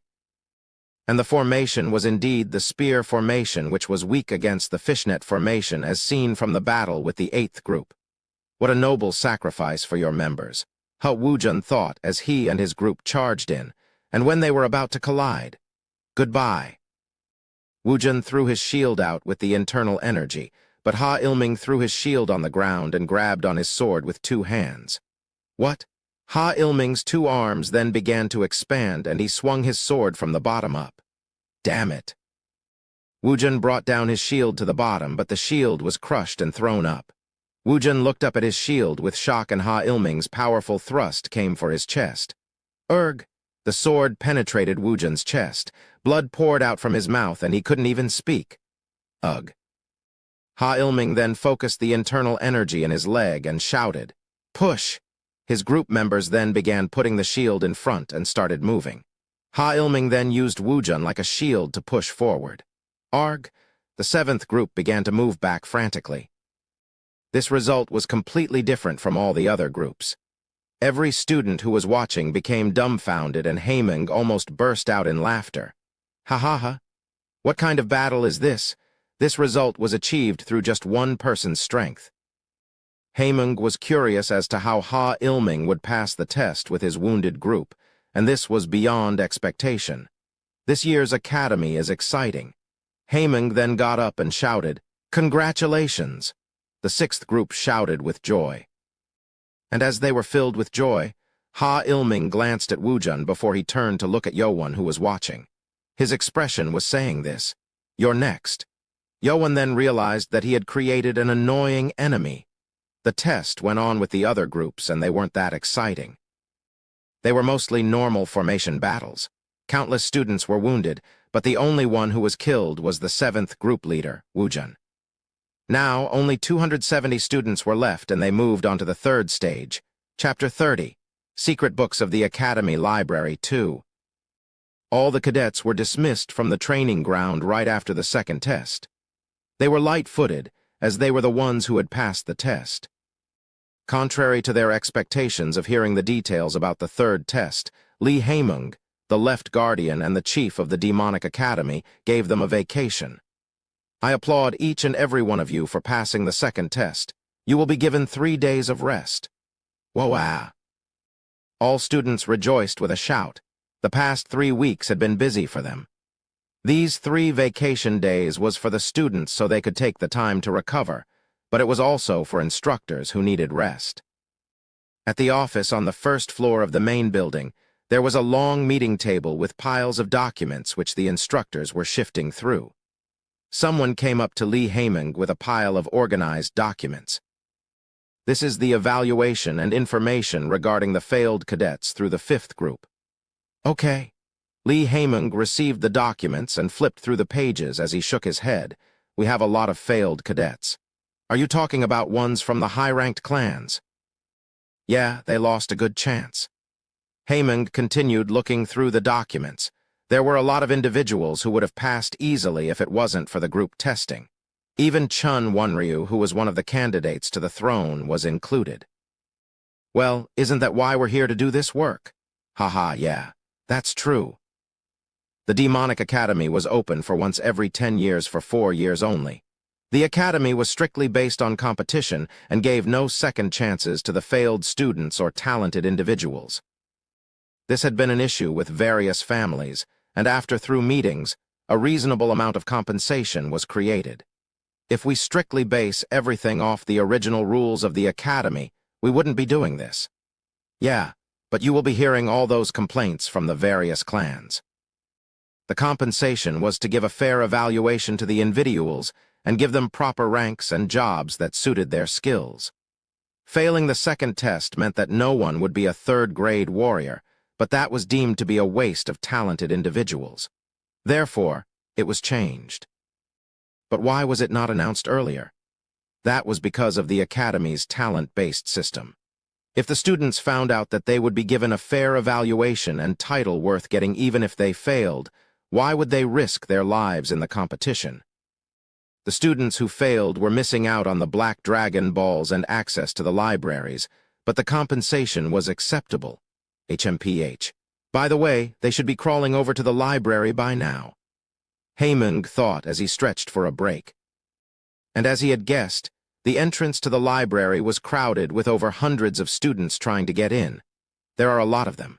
Most were here to go up to the second floor, and Chun Yo-won was one of them. There were more at first, but half of them returned to the dorm to try another time. I'll be going to the first floor anyway. It was Yo-won's first visit to the library. Most of the cadets had already used their time on the first floor, but Yo-won had used that time to do a simulation with Nano. The choice to do so was also partly because of Sub-Meng's advice. Concentrate on learning my blade and breathing skills until you get to the second stage. That will increase your chances of moving on. Of course, teacher. But shouldn't I visit the library too? No. You have learned martial arts that would be on the 4th or 5th floor of the library, so don't waste your time delving into the ones on the first floor. He had a point. The butterfly blade dance and breathing of 1,000 martials were some of the best martial arts placed in the upper floors of the library. Chun Yo-won heeded the advice and focused on training his skills. When he got the 3-day vacation, he decided to visit the first and second floor of the library, 1 hour. That was the time limit given for the first floor. It was a very short amount of time to look through books, but it didn't matter to Yo-won. I'll scan as many as I can. His goal was to scan as many as he could within the time limit. The library was shaped like a tower, and each higher floor had less space. There were no windows, and the only entrance was from the entrance on the first floor. I should give up on trying to sneak in. Chun Yo-won was shocked to see this. The library had one of the top security measures throughout the entire demonic cult castle. Hey, get in line. All the cadets lined up to write their names, and they each received 2 red candles. One of them had a line which showed how many hours they had spent. One of the candles was placed at the entrance, and the other was for cadet to carry around to keep track of time. What, 1.5 hours? Why is it so short? Some cadets were sighing at the entrance. It seemed like the time given for the second floor wasn't that long either, and then it was Chun Yo-won's turn to enter. Second floor? No, sir, first floor. What? You didn't visit the first floor yet? The instructor looked at Yo-won suspiciously and flipped through the book that recorded all the entrances to the first floor to check if Yo-won's name was there. No. He became curious as to why Yo-won had not visited the first floor yet, but it didn't matter to him, so he placed him on the last page of the booklet and said, "Write your name down there." Yo-won then received 2 candles.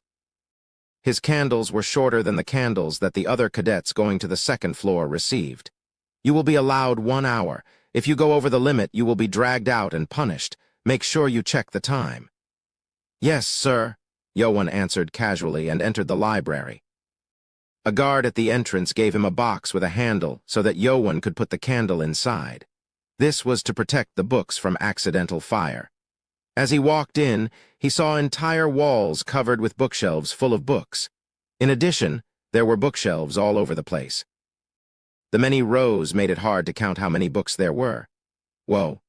Yo-Won was astonished. He had never seen so many books in his life. He then quickly went over and took out the first book he saw.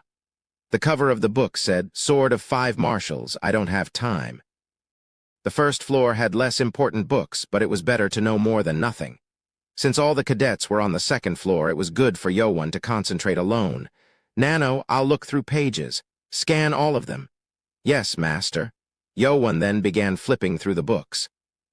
It only took him about a minute to go through the entire book. Scanning complete. He then continued looking through any book he could find and went on to read any book he could get his hands on. Nano kept telling him whenever the scan was complete. Once Yo-Won was able to scan over 55 books, his pace became faster. He then moved toward the middle of the floor to look at the books in the middle. At the center of the library, there was a giant stone monument that glowed faintly in blue. Next to it was a middle-aged man with a long beard sitting on a chair. It seemed like he was the guard who watched over the first floor. "What's with this stone?" As he walked past it with a curious look, the middle-aged man looked at Yo-Won's tag and spoke to him.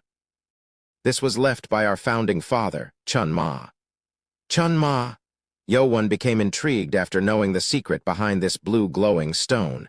The man then got up from his seat and added, "It was created with blue pearl stone." Blue pearl stone was stronger than any other type of stone, as it was hard to even scratch without proper internal energy.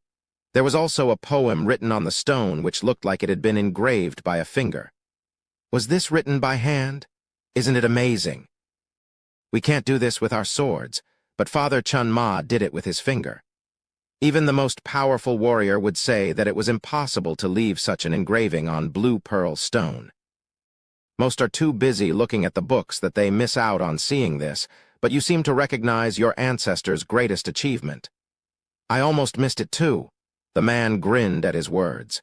"Yes, but it is only natural. Who would care about a mere stone that was left by a person in ancient times when you are busy digging through books?" He had guarded this place for 20 years, but he never saw anyone who took a good look at the stone. It was same for even those who had the blood of Chun. "Well, I took too much of your time. Go on with your business." "Thank you, sir." They only talked for less than a minute, so Yo-Won smiled and walked past him toward the opposite side of the stone. He couldn't scan the books when the man was watching him, so he glanced back at the stone that his ancestor had supposedly put there. He then noticed that the stone had sharp scars. It seemed like it had been done to cover something up.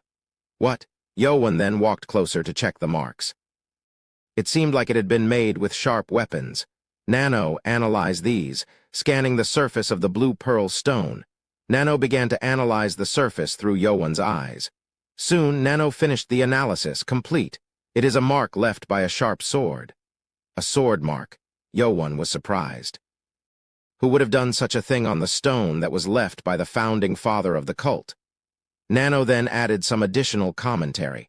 After further analysis, it seems that the marks were left by 2 different entities. 2 people, Chapter 31, Secret Books of the Academy Library 3. "Nano, can you trace the sword marks through augmented reality in 3D mode?" Chun Yo-Won, who now had gotten used to Nano's ability, ordered Nano with ease. Activating. White lines appeared in Yo-Won's vision, and the augmented reality was shown. Nano's voice soon followed. The augmented reality had created a detailed 3D image of the swords, and they created each mark.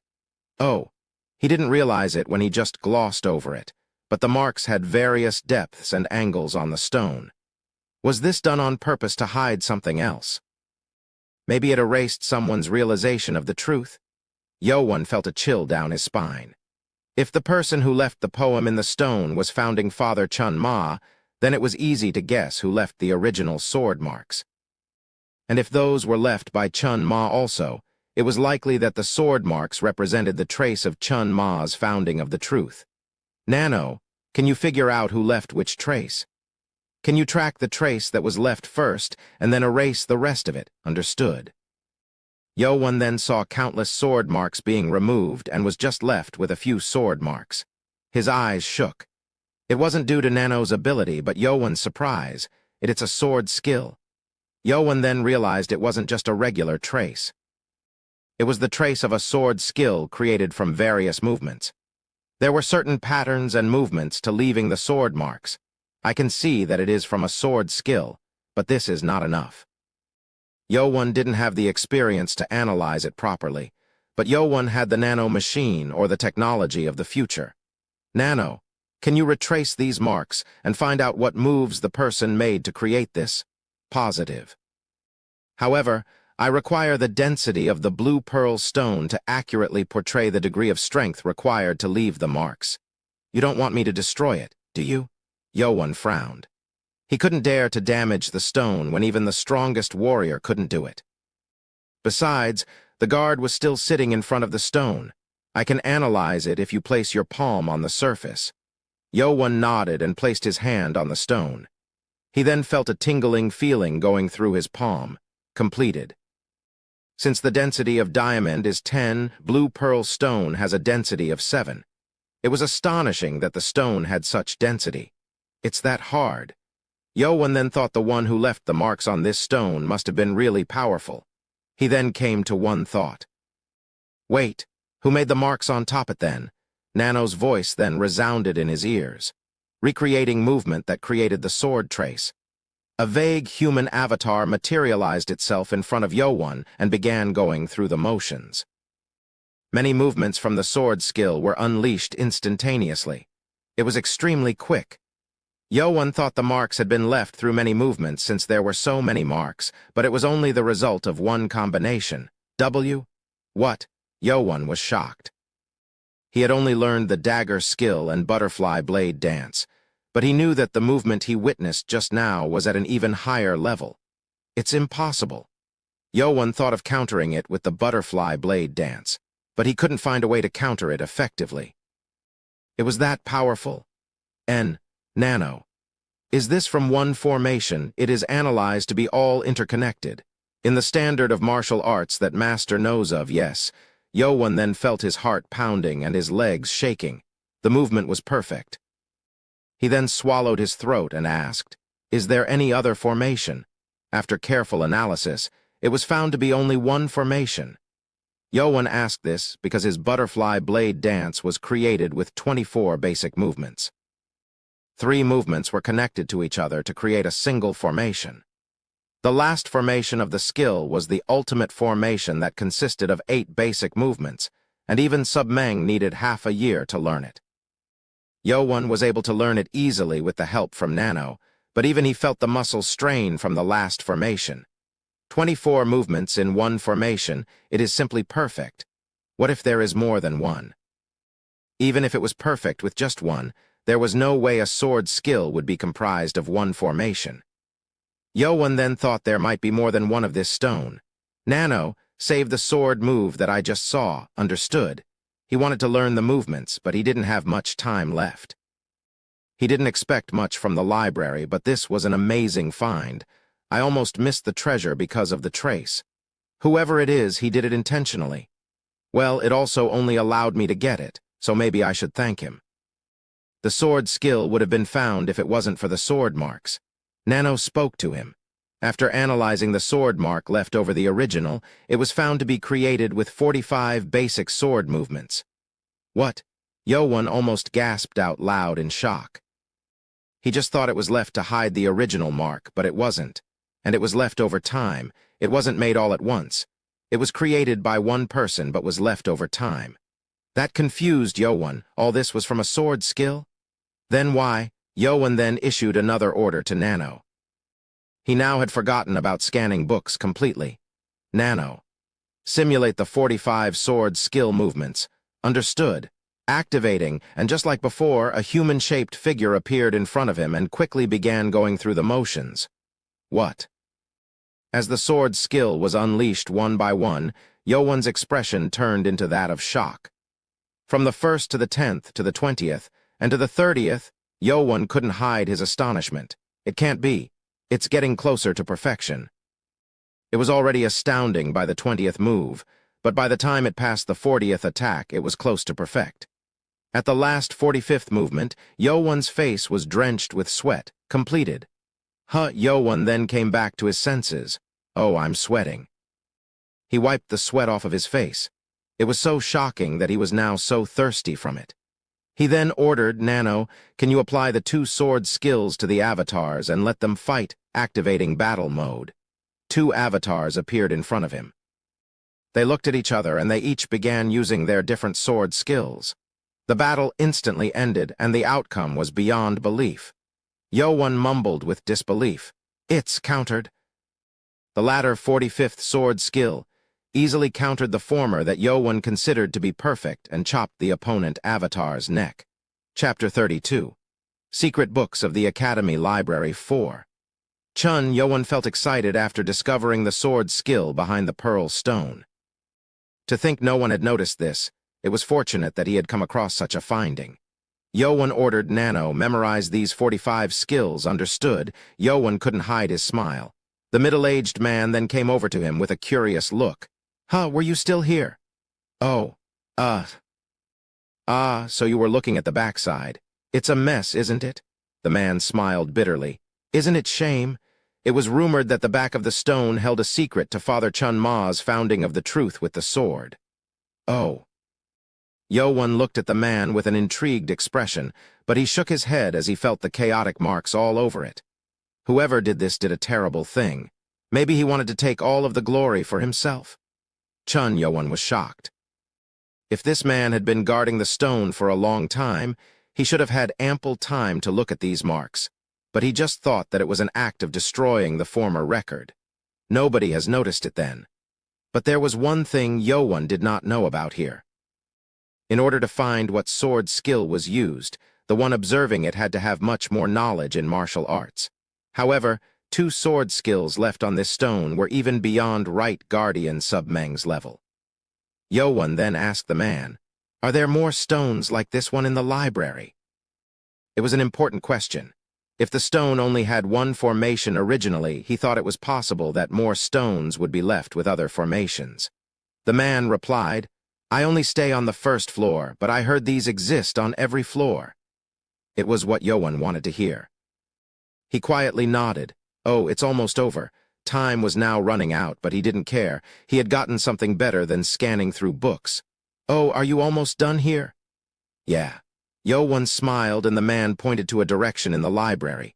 Go check on the origins section. There aren't that many martial arts books that are useful here, but those books might help you. Oh, it's my apology for taking your time. He then patted Yo-won's shoulder and returned to his seat. Yo-won then bowed to the man and went to the shelves. Oh. The books here had the basics of all martial arts and the origins. What caught Yo-won's eye was the book called Origin of Internal Energy. Nano, scan the book. Yo-won then began skimming through the book and realized that the information it contained seemed useful. It was a book that explained the basis of internal energy that might help Nano analyze and help with the breathing skill. Yo-won then used all his remaining time to scan the books on the shelf. He didn't realize it now, but this would later help him in creating his own martial arts. HMP. You are just in time. The instructor at the entrance pursed his lips. Yo-won had barely made it out in time. You can go now. The instructor said he could leave, but Yo-won wasn't finished yet. He wanted to go to the 2nd floor to check on something right away. I want to go to the 2nd floor too. What? The instructor became confused. Most of the students would be busy returning to their rooms so they could write down what they memorized, but Yo-won's decision to go to the 2nd floor didn't make sense. However, the instructor just thought that maybe Yo-won didn't consider the 1st floor books to be that important. Write your name down. Yes, sir. Yo-won was then allowed to enter. There was a staircase near the entrance right before the 1st floor. The guard standing at the stairway checked Yo-won's candle and allowed him to go upstairs. The 2nd floor was smaller than the 1st. Inside, a countless number of cadets were reading and memorizing the books.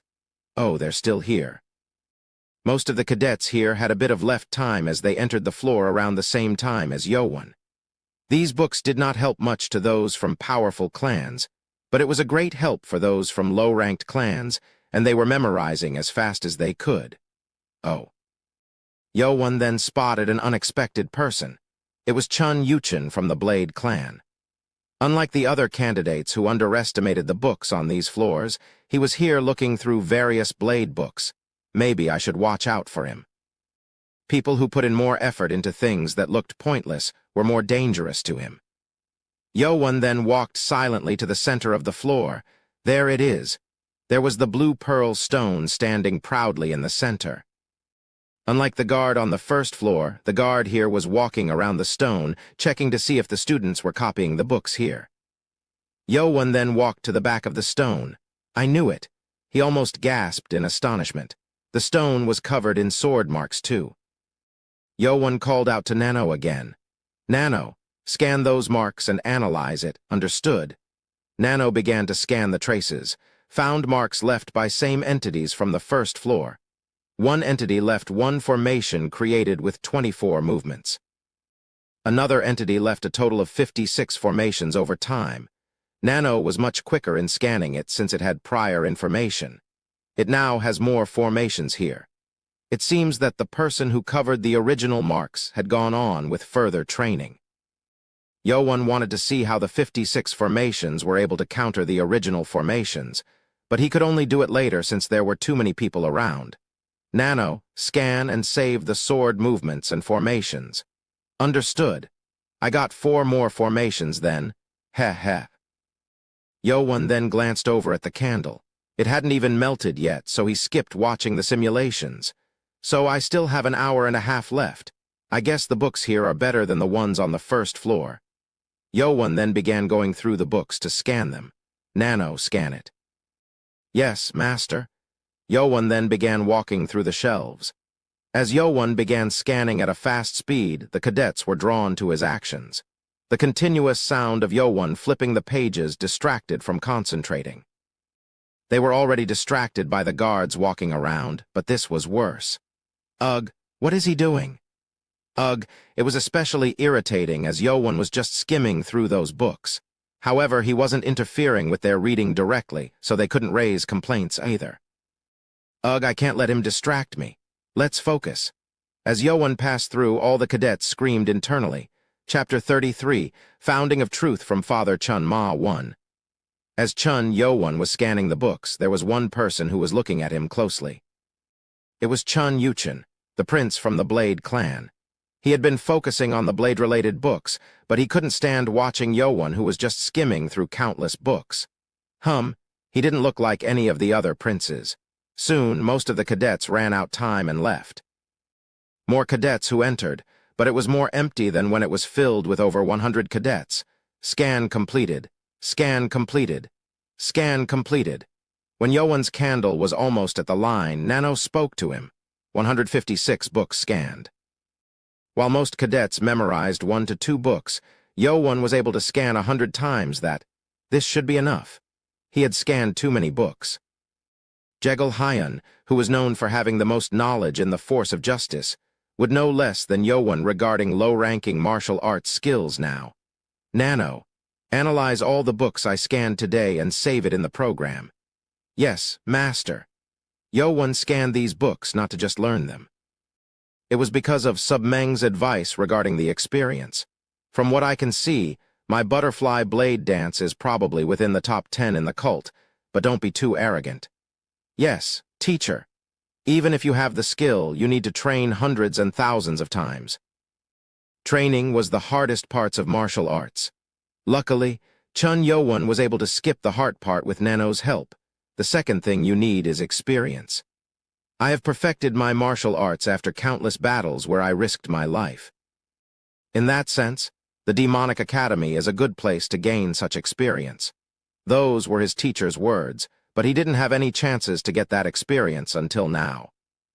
Only the real fight he had experienced so far was between him and Chun Mukium. That of course helped Yo-Won with his simulation, but it was limited as Mukium's avatar only knew 3 formation. This was where his scanning came in to help. Nano, can you create Guard Zhang's avatar also? It is possible since his basic information has already been analyzed while scanning for the dagger skill. Yo-Won was then able to fight Guard Zhang. He was weaker than Chun Mukium, but he was harder to deal with because unlike Mukium, who knew 3 formations, Guard Jang used all the formations of the dagger skill. Wait. Then I can make him use more skills. That's how Chun Yoan came up with a new idea. However, there was one more thing he needed to do beforehand. He wanted to look more closely at those sword formations in the blue pearl stone and transfer them to himself. Oh, I'm almost out of time. His candle was almost at the limit. Yoan quickly returned and left the library. The instructor got the candle from him and circled Yoan's name in the booklet. HMPH, you are free to go now. Thank you, sir. And when he turned, the instructor mumbled, oh, and he wanted to know when you were coming out. Huh, never mind. Yoan felt curious about that, but turned back to return. Did someone wait for me? He wanted to ask who, but it didn't seem like the instructor would tell him anyway. Yoan looked forward to returning to his private training room so he could transfer the sword skill. The sky was now quite dark. He had to return to his dorm before 10:30 p.m., so he didn't have much time. There was a wide building next to the main building that had 250 rooms for the cadets to practice alone. It was fully accessible after the second test. As Yoan was going in, someone appeared and blocked him. There you are, 7th cadet. Yoan looked at the boy blocking him. It was Ha Ilming, the leader of the 6th group. Why were you looking for me? Ha Ilming answered with an annoyed voice. What? You think I don't know that you made half my group members become limp? Thanks to Yoan, Ha Ilming had to give up on every formation plan he had to achieve victory with his own strength. Ugh, I'm busy, man. However, Yoan was only focused on learning the sword skill. His thought that he had attracted an annoying enemy was correct. He's not weak, though. Do I need to fight him? Yoan then thought there was no other way around it and decided to taunt him so that he would lose his calm. Yoan smiled. Oh, I didn't tell you to leave the room that night, though. Oh, of course. Thanks to you, isn't that right? Ha Ilming didn't fall for his taunt. He's not like you know who. Not everyone fell to taunts like Chun Mukiam. Ha Ilming already saw Chun Yoan using the blade skill, and he also cracked his ribs, so he was very careful. I have to be serious then. Yoan turned serious and readied himself. Right when they were about to lunge toward each other, someone called them. But two boys did not look away as they were focusing on each other. Hey! And the man appeared in between them, blocking their sight. Who are you? Ha Ilming cried. When Yoan saw the intruder's face, he became wary. It was Chun Yuchen from the Blade clan. Haha, you two sure were focused. Chun Yuchen laughed and turned to Yoan. It looked like he had been waiting for Yoan. Yuchen then turned to Ilming. I'm sorry, but I've been waiting for him for a while. Can I talk to him first? It won't take long, please. He then bowed. This was an act that was never before seen from any prince. Ha Ilming became dumbfounded. I have been looking for him all day. Don't give me that crap and get lost. Oh, but I can't do that. Chun Yuchen kept on speaking with dumb look on his face, and Ilming couldn't hold back any longer. He jabbed his fingers forward like a sword to use his sword skill. He wielded strong internal energy with the attack. Yet Chun Yuchen easily blocked the attack and his hand stopped right next to Ilming's neck. If it was a real blade, it would have killed Ha Ilming. Why you? Ha Ilming was shocked. Yuchen smiled at him. Will you give me some space now? Chapter 34, Founding of Truth from Father Chun Ma 2. A basic movement countering the formation. Chun Yoan was astonished by Chun Yuchen's movement. Ha Ilming couldn't believe he had been overpowered by someone who wasn't even ready to fight. Chun Yuchen smiled. When you took the step with your right arm was a bit rigid and your fingers went off balance. Did you hurt your right rib? Ha Ilming's eye grew wider in shock. Yuchen knew about his injury just by observing a few movements. This guy, he's not like any of the other cadets. He then felt a huge difference in power between him and Yuchen. And unlike Ha Ilming, who was serious, Chun Yuchen was still smiling. So, what will it be? Ugh. Ha Ilming frowned as he nodded. He couldn't dare to go on. Yuchen then pulled his hand back from Ilming's neck. Wait there. It won't take long. Whatever. I'll get going. You take your time or whatever. Ha Ilming then left to return to the dorm. He didn't feel like fighting Yoan when his pride was hurt. Oh, he's quick to change his mind. Chun Yuchen laughed and scratched his head as he walked toward Yoan, who became wary of the man. He was the second prince to approach him after Chun Mukiam. Is he trying to put me down? He realized he didn't have a chance if he tried to fight Chun Yuchen from what he just saw. Yowen gave an order to Nano. Nano, activate augmented reality. Activate battle tutorial with the setting of the butterfly blade dance. Yowen then saw lines in his line of sight, analyzing Chun Yuchen. And as he readied himself, Chun Yuchen raised both hands as if he was surrendering. Whoa, what's with all nervousness? How it wasn't hostile. Chun Yowen became confused to hear such a friendly reaction from a member of the 6 clans. Oh well, I guess it is natural in your shoes. Chun Yuchen nodded understandingly and Yowen frowned. What do you want? What should I say? I was just trying to say hi to a half-brother. Chun Yuchen then smiled, showing his white teeth. Chun Yowen was shocked. He had been bullied and talked down by all members of the 6 clans until now, and it was the first time he had heard the word brother from one of them. Is he joking with me? Chun Yowen was still unconvinced. Chun Yuchen then bowed to Yowen. It's good to see you, brother. At that expression, Chun Yowen became angry. No matter how he put it, his tone didn't make it sound like they were on good terms. I guess I'm still hated. Yuchen then got back up. He knew what Yowen had been through until now, so he understood. Well, I guess I can't expect friendliness from you. And you wanted me to show you that? No, I just wanted to be on good terms with you. You see, I've come to like you. What? Chun Yowen frowned. It was irritating to hear that Yuchen now liked him. He smiled and continued. We now walk the same path of the blade, you see. And is that the reason why you like me? Of course. You know how shocking it was when I saw you cut the arms of that Lust clan girl with your blade skill. Yuchen began talking about what he saw, and that he couldn't forget the moment. When everyone else became wary of Chun Yowen, it seemed like Yuchen thought otherwise. I'm your #1 fan now, brother. Stop jabbering brother nonsense and tell me your real reason for coming to me. Yuchen then sighed at Yowen's continued suspicion and sighed. Oh well, I guess it will take time for you to warm up. I'll cut to the chase. He had a reason then. The 6 clans made him swear an oath to never learn any martial arts even after his mother was killed. There was nothing weird in hearing anything. I'm being honest here, join our Blade clan. Chun Yowen's jaw dropped. Oh, you're shocked. Well, I guess you are. Are you serious? Of course. I've been waiting for you to come out to ask this. Of course I'm not joking, Yuchen replied. He was truly asking Yowen to join the Blade clan. I don't know about the others, but I don't think you are my enemy. I want you to join the Blade clan and stay by my side. This guy, Chun Yowen, then realized what he was thinking. He was asking him to give up on the competition and become his subject. You want me to drop out of the competition? Oh, is that what you think of it? Ha. Yuchen burst into laughter and he soon stopped to speak seriously. You have no chance. What do you mean?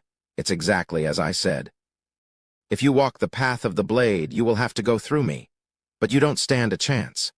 However, since I am now your #1 fan, you will have no problem if you walk in the same direction with me. Isn't that great? Chun Yowen then realized how this man saw him. He didn't even consider Yowen as his competition. This made Yowen even more adamant. I refuse. What? Chun Yuchen stopped his act at the cold rejection. You are not enough to take me in. Let me give you an offer instead. What? Yuchen raised his eyebrow. Don't stand in my way and I will let you live. At that moment, Chun Yuchen's face scrunched up into terrible scowl. White lines began snaking around Yuchen's right hand and arm, and numbers began to rise in Yowen's sight. The enemy is focusing strong energy in his right arm. Take a half step to the left and activate the second formation of the butterfly blade dance. Chun Yuchen's right arm moved slightly, and Yowen took a half step to the left. At that moment, Yuchen's face returned and he began laughing again. Ha. Enemy has ceased their attack. The energy focused in the right arm is decreasing rapidly. Yuchen laughed for quite some time and answered expressionlessly. It made me a little angry, but it was funny after I thought about it. Don't stand in your way. That really sounded cool. There was no friendliness in his eyes now. Yuchen then shook his head as he sighed, showing he had lost interest and turned away. He took a few steps forward and then stopped to speak. If you walk the same way, we will soon cross paths. However, you are too far from talking about my life just yet. Enemy is focusing energy into his right hand. There is no intention to attack Master. As Nano's voice trailed off, Yuchen raised his right arm in the air and slashed it toward the ground. With the sound of a strike, a blue spark appeared, leaving a clear line on the ground. Blade Kai. It was Blade Kai, clearly in shape of a blade around Yuchen's arm. Only top-class warriors could shape Kai into a certain form. Are you showing off your level? This was to show the difference in power. We'll talk again. Yuchen then left the scene. Chun Yo-won was left alone, clenching his fist. He thought he was now at a similar pace, but he still had a long ways to go. Don't think ahead. I need to rule over them, not just catch them. He then reformed his thoughts again. And as for Chun Yuchen, he wasn't all that pleased. He replaced his anger with laughter, but it was for a certain reason. He read my attack first. He was going to cut Yo-won's right arm. If he wasn't going to join Yuchen, it was better to cut his arm off so he couldn't use blades anymore. But Chun Yo-won had moved out of range before Yuchen could bring up the power to unleash the Blade Kai. So he's not just an ordinary fool. Chapter 35. Founding of Truth from Father Chun Ma 3. Chun Yo-won walked into the empty room with the panel that said vacant. He flipped it around to occupied on his way in. The room was lit by the small candles on the wall. Overall, the room was too small to practice footstep formations. Chun Yo-won then rapped on the wall and realized that it was pretty thick. It's enough. This was enough space for Chun Yo-won. At least this would allow him to transfer the information without any disruption. Nano, activate the augmented reality. Activating augmented reality. Nano's voice rang inside his head, and his eyes shook as lines appeared in his sight. Nano, simulate the formation scanned on the second floor of the library in 3D. I will activate it beginning from the very first mark. A human figure appeared and began showing the sword movements that had been left on the stone. It's faster and more complicated. Yo-won thought of using his last butterfly blade dance formation, but he couldn't even defend against one of those movements. This second formation looked like it was much more powerful than the one on the first floor.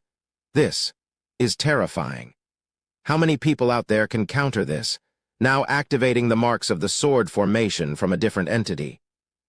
Now the human figure started emulating a different sword formation. It was awkward at first glance, but as it began to repeat itself, it also began to perfect itself. When it reached the last 56th formation, Chun Yo-won couldn't help but shiver. This is crazy. This is mad. There was no way to complete such a sword formation unless one was mad about the sword. Oh. He then thought of an idea of having the two entities fight against each other, but by using all 56 formations starting from the very first one each time. Nano, use all formations in chronological order to do a simulation battle. Two human avatars appeared again and began fighting against each other. The first battle ended up with the second entity not even defending against the first movement of the original. As it progressed further and reached the 36th formation, it was now blocking a total of 15 out of the 24 movements. This is crazy. Chun Yo-won was beyond astonished. He focused on watching the formation countering the already powerful sword formation that was left prior to it.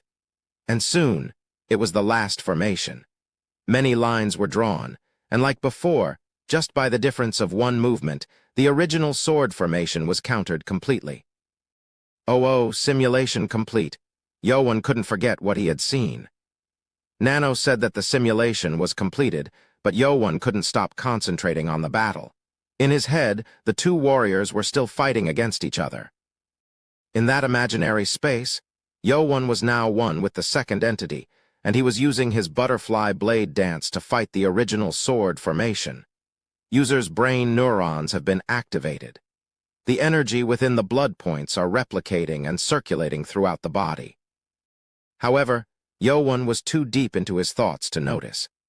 Nano then stopped alarming the master and began recording the change in the body as data since it knew that this change was not harmful toward the master. After a long while, Chun Yo-won woke up from his hundreds of fights against the perfect swordsman. His focus came back and he became confused. What was this? He remembered seeing the simulation, but when he woke up, it felt like everything had been an illusion. It feels weird. Oh. Chun Yoan then felt the difference in his body. He felt that his internal energy had increased. It wasn't just a small amount either. It was hard to believe, but his internal energy had now increased to about 40 years' worth of energy. Oh, I came to a realization then. What Chun Yoan thought to be an illusion was the breakthrough of martial arts, and this didn't only increase his internal energy. Maybe I can do it. He got up and tried using the first formation of the butterfly blade dance. The sound of his hand slashing through the air sounded different. His movement now left a faint trace wherever he moved his hand. Wow, Yoan gasped. There was a faint silver glow on his right hand. Shaping Kai, the feeling in his hand was the shaping of the Kai. He wasn't used to it yet, so it couldn't take the shape of a blade, but it definitely was Kai. It's not perfect yet. Although it wasn't perfect, when he achieved 60 years' worth of internal energy, he would acquire Blade Kai like Yuchen. Whoa-ah! Chun Yoan shouted in joy. If I absorb the next Black Dragon Ball, it will get me up to 60 years' worth of energy. Chun Yoan then asked, Nano, how long have I been doing this? You were in a trance for 2 hours, master. 2 hours. That long, he thought it was only for a brief moment, but it took him 2 hours. If that was the case, he had to return to the dorm. I guess I have to do the rest tomorrow. He then thought to send sword formation into his brain for now. It didn't seem like he'd have the time to transfer it into his body. Nano, send all the formations into my brain. Understood. Transferring. Yoan felt a sting in his head, but that was it. He focused to check, and he saw the sword movements coming up naturally in his mind. How long does it take to reshape my body to use these? It will take about 10 hours to complete the transfer. What? That was too long. He knew this martial arts skill was beyond that of any other, but it required a lot more time. I guess I will have to start early tomorrow then. At least it was fortunate that he had a break. Yoan then happily returned to his dorm. When he returned, there were still a lot of cadets missing. They are running late. There was still some time left, but most of the cadets returned much earlier. Chun Yoan soon saw the reason why. Cadets who started returning had papers of the copied books that they wrote down after leaving the library. Oh, so that's why they weren't here. It seemed that they had been training privately to study the books they copied. Master, you're here already. Hubong bowed as he walked in later. He too had a book in his hand. Did you get something good? Yoan asked. Hubong smiled. No, it's not much. My sword skill is too weak, so I copied a footstep skill to help. Hubong's clan used swords. Hubong thought using the only sword would not work as they progressed, so he copied a book on something else to help him further. Yoan nodded. I guess everyone is going to get better now. This 3-day vacation wasn't just time to rest. It was time to help the cadets advance. Early the next morning, Chun Yoan went to the private training room. They are up fast. The dorm was open starting at 5 a.m., but when Yoan woke up, 2 cadets were already off their beds. When he got to the building, many cadets had already gathered there. Only the ones who put in the effort will survive. Chun Yoan then went up to the 2nd floor and took his spot in the empty room. The room could only be locked from the inside, so Yoan locked it and ordered Nano. Nano, go through the body shaping with the sword formation. Oh, and don't forget anesthesia. Yes, master. Proceeding with the anesthesia, soon, Yoan was blacked out. After 10 hours, Yoan woke up after hearing Nano say that the procedure was complete. He panted roughly and vomited onto the floor. The long hours of body transformation made him sick. This was much worse than before, stabilizing adverse reaction to the transformation. It was only after Nano worked on it that his pain stopped. Ugh, I can't get used to this. Yoan then got up and clenched his fist. This was much more different than when he learned the butterfly blade dance. He then took off his top. Whoa! It was astonishing. His upper torso was tightly packed with muscles that it looked like he had trained for years. It's not like my body. He felt like he could punch a hole through the sturdy wall. Should I give it a try? He didn't think it would make a hole anyway, and he wanted to try to see how strong he had gotten. He then took a deep breath and threw his fist at the floor. It exploded. Arg. Dust and rock particles exploded out, and Yoan heard screaming from below. Yo-Won waved his hands to brush the dust away from his sight, and he saw the hole in the floor. He then looked down below and saw a private training room below. There was rock debris and a cadet on the ground with blood seeping out from his head. Ugh, Chun Yo-Won groaned. Chapter 36, Founding of Truth from Father Chun Ma 4. Ha Ilming. After becoming a powerful warrior at an early age, he thought that he could defeat any of the princes. And he did injure one, Chun Mukiam. However, since he was not even close to defeating Chun Yuchen, it made his pride crumble. I was a fool. He realized he had to train more and forgot about all his anger toward Chun Yo-Won. I can't waste time on such a fool. Ha Ilming then began training right away. Like the other cadets, he was going to spend all of his vacation in training. That's why he was up early to train in the private training room. After training internal energy in the morning, and he then proceeded to practice formations in the afternoon. And then it happened. An explosion came from above and rocks showered down. Ha Ilming was struck with a large rock and passed out on the ground. As his consciousness faded, he saw Chun Yo-Won's pop up out of the hole. That bastard, RRR. Goo, it rekindled his anger. Soon, the instructor in charge of the private training rooms came running with the master key. He opened the room and took Ha Ilming to the medical room, and when he came back, he scolded Chun Yo-Won harshly. How can you think of creating a hole in the place when everyone is training? What would you have done if he was meditating? You almost killed him. If Ha Ilming was really meditating, it might have put him in serious danger. Consider yourself lucky that he's alive, or else you could have been expelled. This will go into your evaluation. I'm sorry, sir. And if you ever destroy the private training room again, you will never be allowed to use this place. Yes, sir. Needless to say, he was already forbidden from using rooms on the first and second floors. He was only allowed to use the underground room that the students didn't like to use, but Yo-Won had no choice. As Yo-Won walked down to the underground floor, the instructor watched him curiously. He made a hole in the stone floor created with extremely hard rock. Did his internal energy exceed 60 years' worth of energy? That was weird. Yo-Won also asked himself the same question. How did I become so strong? Yo-Won also didn't think that he would be able to make a hole in that floor. Master's muscle strength and fiber have been increased to the maximum. What? Your body was altered to be able to physically leave marks on the blue pearl stone, thus increasing your muscle fitness to the maximum. Oh, that's how. Nano didn't analyze the data of sword skills this time. It had analyzed the mark left on the stone, so it based it off the fact that the sword made a mark on the stone, not considering the fact that it had been done through internal energy. Wow. Chun Yo-Won was dumbfounded. So, is this the limit to how strong I can become? It is set to not disturb with your normal growth. So, can you mark it stronger when I grow up? Maximum potential limit of the muscle fiber increases with the growth of bones and muscles. Interesting. He had learned a lot about Nano's usage, but it was always fascinating to know about these things. I guess I will have to grow up then. Chun Yo-Won then started to try testing his sword formation. His sword moved quickly, simulating the 24 sword movements, but his face didn't express excitement when he finished the formation. What? He seemed as if he had failed. He couldn't accept it and tried doing it again. No, this is not it. He had completed the same movements, but he wasn't satisfied. It felt like he hadn't completed it. He then used the formation left on the second floor, and this time the more complicated and powerful movement came from his hand. When it was over, his expression turned even grimmer. Why? It even made him angry.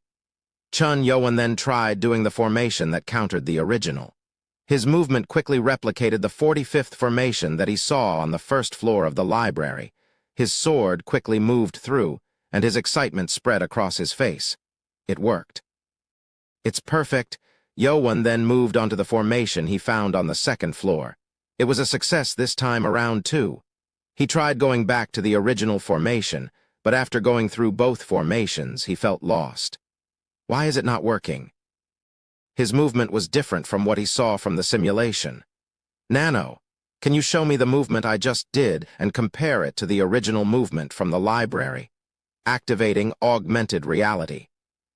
Nano then began showing the avatars of two human figures, one with a vague human figure and one that looked exactly like Chun Yo-won. Both began to move at the same time. As he looked closely, he was able to see the difference clearly. The human figure moved flawlessly, connecting each movement smoothly, but Yo-won's movement was connected but was awkward. And he was a bit late on the movement too. I couldn't do it perfectly. Why? He couldn't understand.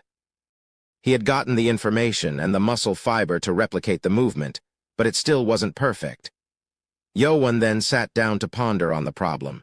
He was soon full of sweat and was spending about an hour on thinking, what is the problem?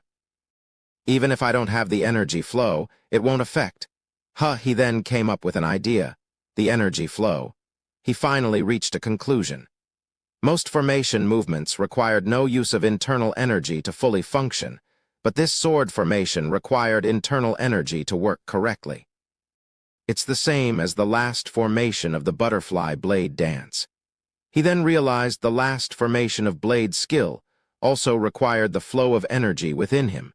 Then I don't have the core element of it. Yo-won had to settle on having the counterattack at least. It was fortunate that the counter formation required no use of special energy flow. But it didn't make Yo-won feel any better. Why did he skip how to use the energy flow when he left a formation? It even made him become angry at the father Chun Ma who left it. He sat down with gloom for a while and thought of poems left on the front of each stone. Maybe he hid something in that poem. It was nonsense to only leave sword formation. Nano, can you replicate the front side of the stone on the first floor, searching through saved video data? Nano usually saved what Yo-won heard and saw. Soon, Nano was able to find the front side of the stone, found the video in the data, creating 3D image of the stone's front side. Yo-won then saw the stone appearing in front of his eyes. The mighty wind blows, scattering the flying clouds. After I unified the realm, I returned home. How can I assign my fierce warriors to guard the four corners of our nation? Chun Yo-won frowned as he looked at the writing. It just looks like a normal poem. Is there something hidden in it? After checking through the internal data, this is the poetry wrote at the creation of Han Dynasty. It is poetry written by Liu Bang when he returned from his victory over Xiang Yu. So, it wasn't written by Father Chun Ma? No, Master. Chun Yo-won was able to see what the poetry was, but he had to find out the secret behind it. Nano, is the poetry have any different writings or letters? No, Master. Yo-won sighed. Analyze it. See if you can find any slightest of clues in here. Scanning the surface. A line began to move horizontally from the top to bottom slowly. And when it was done, Nano's voice spoke. There is a small hole at every word of the poetry. Nano then showed unexplained holes in the letter, and each letter had a different number of holes. What does this mean? Yo-won began to think deeply into it. Small hole. A hole is at the blood point. Yo-won's heart began to pound. Think 4 holes, 4 blood points. No, what is it then? Let's look up the book. Yo-won then remembered the blood point book that he scanned first and focused on the book, going back to the information. 4 holes probably means the 4th blood point. The 4th blood point was shown in the book on its location. This is weird. The basic flow of energy starts from another place. It would need 7 holes then. Chun Yo-won then finally realized the secret behind this. The first word is comprised of 3 lines. If adding 4 into it, it will point at the 7th blood point. That was the secret behind it. Yo-won then began to calculate the letter and numbers to see the blood point of energy movement. And soon, he was able to complete the energy flow that moved through 23 points. This is it. This is IT. Chapter 37, Collect 11 Individuals 1. After acquiring the energy flow, Chun Yo-won was able to replicate the sword formation perfectly. He still felt like it was a bit lacking, and he knew that it came from his lack of experience. Yo-won then asked Nano to see if he had recorded the front side of the 2nd floor stone, and luckily, Nano did have it. And Yo-won went through the same process. The 2nd formation was also a bit lacking, but this was as far as he could go. Let's thank Father Chun Ma for his discovery. He then wondered about the rest of the sword formations probably left on other floors. I guess I have no choice but to pass all the tests. Yowon then came up with one more question. Then why does the counter formation require no energy flow? He was not yet experienced enough to learn this. He thought he could take it slow since he still knew how to use the formation at least. Yowon asked Nano, "What's the time right now?" "It's about 6 p.m., Master." It was already dinner time. He had skipped lunch, so he was starving. Yowon then left the room. The underground floor seemed empty. It was great that the group test was over. All cadets were required to eat together during the second stage, but they were now allowed to go during designated hours to eat meals whenever they wanted. Wow! Chun Yowon was excited to smell the food as he walked in. Unlike other times, today was a special food day. It's noodles. Yowon got in line and received the noodles and meat broth. The cook that poured the broth spoke to Yowon with a smile. "It's a beef noodle soup. It's uncommon in this region." It was a noodle bowl created with meat broth, which contained boiled with beef bones and meat. It was a common noodle bowl south of the Yellow River. The Academy's cafeteria had various cooks from each region, so it gave cadets the opportunity to try different foods from each region. Yowon got to the table and began eating the noodles. He had never eaten noodles before, and it was so good that he began chowing down. When he went for another bowl and came back, someone sat next to him. The table was open to all cadets, so Yowon did not care about who sat next to him and focused on eating, but the person started speaking to him. "You are the 7th cadet, the leader of the 8th group, right?" "Huh." His question could easily be answered just by looking at the tag, so that meant that he was talking to Yowon on purpose. Yowon looked up to the young man next to him. He was handsome, but he had maybe one little flaw. Where is his eye? His eye was very narrow and small. But it seemed to fit him very nicely, too. "I'm lucky. I wanted to meet you." He was polite, but also suspicious. "If you are asking about me, shouldn't you be introducing yourself first?" The young man then grinned. "Oh, mind my manners. I am the 200th cadet, Yumpa from the 19th group." "Chun Yowon." Yowon answered coldly, and Yumpa asked, "I know this is a strange question, but can you duel me?" Yowon frowned. He didn't expect a request to duel while he was eating. "What do you mean? I'm asking you to duel me. You have a problem with me." He couldn't think of anyone other than for members of the 6 clans having grudges against him. Yowon wasn't completely sure, but he did cause some nuisance at the 2nd floor of the library. No, nothing like that. It's not that." "Then why do you want a duel?" Should I say it's to see if it's worthy?" "Worthy?"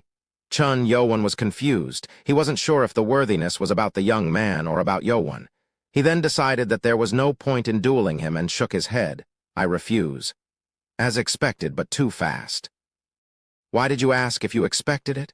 Yumpa didn't seem to be let down. He then brought up an offer. "Then let me explain what I can give to you if you accept. If you win the duel, I will give you vital information about the 3rd test and a small gift." He whispered when he said the 3rd test.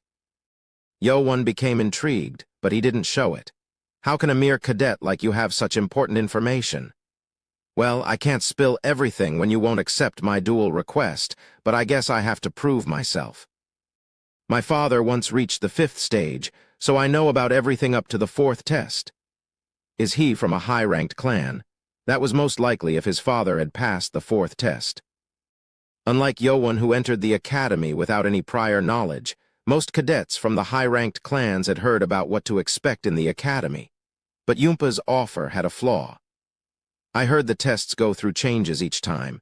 Your father passing those tests means nothing." "That is true, but it still shares the same concept. It was as expected up until both tests so far." Yumpa was certain. Yowon then began to hesitate. What does he want? Why does he want to duel me? Is he certain that he can defeat me? That was the weird part. However, there was no loss in dueling him, and Yowon didn't think he would lose either. Yowon decided to agree to the duel. "Good. You will not regret it." Both of them then headed to the forest at the back of the dorm. When they got to the point where no one was around, Yumpa readied himself. He had seen Chun Yowon using a powerful blade skill while dealing with Chun Wonryu already. However, he was also certain that he wouldn't lose easily. If what you showed during the test was your all, then it will be disappointing. He didn't say this as it could be taunting him. Yumpa stood in the distance and bowed. Yumpa of the Moon Energy Blade clan. Yowon became intrigued. He didn't think Yumpa was going to use a blade skill. He also bowed. Chun Yowon, let's start. Yumpa then charged. His movement was a bit slower than Chun Mukium's, but it was still very fast and powerful. He's an experienced warrior. Yowon was able to guess the opponent's power easily. It seems like he had the power that most group leaders had and asked to duel.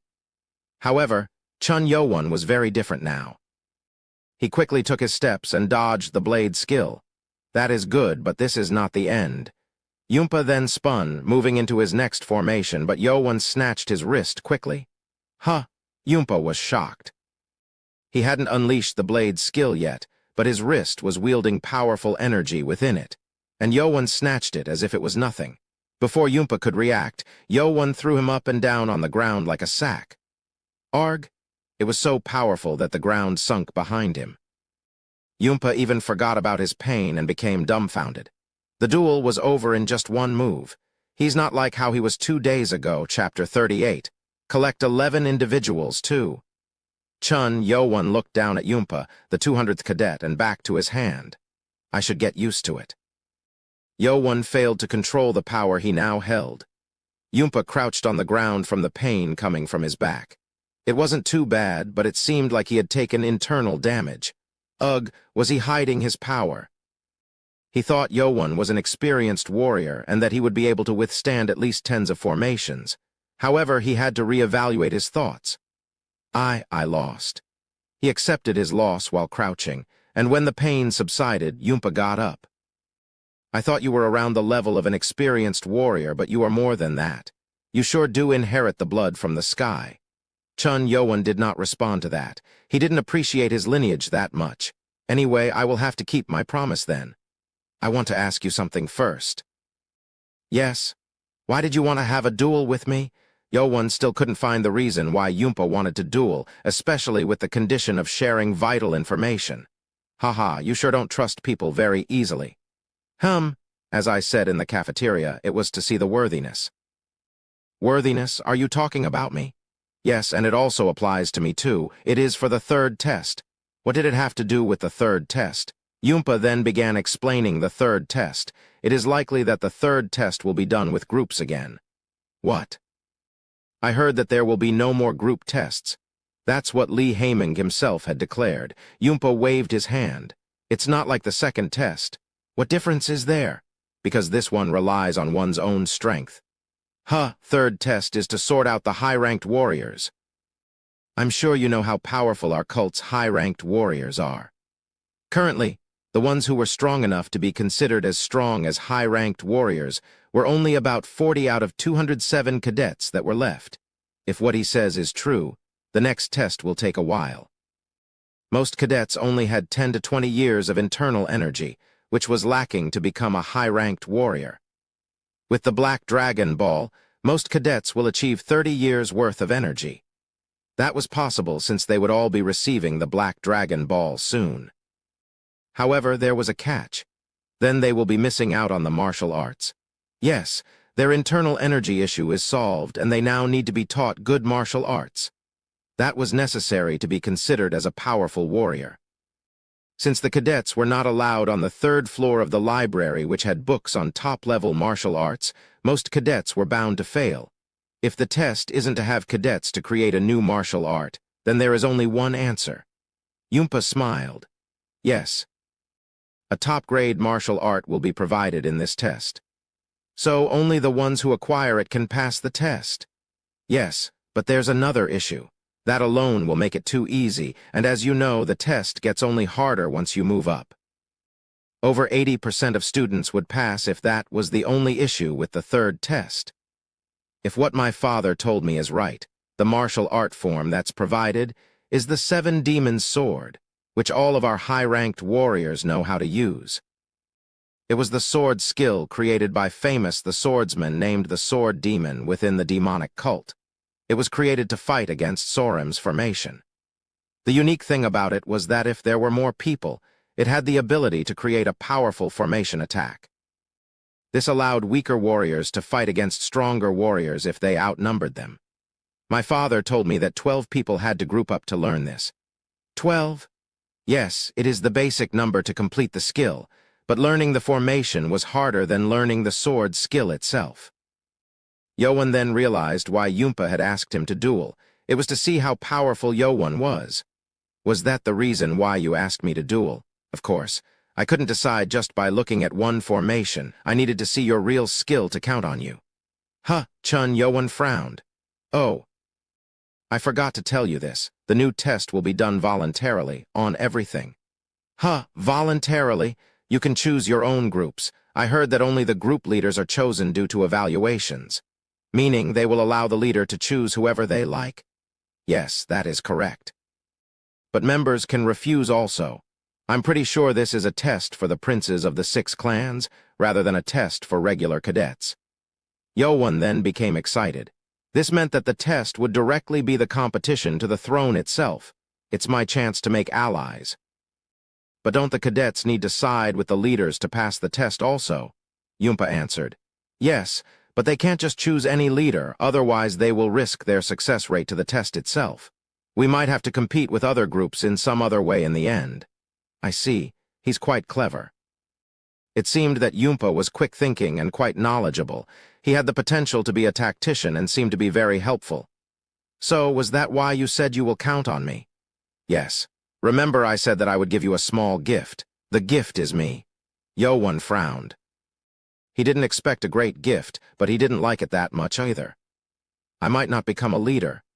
No, from what I can see, you will be a leader, and don't you think it's better you have someone like me rather than some lacking cadets? Yowan was hesitant as there was still one more thing he couldn't understand. Why did you choose me? There are other princes or leaders who passed the second test. This was his biggest question here. That is an excellent question. I need to trust you if I am to take you in. Yumpa then scratched his head. I'll tell you the truth. No offense, but I actually offered the same thing to the princes of the Wise and Sword clans. He sighed as he said that, which meant that he had been turned down. Were you refused? They were already full. They already have skilled warriors serving them, no spots left for me. What about the other 4 groups? It was too quick to give up after meeting just 2 groups. Yumpa shook his head. Yeah, but I thought all the princes from the 6 clans would be the same. So I was the second choice. Yumpa smiled. Yeah, and we walk the same path of the blade, don't we? Oh, Yowan looked at him weirdly. Yumpa then smiled awkwardly as he continued. I'm not just asking you to take me in. You can just consider it as using me until you pass the 3rd test. It was now up to Chun Yowan. Yumpa even bowed politely. Will you take me in, Prince? Chun Yowan smiled softly. Yumpa thought he had been accepted, so he went down on his knees to show his thanks. Thank you for. I refuse. Huh, Yowan spoke to him again. I said I refuse. Chapter 39, Collect 11 Individuals 3. But why? That's for you to think about. Chun Yowan turned his back to him. His eyes were cold when he turned. Nano, deactivate facial expression analysis, deactivating. It was one of Nano's abilities that allowed him to see if the person was lying or not. He's suspicious. When he talked with Yumpa, he felt the shadow of Chun Yuchen from within and activated the skill. There was no change to the facial muscles while talking about the 3rd test, but when he was asked why he didn't go to the other princes, Nano found the change in expression. They were already full. They already have skilled warriors serving them, no spots left for me, sensing slight change in facial expression. Chance of the entity lying is at 45%. Yeah, but I thought all the princes from the 6 clans would be the same. Detected continuous muscle shift in facial expression. Chance of lying increased to 62%. It was impossible for the nano machine to read human expressions entirely. If it was against a trained spy, it would not have been possible. As for Chun Yowan, who had his doubts, Yumpa gave him some evidence. Yeah, we walk the same path of the blade, don't we? We walk the same path of the blade. That was very similar to what Chun Yuchen had said before. Yowan then was able to confirm the shadow of the Blade clan inside Yumpa, a crony. He then came to realize the various suspicious things that Yumpa had. He said he went to the Wise and Sword clan and took out the Blade clan when he was a blade skill user. Yoan then went to the private training room for further training. As Yoan went down to the forest, Yumpa also went down and met with someone in the alleyway between buildings. He was meeting with Chun Yuchen to give him the report. He refused. Yes, Prince. Chun Yuchen raised his eyebrow. He just heard about the information of the third test and left. I didn't say anything that might make him suspicious. Ha ha ha ha ha. Chun Yuchen burst into laughter. Yumpa wasn't sure why he was laughing when Yumpa had failed his mission. He really is interesting. He just ran off with the information then. Yuchen waved his hand. He then stopped laughing and continued. So a petty scheme won't work. Yuchen didn't seem to expect much from Yumpa anyway.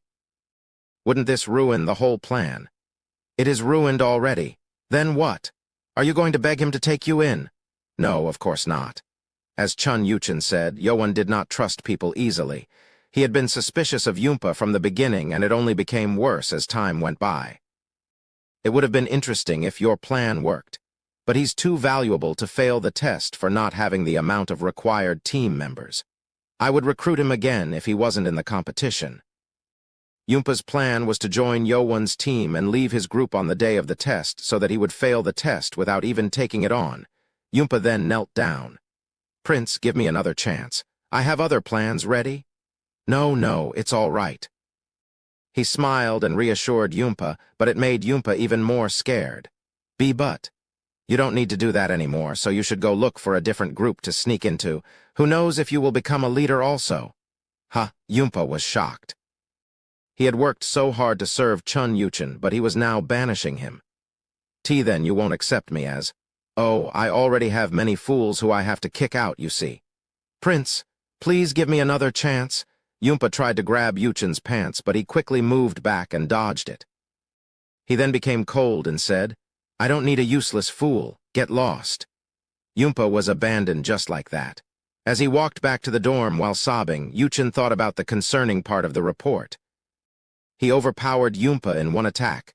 This was hard to understand from what he saw himself regarding Yoan's power 2 days ago. Yoan returned to his private training room in the underground area. 11 people. Nothing's for sure yet. He had gotten good information, but nothing was official yet. However, he thought he should be ready to recruit people. He already had few from the 8th group, but he still needed more. He also questioned if ones in the 8th group would follow him. Let's finish up the training and think about it after I get back. He then focused on the remaining training and ordered Nano. Nano, did you finish analyzing all the books scanned from the 1st and 2nd floor? Yes, Master. Nano, can you create an avatar with a certain amount of power and movement embedded with those martial arts techniques that you scanned? That is possible if you appoint a certain entity. This was what Yoan decided to do to move on with his training. Set the avatar to be Chun Mukium and begin embedding each martial arts technique. Yes, Master, creating avatar for the simulation. And soon the augmented reality created Chun Mukium in front of his eyes. Peasant, come and get it, you come. Fool, Haya. The martial arts was low-ranked one from the 1st floor, but when Chun Mukium, a proficient warrior, used it, the skill was still quite powerful. Yoan dodged the skill and used his butterfly blade dance to throw his hand at the avatar's neck. I got him, Erg. It was the same way he did it in the forest, but the result was different. Mukium's avatar neck twisted weirdly as it was struck, and the avatar disappeared. Chun Mukium's avatar died with a destroyed neck bone. What? Yoan was dumbfounded. Just 3 days ago, the avatar was only thrown to the side. Nano's voice resounded in his head. The avatar of Chun Mukium cannot take the damage from Master. Oh, his physical strength was now at the limit, so a young warrior like Chun Mukium had no way to fight back. This won't work. Yoan then decided to change methods. Let's do this. Create 5 Chun Mukium avatars. No, actually, 10 avatars with mid-ranked martial arts skills. Understood. He thought that would even out the odds. A total of 10 avatars was created. The room was small, but the augmented reality didn't care about the physical size of the room and created a virtual room for avatars to move further back. Was this too much? Chun Yoan regretted it a bit, but decided to go on with the training. All 10 avatars attacked him at once. I have to block them at once. There was a perfect formation for doing this. It was the second formation of the butterfly blade dance. He quickly spun and swung the hand blade to counter the formation from 4 avatars. 2 of them were struck in their blood points, and that made them disappear. Got the first. Next, ugh. There was no time to waste. The other avatars quickly moved toward him, and Yoan jumped up to avoid being attacked, and at that moment, ugh, he bumped into the ceiling. Unlike the avatars, he was still in a small room. Chapter 40, collect 11 individuals, 4. Chun Yoan fell to the ground, and he heard Nano's voice inside his head, stopping augmented reality. All avatars were put to a stop. No. Chun Yoan then looked up at the ceiling, concerned that he might have torn a hole through the ceiling again. Luckily, it was fine, but there was a large crack and a dent in the area where he had bumped his head. Should I not report it? If he reported this, he'd definitely be forbidden from using the private training room. However, he decided to tell the truth. It will cause more problems if I don't inform them. A cleaning crew would be coming in later in the night, and they would definitely notice the mess he had made. Yoan then went to the first-floor office and reported it to the instructor. What? You destroyed the room again? He shouted furiously, and they went to the room together. After looking at the ceiling, he placed his hand over his forehead and spoke dumbfoundedly. What in the world, oh gosh? The instructor then spoke coldly. I warned you. You are now forbidden from using this private training room. I'm sorry. He had nothing more to say and bowed. He then tried to go out, and the instructor stopped him. HMPH, where do you think you're going? Come with me. Yes, sir. It seemed like there was additional punishment. As he followed the instructor, they went to the building right across the private training rooms. The building was about half the size of the training building, but it wasn't yet open to cadets. It was dark, and instructor lit up candles to walk in. There were many rooms just like the training building, but they were wider. The instructor then opened up one of the rooms and told Yoan to go in. Oh, it was a training room, but it was much larger. The instructor said, You will train here from now on. What? I can't let you destroy the other rooms. He smiled, and Yoan was grateful for being provided with another place to train. And where is this? This is the training room open to those who pass the 4th test. 4th? Yes. The 4th test requires you to be at the level of a master.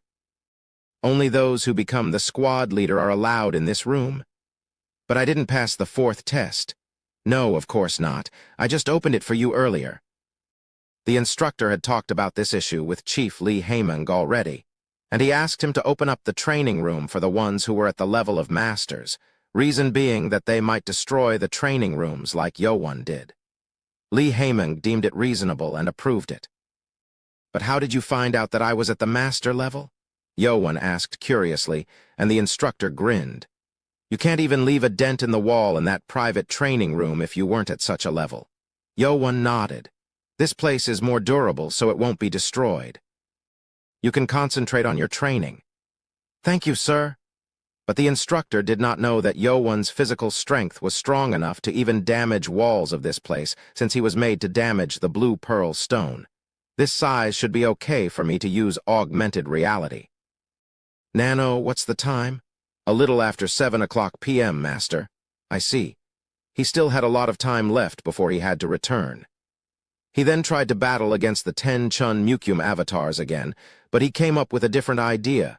Nano, can you make Teacher Submeng be the avatar? Yes, but it will be based off his movements that he showed in the medical room. Yoan smiled. Teacher will be more helpful than Chun Mukyum. Will you set the martial arts, HM? Let's set it at the butterfly blade dance for now. Chun Yoan was curious as to how hard would it be to fight Submeng in his own martial arts skill. He was one of top 10 warriors of the cult after all. Activating, and soon, Right Guardian Submeng appeared in front of Yoan. Heh, my apprentice. Let's have a fight.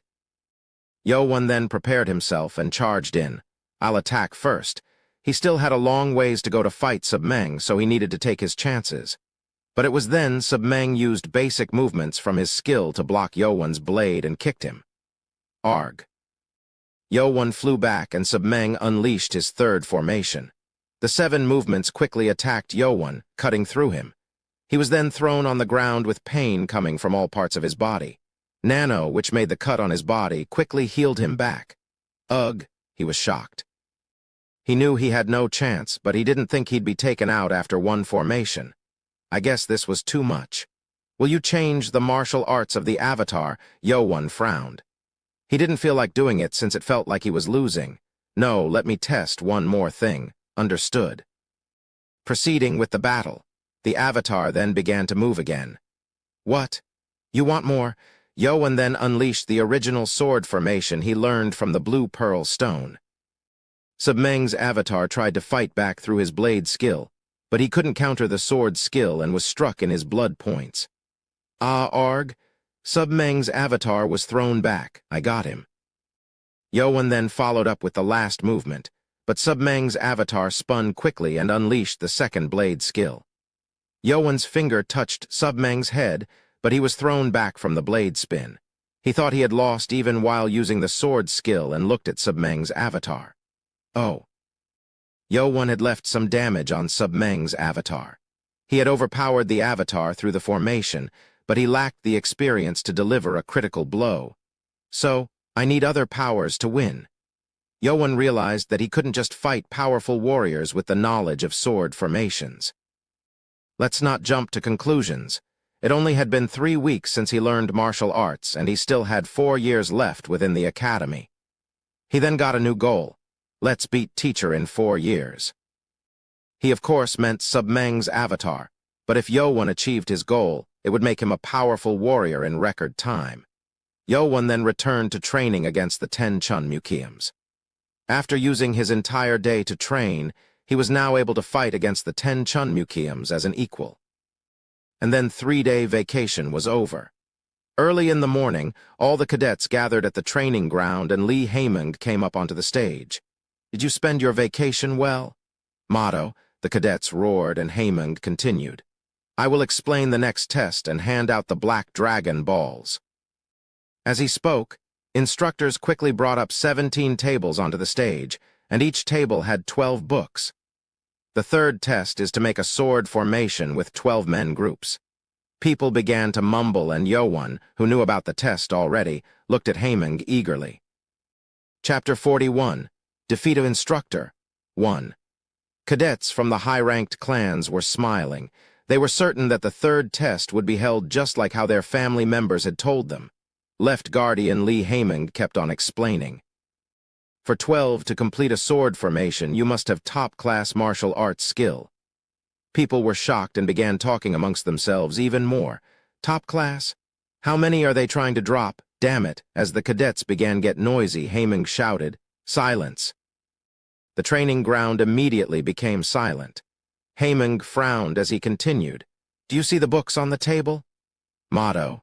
This is the 7 Demon Dragon book, one of the top-class martial arts that will be the foundation to the sword demon formation of our cult. The cadets then became excited immediately. This was a dream come true for the cadets from weaker clans.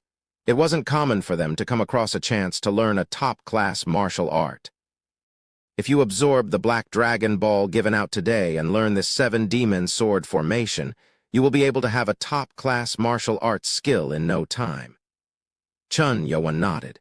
Even if the test was supposed to be harder, they weren't going to make it way too hard.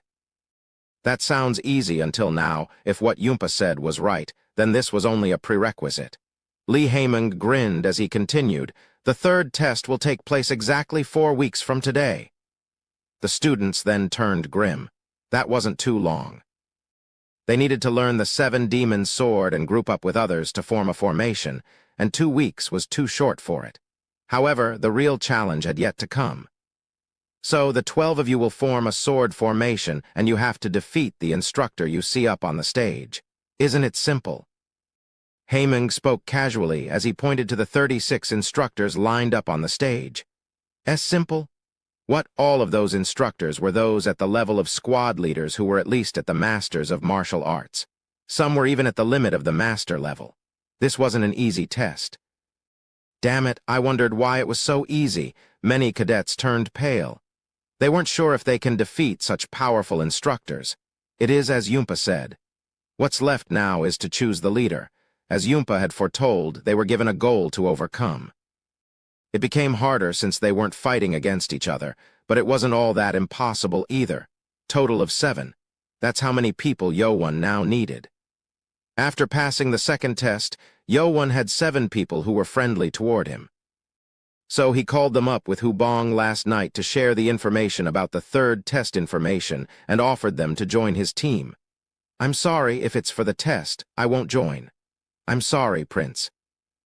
Yowon had expected all of them to join him as he had shown strength and leadership in the second test, but 4 of them refused, saying that they wanted to follow different leaders. I still have 4. It wasn't too bad anyway. He had gotten 4 cadets on his team already. Yowon was thankful for their decision. He knew he had a different start line from the other princes, and since these cadets agreed to follow him, it was proof that they truly trusted Yowon. This test is different from the second one. Everything is up to you, cadets. You gather your group members and learn the formation. The cadets became confused. If the instructors weren't going to teach them, it meant that the leader would have to play a vital role. There is a total of 207 of you, so if you are divided into groups of 12, then there will be 17 groups. Huh. What happens to the 3 leftovers? The cadets then realized that 3 people would be without a team. This meant that they needed to group up quickly, or else they would not even be given a chance to take the test. Most of the explanation is done now. Now the leaders. Cadets who knew most of the information now turned to their group leaders up in the front line. From how things went on until now, it was likely that the current group leaders would be chosen to be leaders again. So let's talk about how we will appoint a group leader, and I will dismiss you all with the Black Dragon Ball and the Book of the 7 Demon Sword. Huh, some of the cadets were shocked. What he just said was that the academy was not appointing leaders by themselves. Do you see instructors with tags? The cadets turned to the instructors to see their tags. They hadn't noticed until now, but all of them had different colored tags. From a total of 36 cadets, many of them were yellow, and when counted, it came down to a total of 17 yellow tags. Whoever takes the yellow tag in 1 week will become a group leader. Impossible, the cadets grimaced. This was too hard of a challenge. The final test was to defeat the instructor, but needing to take the tag away from them was too much. This means that if there aren't that many who can take those tags, then we might not even have 17 groups. This had increased the difficulty of the test. Cadets wanted to raise an objection, but no one dared to do that. Don't think it's too hard. Li Haimeng spoke with a laugh. Instructors with yellow tags will only fight you with the 7 Demon Sword, not their own specialized martial arts. If you can counter their 7 Demon Sword technique, you will get the tag. Even then, it still wasn't going to be easy. They were still up against experienced martial artists who had used those skills for a long time. However, there was a hidden factor here, and Chun Yowon knew this. If a cadet can learn the sword in that short amount of time, it means he or she has greater knowledge about the sword formation. This wasn't just decided to make the test harder. As he thought, if the group leader knew how to counter the 7 Demon Sword technique used by the instructor, it meant that all the cadets would agree to follow the leader in learning the 7 Demon Sword. A week, but the time was too short. Heh. Li Haimeng looked amusingly at the cadets and gave an unexpected offer. You have a week left, but is there any cadet who wants to issue a challenge right now? No one had read the Book of the 7 Demon Sword right now, but asking if anyone was up for challenge was like asking if there was anyone who was confident enough with their own skills to counter it. The crowd turned silent. No one dared to raise their hands. Most of them were still mediocre, and even those who achieved the level of top class couldn't dare to do such a thing. HMPH. So no one is that brave? Okay, then. Li Haimeng seemed to be disappointed and tried to begin giving out the books and balls, but the crowd turned wild. Oh. Haimeng was astonished. 3 group leaders raised their hands. It was Chun Mayan of the Wise clan, Chun Yowon, and the 18th cadet who defeated Chun Jongsum of the Poison clan to be the leader of his 12th group. This is interesting. Li Haimeng was deeply entertained. He thought Chun Maiyan and Chun Yuchen will volunteer, but his expectation was wrong. Chun Yuchen simply stood back, watching what was happening casually. It was likely that Chun Mukiam would have volunteered also if he wasn't in the medical room. Baki and Chun Yowon. These two were the cadets who had showed excellence beyond expectation. Li Haimeng brought them forward. 3 group leaders from the second test. Sure, you should have that much of courage in you as a leader. Come to the front of the stage. The 3 leaders walked out. As they grouped up, Yowon turned to Baki, who walked up on his right. Chun Maiyan was famous, but he had only seen Baki guide his formation. He had a long scar on his right eye. Ha ha ha, you look eager. So, who among you instructors will fight them? Li Haimeng laughed as he asked, and 7 of yellow-tagged instructors walked up. It wasn't intended, but there were instructors from 1st, 8th, and 12th group also. Chapter 42, Defeat Instructor 2. Li Haimeng frowned. He had told the instructors not to be too attached to their cadets, but it seemed they had already done so within 3 weeks. Phew! He couldn't scold them in front of all the cadets, but there was also an unexpected person within the 7 instructors. Oh. The instructors who walked up were also surprised. Then 3 of them then stepped back, deciding to not volunteer anymore. This instructor in his late 50s with a black beard with white hairs hinted here and there was the oldest instructor here. Instructor Hu Jinchang. He was the most experienced instructor at the early stage of the superior master level. He had been an instructor at the academy for a long time, and he was also a war veteran. Li Haimeng also respected him accordingly. Oh, if he's up, then I won't need to do this. Instructor Im Peng then looked at him and stood back. He didn't like Yowon that much, but he was going to pay him back for helping out with the 8th group to pass the second test by challenging other challengers so that they couldn't become group leaders. But if Hu Jinchang was here, then there was no need to help. The rest is up to you now, 7th cadet. Whoever's up here will not go easy on you. No one would challenge their own group's cadet to easily let them become the group leader. They all had similar thoughts as Im Peng. As the numbers were matched, Haimeng said, HMPH, we have enough then. So let's start with the 1st cadet. Who will challenge him? I will do it, Chief. Hu Jinchang was trying to volunteer when the 12th group leader Yushun quickly raised his hand to intercept it. He dares. Hu Jinchang frowned.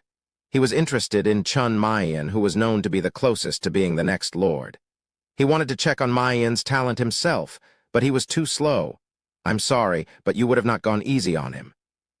Yushun also thought Chun Maiyan was the right individual as the future lord, and didn't want him to be embarrassed here. Unlike his interest, Hu Jinchang was not someone who would go easy on them. Hu Jinchang then raised his hand and shouted at Li Haimeng, Chief. Then I will handle the 18th cadet. It almost made him laugh, but Haimeng held back and agreed. You do that. Yushun frowned. He tried to help guide Chun Maiyan away from danger and got his own cadet, Baki, in trouble instead. It was the price he paid for angering Hu Jinchang. And as for Chun Yowon, he was paired with Sang Munio, the instructor of the 1st group. He was glad about the outcome since Sang Munio wanted to fight Chun Yowon from the beginning. 2 of you may begin first. Chun Maiyan and Yushun looked at each other, bowed, and readied their stances. As they were preparing, Chun Yowon's eyes shook and white lights lingered in them. Chun Maiyan charged first. The Wise clan specialized in 2 martial arts techniques, the Wise Demon Sword and the Flowing Cloud Palm. Good, Yushun shouted. Even for the martial artists in the cult, it wasn't common for them to fight against the members of the 6 clans. He wanted to fight with his own martial arts, but he had to use the 7 Demon Sword, which was a downside. Yushun used the defense formation, or the 5th sword, to defend. Chun Yowon narrowed his eyes. What? The movements were familiar, but he couldn't counter the formation just once. Chun Maiyan then moved on to his next attack. Yushun was astonished by the level of power. It seemed like he would lose if he underestimated Maiyan. Let's not consider him as a cadet. Chun Maiyan was already at the level of a squad leader. Yushun unleashed his 2 swords and 3 sword skills at the palms that covered his sight. By attacking with the two sword skills, it defended against the shadowy palms coming in. This is a top-class martial art. Chun Mayan was shocked. He didn't think his palm attack would be blocked like this. Chun Yo-won was able to confirm that even if the formation was different, the sword movement was exactly the same as what was left on the blue pearl stone. The difference was that there were 24 sword movements on the stone, but the movement from Seven Demons' sword had fewer moves. There were only about 8 of them, and from what could be seen, it looked like the Seven Demons' sword had 12 sword movements in total. If it's the same movement as what was left on that stone, then, was it the sword demon who left the trace? It hadn't been proven yet, but that was very likely. As Chun Mayan and Yushun fought for 10 formations, Yushun had used all the 7 sword formations and shown all of the sword movements. Yet it was so flexible that Chun Mayan's eyes turned cold. They were at a similar level of martial arts, but Yushun had more experience and internal energy that allowed him to defend well. So, he is an instructor after all. He couldn't let it drag on, so Chun Mayan prepared himself with a different stance. His right hand went back and he pushed his left palm forward. His palm attack then turned in the opposite way as he attacked. Yushun was shocked when he was attacked from another side. It was the same attack, but this time it came from the left hand, which made it hard for him to make the right adjustments. At that moment, Mayan's right hand suddenly appeared and struck Yushun's shoulder. It was the sword Kai wielded by Mayan's right hand. Whoa! Cadets shouted in astonishment. It was the first group leader who had defeated the instructor, and he even showed the sword Kai that one would be able to use when they became a master martial artist. He doesn't disappoint.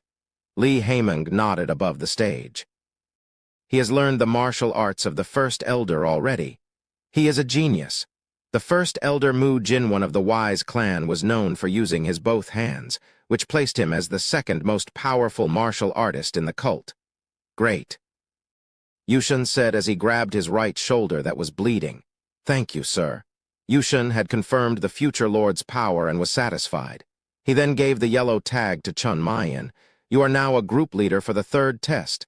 Chun Mayan bowed. Cadets shouted again. As they all were busy talking about Chun Mayan's power, Chun Yo-won was looking at the yellow tag. Take that tag. It didn't seem simple. Is one person only allowed 1 tag? He was told that he could take the tag, but this seemed a bit weird. While Chun Yo-won was being curious, Lee Haemung got up and shouted, "Let's move on to the next fight." Oh, it's my turn. Chun Yo-won got up and stood across Sang Munyo. His question for the yellow tag was set aside. What I do here will decide what will happen next. He had to prove himself in front of all the cadets. Sang Munyo thought it was interesting to see Chun Yo-won who wasn't tense at all. I thought he wouldn't even complete the first test. Chun Yo-won exceeded the expectation of every instructor in the academy. His growth shocked everyone. But your journey ends here. Sang Munyo couldn't accept Chun Yo-won as the candidate. The only ones he deemed worthy were Chun Mayan and Chun Yuchun. I will crush you, kid. Chapter 43. Defeat Instructor 3. Unlike the first fight, the cadets weren't as interested in the second fight since they all knew the difference of power between the two. He'll be lucky if he even lasts a few exchanges. Just because he got better. I think he's being too reckless. Cadets remembered Chun Yo-won's power from the second test. He had shown top-quality martial arts and a fine blade skill, but that didn't seem like it was enough to fight against the instructor. You may begin. Both of them bowed. Chun Yo-won then readied his butterfly blade dance. Butterfly blade dance? Sang Munyo thought. After the second test, Lee Haemung told every instructor that Right Guardian Sub Meng had taught Chun Yo-won his blade skill. They weren't sure why Sub Meng had taught Chun Yo-won, but Sub Meng was known for being erratic, so it didn't matter.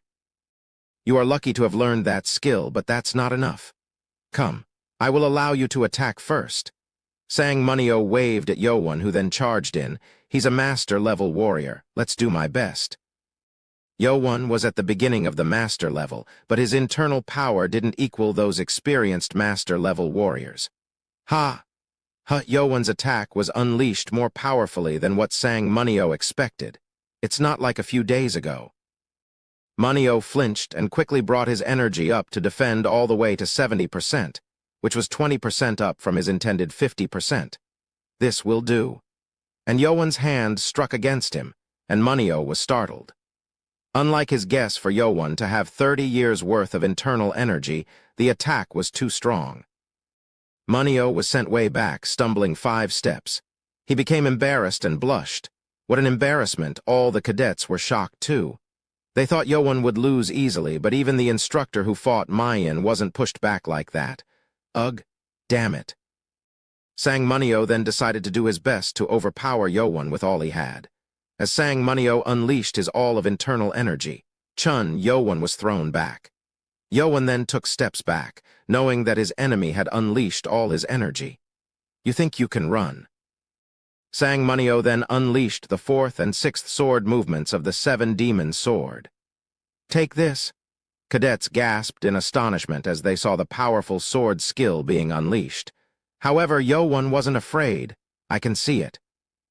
He didn't have tutorial mode on, but he was able to see the weak point of the sword movement. It's not perfect yet. He had learned the original sword skill multiple times, and the counter sword skill.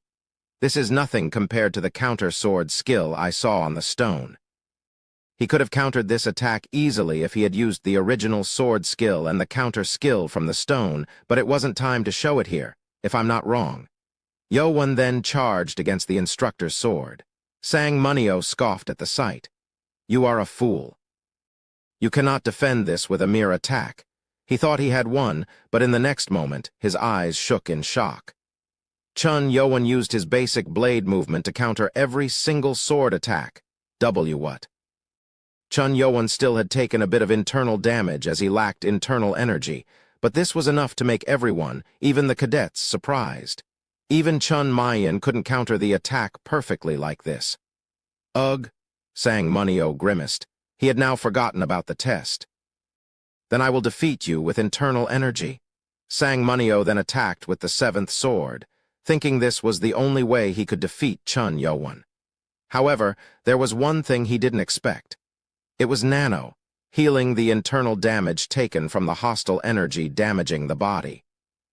Yowan's body was healed instantly moment he took damage. Blood dripped from his mouth, but he wasn't falling down, which made Sang Munio pale. Why isn't he falling? Why? He had been pushing against Yowan with all of his power, but Yowan stood still. This made Sang Munio panic, and that gave Yowan a chance. Yowan then unleashed his blade attack against Munio's right rib. No, I have to defend this. Munio quickly sent internal energy to make a barrier within himself, but when Yowan's hand struck, his rib cage was destroyed and he screamed in pain. He was able to defend against the internal energy, but he couldn't do anything about the tremendous amount of physical strength. Ugh. He slumped down on the ground and looked below. He saw pieces of his rib bones poking out of his flesh and felt his sight fading away. You, monster. Sang Munio gasped and passed out. The cadets shouted with excitement as no one expected Yowan to win. So Yumpa didn't overestimate him. This is dangerous, Yuchen thought as he looked at Yowan. All of the other princes had the same thought. He countered the sword skill. Li Haimeng, who was sitting down originally, was up on his feet as well. It was after he saw Yowan counter the sword skill. The 7 Demon Sword was made by the legendary Sword Demon, which was hard to counter. I really should have let that drunkard take him. This meant Yowan was the genius of the century. Haimeng became envious of Submeng, who took him in as his apprentice. Then someone shouted at Haimeng, "Chief, we have to move him to the medical room. His rib cage, it's broken and 3 of his ribs are protruding out of his body. Get him to the medical room now." As Li Haimeng looked at him, he remembered the report given by the instructor who was in charge of the private training room. He destroyed the wall of the private training room. I think the 7th cadet is at the level of a master. What? He had forgotten to tell this to the instructors who just got back from vacation. If Sang Munio had heard of this, he would not have been injured that badly. Oh well. Here, I got his tag for you. Oh! Impeng went up to Yowan, who was panting, and gave him the yellow tag. Yowan bowed. Thank you, sir. I didn't have much expectations for you at first, but seeing you grow makes me have second thoughts. Good luck. Impeng then returned, and Yoan smiled as he grabbed the yellow tag before returning to his 8th group. Master, congratulations. Congratulations, leader. As he returned, Hubong and the 3 cadets came to congratulate him. There were also the 4 cadets who rejected his offer that looked sad. Damn it. But it was too late for regrets. Chapter 44, I will ram it in until it works. 1. The atmosphere on the training ground was now very different. Instructors were like the symbol of impossible for the cadets. However, they had just witnessed 2 cases where the impossible had turned possible. The instructors were also shocked. It might be better for the cadets to have hope than despair for the next test, but this was also very embarrassing. HMPH? Hu Jinchang shook his head. He didn't care about embarrassment. Instructors had to be happy if their cadets were talented. If they have the skills, then they can be stronger than instructors. He first thought he wanted to try fighting Mayan, but after seeing Yoan, he also became disappointed that he couldn't fight against him either. Let's see the last fight then. Hu Jinchang and Baki got up to the front of the stage. All instructors were saying this with their eyes. Please win. But they weren't that worried either. Hu Jinchang was the best instructor there was.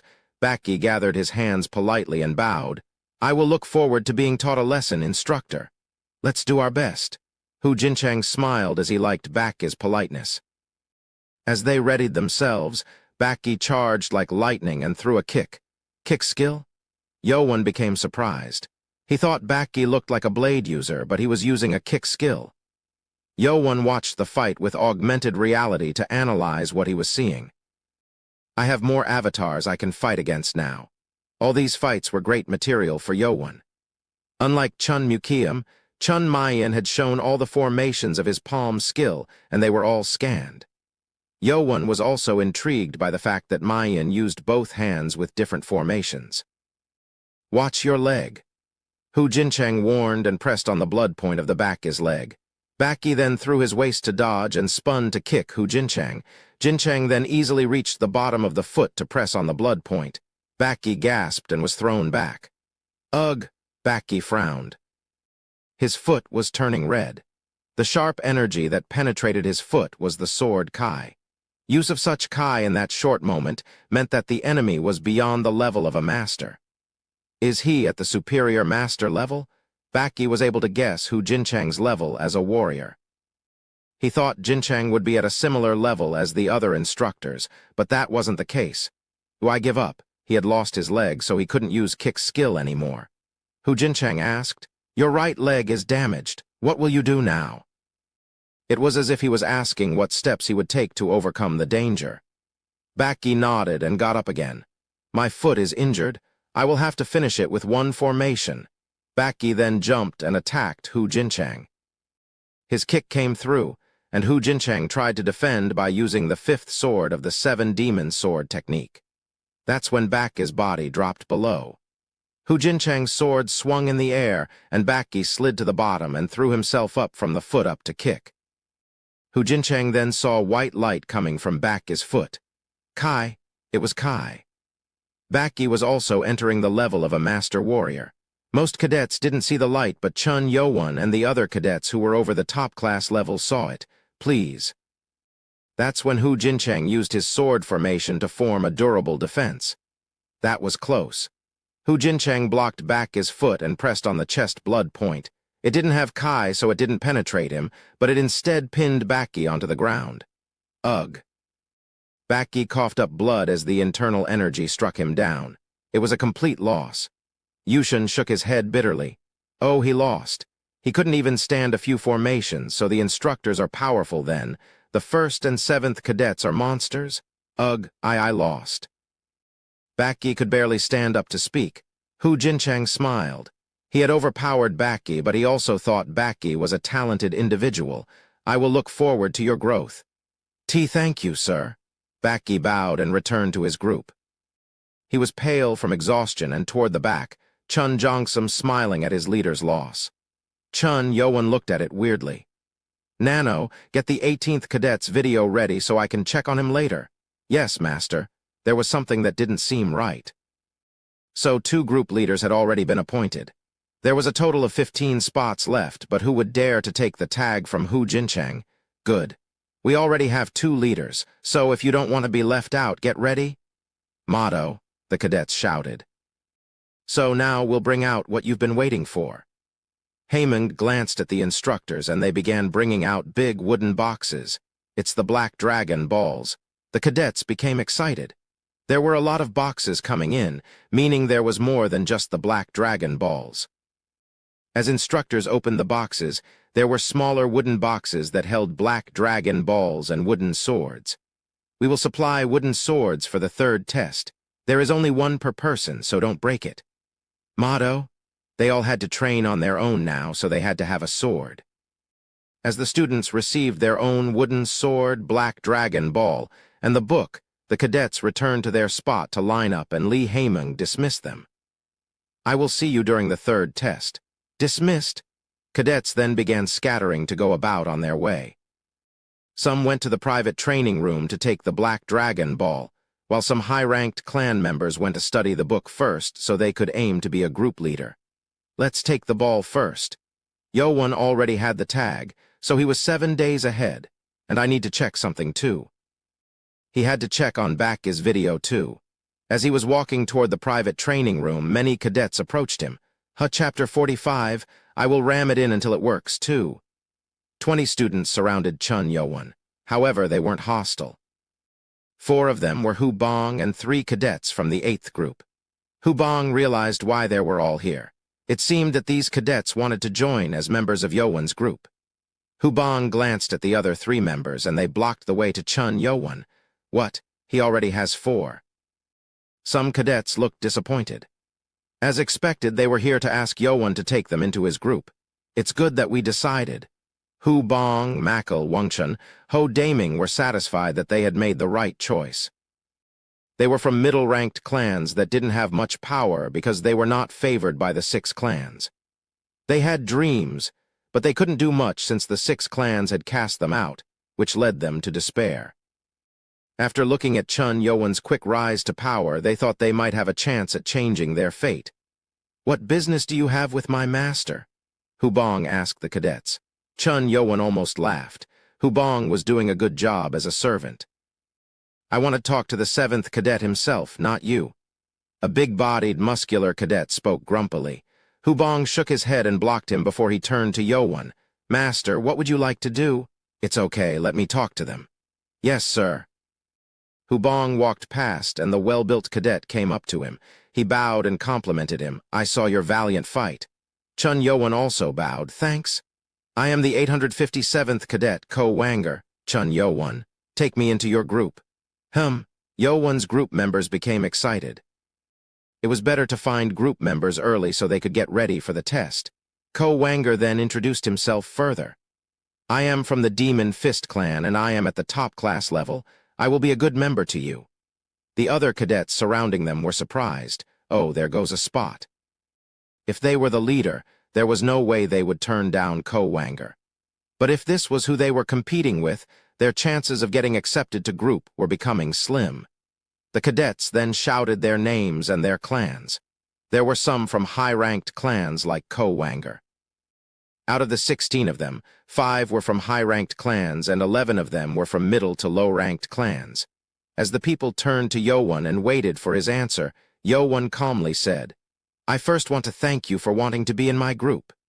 Chun Yo-Won bowed to them. All 16 cadets then bowed back, astonished by his politeness and sincere movements. I want to bring up something first. They all focused as it seemed like Chun Yo-Won was going to say something important.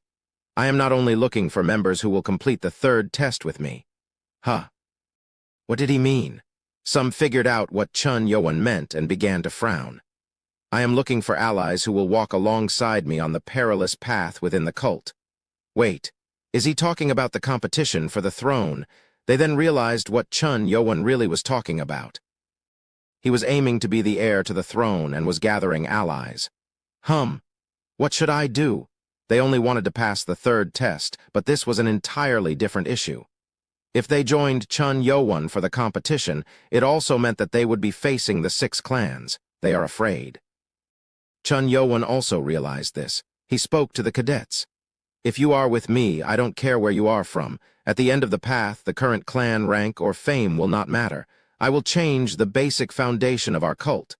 The cadets were shocked. This was like a declaration of war against the 6 clans. Is he crazy? Chun Yo-won's path required power, but also formidable forces. It was like a bad gamble to be with Yo-won. Most of them were now thinking of giving up. Please be my ally and be the root of the new clans to the demonic cult. That is my condition. Chun Yo-won's voice indicated that he was speaking with sincerity and truthfully. The cadets then began to show their rejection. I'm sorry, Prince. I just want to pass the 3rd test. I'm out. Most of the cadets then began declining the offer politely. 4 of Yo-won's members became shocked. Oh no, he could have just taken them in and told them later, but they also understood the risk involved in this. I'm sorry. Most of them apologized as they left. Although most of the cadets had left, 3 were left behind. What was more surprising was that Ko Wanger hadn't left. Hubong was touched by the 3 cadets who stayed behind. Ko Wanger from Demon Fist Clan, Ya Wuman from Golden Door Clan, and Ojong of the Tiger Sword Clan. These cadets also thought of giving up on joining Yo-won, but they felt the power and charisma in Yo-won's speech. PR. Oh, you first? Both men spoke first, but Ya Wuman told Ko Wanger to speak first. Prince Chun, your path might endanger all those who follow you. They might die as well. The other 2 cadets next to Ko Wanger also nodded. Honestly, I thought about leaving too. It was understandable. Ko Wanger had the power to side with a more reliable candidate. But as a warrior, I wish for a greater goal. After hearing your dream, I felt tempted to join your cause. Ko Wanger then knelt on his knee. I have a long way to go, but I will never kneel to anyone besides you. Please use me as your first sword. He shouted as he gathered both hands. I pledge allegiance to Prince Chun Yo-won. And here was the first fist Ko Wanger of the former demon god pledging allegiance to Chun Yo-won. I'm the first servant. All the cadets were astonished, but only Hubong was jealous. Chapter 46. I will ram it in until it works. 3. After joining Chun Yo-won's team, 3 of them introduced themselves to Hubong, Makil, Wangchun, and Ho Daming. Hubong then spoke to Ko Wanger. I don't care if you are sword or shield of the master, but his first servant is me. He wanted to make this clear. Puzzled, Ko Wanger raised his eyebrow and Yo-won laughed. Yeah, Hubong is my first servant. Haha, I see. I guess we have to make things clear. Ko Wanger laughed as he agreed, and Hubong laughed in satisfaction. Yo-won now had 7 members, but he still needed 4 more. Let's not hurry. However, he didn't have to gather people too fast since Chun Yo-won wanted true allies. Master, what should we do now? Hubong asked. Their training now relied on the group leader's instructions. Chun Yo-won ordered, everyone, absorb your Black Dragon Ball. We will need to do that first to learn the 7 demon sword. Yes, sir.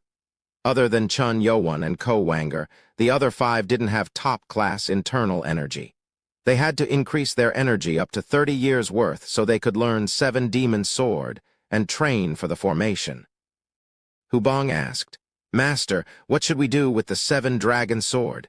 We have never learned any top-class martial arts skills yet. Ojong, Makil, Wangchun, and Ho Daming nodded.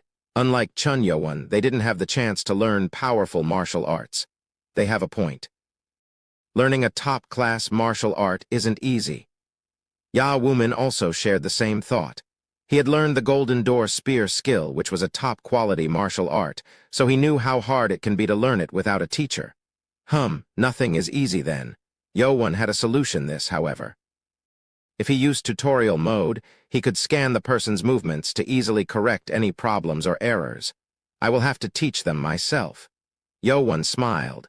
Then after you absorb your Black Dragon Ball, learn all the movements to the 7 demon sword first.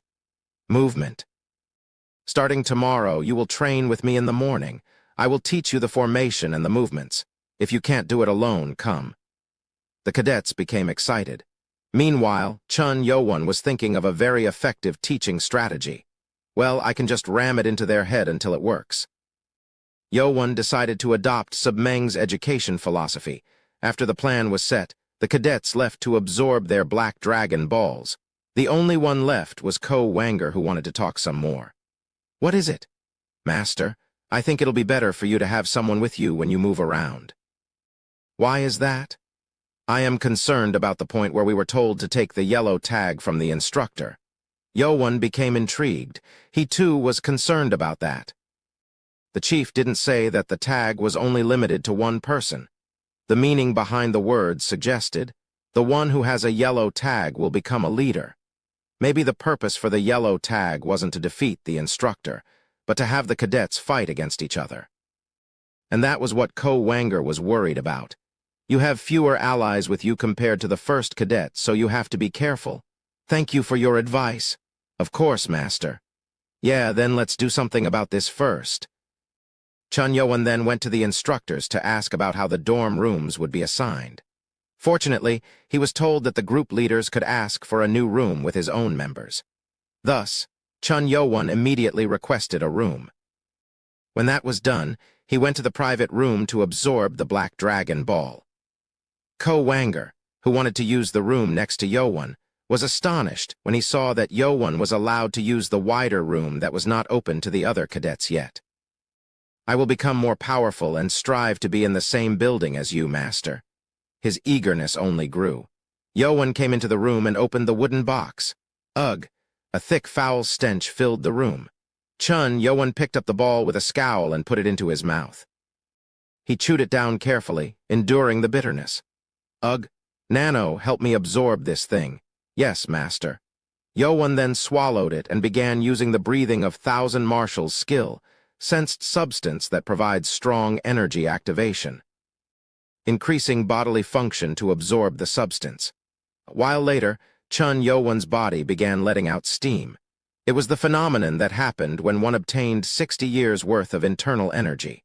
After a while, the steam stopped and Yowan opened his eyes. Oh!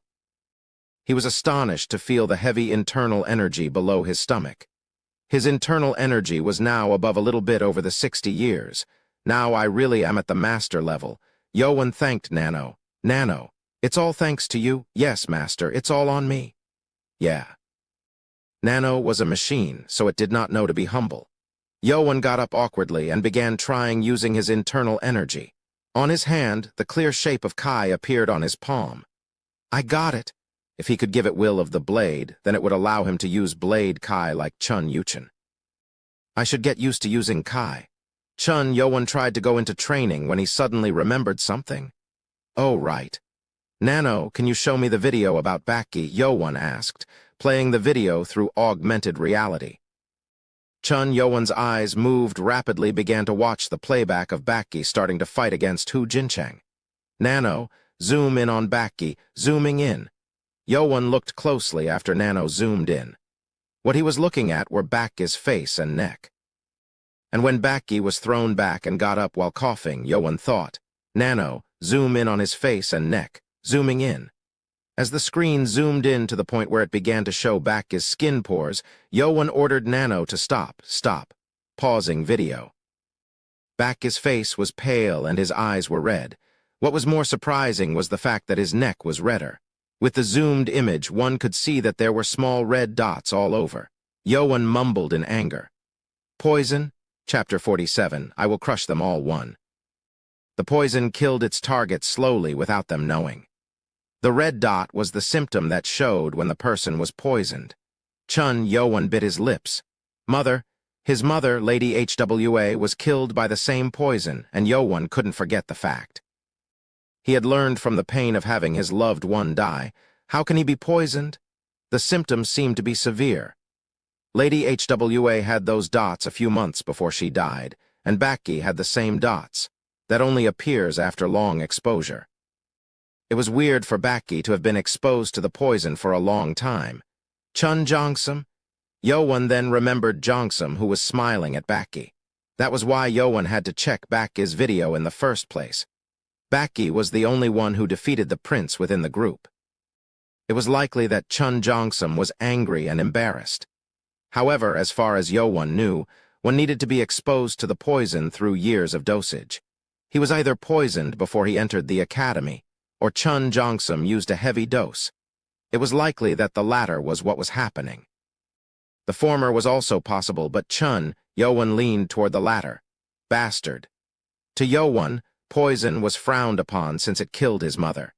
He knew he didn't have to do anything with the problem between Bakki and Chun Jongsum, but seeing the same poison being used made him furious.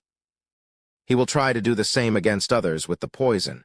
I can't say he's doing anything wrong in the demonic cult academy, but I can't let him do that. Chun Yo-won then decided to destroy Chun Jongsum's evil plans. At the training ground, a duel was going on. One person was an instructor, and the other was 5th Cadet Chun Yuchen. He's beyond the level of the other cadets too. Instructor Hong Dewey was astonished. The fight was a close match since both of them were at the level of master warriors. I can't defeat him with the 7 Demon Sword only. The 7 Demon Sword was being countered. It wasn't a perfect counter like what Chun Yo-won did, but it was still being countered. He's also a genius like those two. They didn't need to duel anymore. Chun Yuchen already had enough power and knowledge regarding the skill. Hong Dewey took a few steps back and raised his hand to stop. Chun Yuchen smiled back. This is enough. Meaning, here's the tag. Hong Dewey then took the tag and gave it to Chun Yuchen. Haha, I'm a group leader now. Yes, congratulations, I wish you luck. Thank you, instructor. Chun Yuchen bowed. After he saw Hong Dewey return to the building, he grinned. There's one. Who should I go for next? It was now close to dinner time. The cafeteria was crowded with cadets who were busy eating. They were all smiling as their internal energy had increased greatly from absorbing the Black Dragon Ball. But those cadets who had not achieved the 30 years' worth of energy were gloomy, since having that much was the basic requirement to learn the 7 Demon Sword. That's when everyone turned to the person walking in. It was the 18th Cadet Bakki. He was alone, unlike the other group leader-worthy cadets. He took a seat in an empty corner and began to eat. Someone then sat down in front of him. Bakki did not look up. Hey, 18th Cadet. Bakki then raised his face. It was Chun Kungwon, the prince from the Sword Clan. What is it? I watched your duel. Bakki placed his chopsticks on the bowl and glared at Chun Kungwon.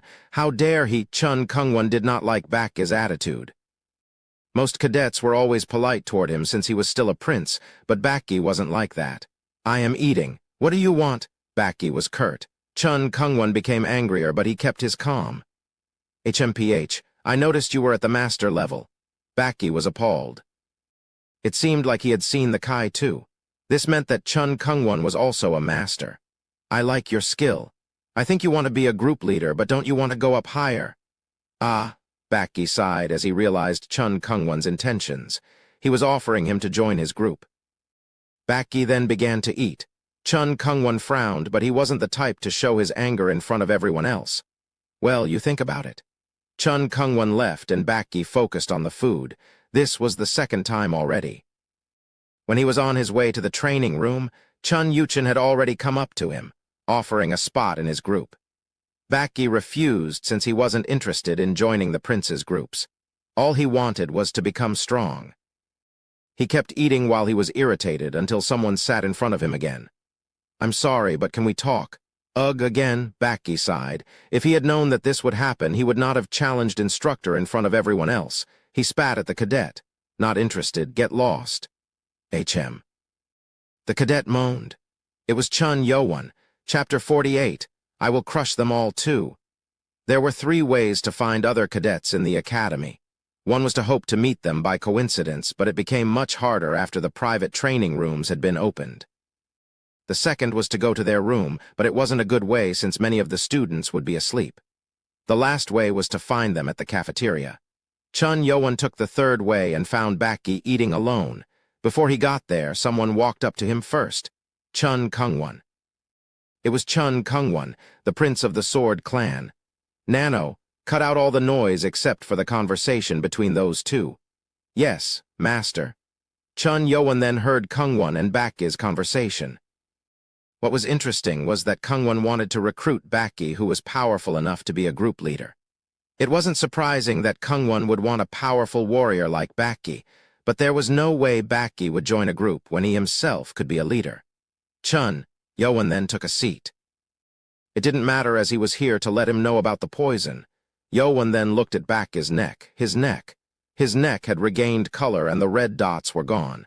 Bakki answered, "Not interested. Get lost." HM. Chun Yowan then began thinking about how should he explain everything. He didn't know what to tell Bakki when the red dots were gone. However, he couldn't let Bakki die from the poison. "If we don't talk now, you might die." What? It wasn't his intention, but Bakki interpreted this as a threat. He glared at Yowan. "You are more arrogant than the other princes. Do you think you can get group members like that? You misunderstood." "What? You just threatened me. I understood you perfectly fine." Bakki was almost trying to fight him. Yowan shook his head. "I'm not saying that. Hear me out. You have been poisoned." "Poison? What the hell do you mean?" Bakki became dumbfounded.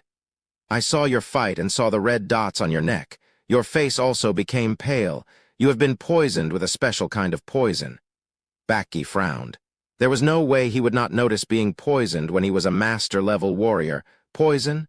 That's impossible. He had never found any type of poison while meditating. Ever since he was appointed to the group, he had been wary of Chun Jongsum. He even avoided coming into contact with the prince. And why is he warning me of this? Bakki then became curious about Chun Yowan's intentions. "I'm sorry I misunderstood you, but there is no way that I would have missed detecting the poison." Bakki apologized for his mistake. It seemed like he was very truthful to his feelings. "What?" Chun Yowan was also surprised. He and Lady HWA had no internal energy, so he didn't know that one could sense poison by meditating. Meditating allows one to detect the poison. But that symptom was surely because of the poison. If what Bakki said was right, then he wasn't poisoned. As Chun Yowan thought, he saw someone entering the cafeteria. It was Beek Jingmeng, the doctor of the academy. Dr. Beek. Chun Yowan then decided to ask the doctor. "Then why don't we check with the doctor? It's better to be safe than sorry, right?" Yeah. It was reasonable, but it felt like Yowan was doing what he wanted. Bakki returned his dishes and went to Beek Jingmeng along with Yowan. Dinner, tilde. Beek Jingmeng was getting the food while whistling. Dr. Beek. "Huh." Beek Jingmeng turned and saw Chun Yowan. "Oh, long time no see." Or is it? Anyway, did you eat?" "No, sir." "Then let's eat. I don't want to eat together, though. I want to tell you something too later." Beek Jingmeng wanted to thank Yowan. After he left, he had gotten many patients. They weren't all because of Yowan, but Jingmeng loved being busy. Yowan shook his head. "I'm sorry, but can you check up on him before that?" "Huh." Jingmeng turned to Bakki, who was standing next to Yowan. 18th Cadet Bakki, sir. "Oh, yeah, nice to meet you. I'm Beek Jingmeng. Did you get hurt?" Beek Jingmeng had never seen Bakki. Although his foot was pierced by Sword Kai, he didn't go see the doctor. "I think he's been poisoned." "What? Poison?" Jingmeng's expression turned serious. He didn't think that he'd have a poisoned patient in the academy. "Oh, they are here, I guess." He then realized that Chun Jongsum and the other members were from the Poison clan.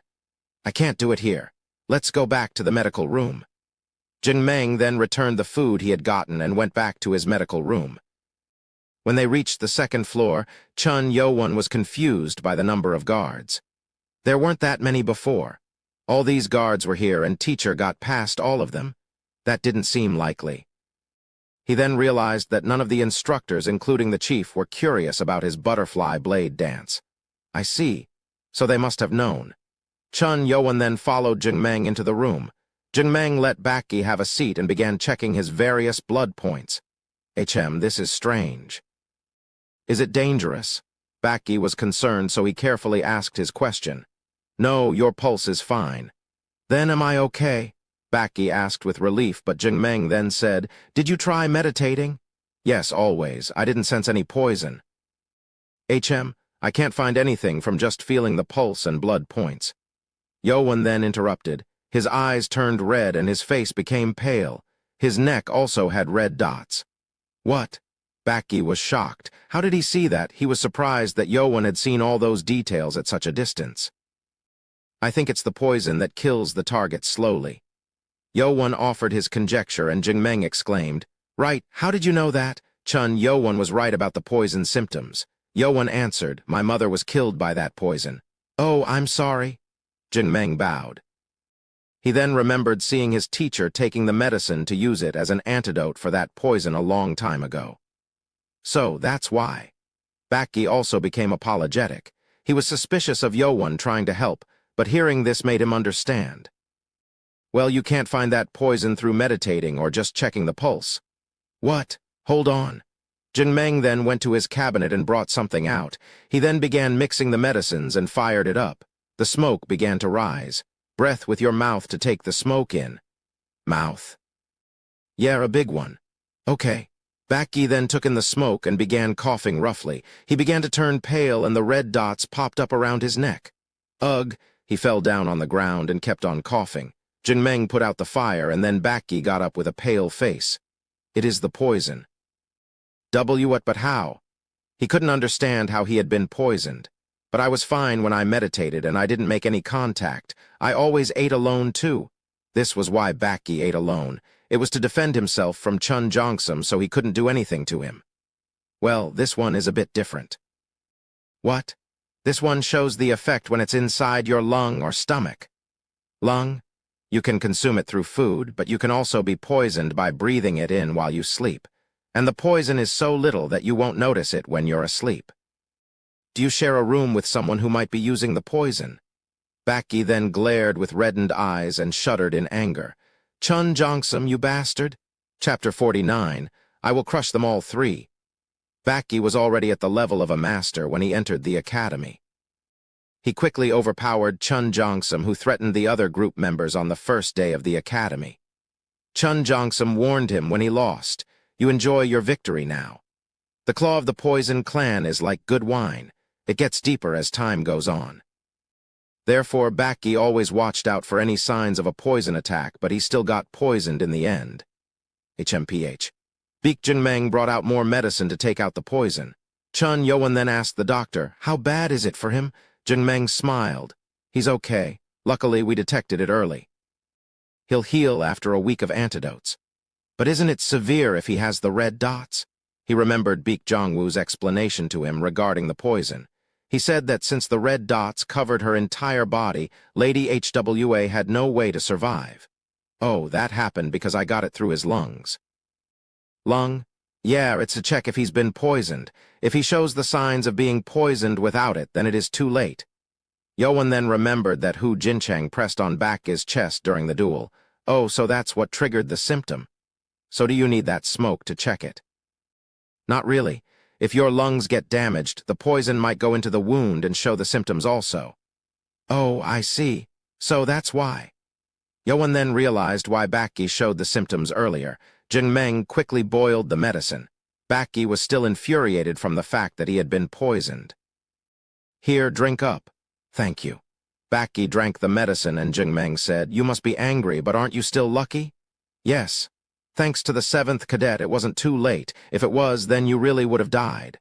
Oh, Baki realized he had not shown his gratitude to his lifesaver.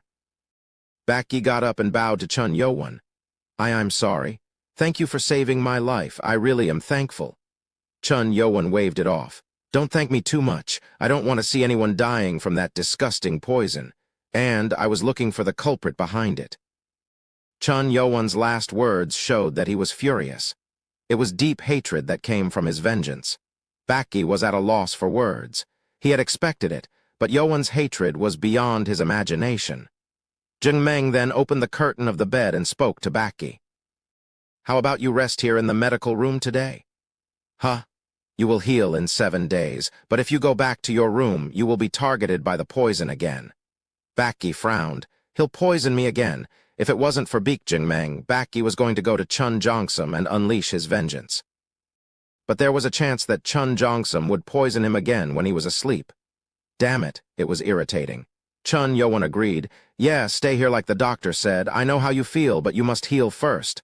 "Ugh, leave Chun Jongsum to me." "What?" Baki became shocked.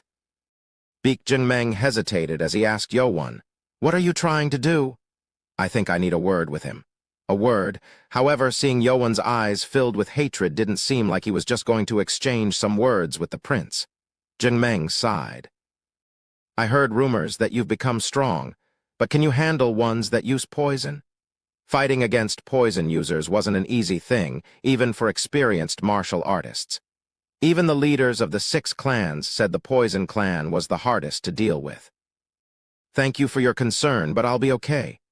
Yowon then began walking out and stopped. He then spoke to himself before going out. "If that is true, then I will send him next to your bed." "What?" It seemed like he was talking to someone. Jingmeng and Baki exchanged glances and then heard an irritated person speak up. "HMPH. That damn peasant." It was Chun Mukiam, who was also in the medical room. "Hey, peasant. The one you are looking for should be in the forest across the 5th building of the dorm." Chun Mukiam sent a telepathic message to Chun Yowon. It was information about Chun Jongsum's whereabouts after dinner. He told him this, but it was not for Yowon or Baki. Heh. Chun Jongsum hated Chun Yowon almost like Chun Mukiam himself. Chun Mukiam also hated the Poison clan more than any of the other 6 clans. "You or that lunatic, I don't care who dies." He told Yowon the location, hoping it would kill either of the two or both of them. The sky had turned dark, and the only place that had mountains around it was near the dorms. The building of the 5th dorm was where instructors stayed, so the cadets did not go to the forest across it. However, there was one who went there often. It was Chun Jongsum. He traveled to the mountain every night, collecting poisonous herbs, poison of destruction. To learn this poison attack, one needed to poison himself and heal up countless times. This would allow one become the poisonous human, thus yielding hundreds of poisons inside the body, poisons so powerful that one could even melt Kai. With the internal energy at the master level, I will be at the 5th level of the poison of destruction. The poison of destruction had a total of 9 levels, and the power went up exponentially beginning at the 5th level. Chun Jongsum was embarrassed when he lost to Baki and poisoned him in anger. He poisoned him every day, and he saw the poison working today. It's a bit fast, but who will notice it? He had given a higher dosage, so the symptoms appeared faster than expected. However, there was no one in the academy who might know about the poison other than him and the members of the Poison clan. "Heh, Baki, I will kill you myself before you die to poison." If he reached the 5th level, there was no need to wait for Baki to die to the poison. It made him excited. "What's so exciting?" "What?" Chun Jongsum became surprised and got up. It was a dark night, so he couldn't see the face. What? That voice doesn't sound like an instructor's. Chun Jongsum then uncovered the candle that he had to hide in the darkness. "You," he saw the man's face. It was Chun Yowon who was glaring fiercely at him. "What? Why is he here now?" Chun Jongsum was shocked. Yowon spoke to him angrily.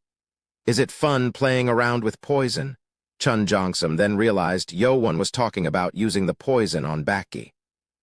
However, he wasn't sure if Yowon was talking about his mother or Baki, but it didn't matter as Yowon was certain that he had noticed something. "HMPH, what about it? Red dots on Baki, did you think I wouldn't notice it?" "You, oh, Chun Jongsum then began cackling. Kek, I see. That's how your dirty mother was." Before he could finish, Yowon charged in like lightning and crushed Jongsum's face with his fist. Ararug. He was thrown to the back like a cannonball. It was so powerful that he slammed into a large tree, half destroying it. Chun Jongsum's chin was turned weirdly to the left, and all the teeth on his right side were either pulled or destroyed. Urug. Chun Jongsum didn't pass out from severe pain, however, and moaned. "What? What is going on?" He couldn't understand what was happening. He only remembered being struck in the face. Chun Yowon then came up with a demon-like face. It's only the start. Chapter 50. I will crush them all 4. Blood spilled out of Chun Jongsum's mouth. His chin was twisted weirdly so he couldn't close his mouth. And based on how Chun Yowon was approaching him, it seemed like he was here to kill him, not caring about the rules of the academy. He must be bluffing. Chun Jongsum was afraid, but he denied to accept what he saw. Move. Move. He tried to pull himself up from the tree, but he couldn't move. "You dare to talk about something you should not have. You know what it is?"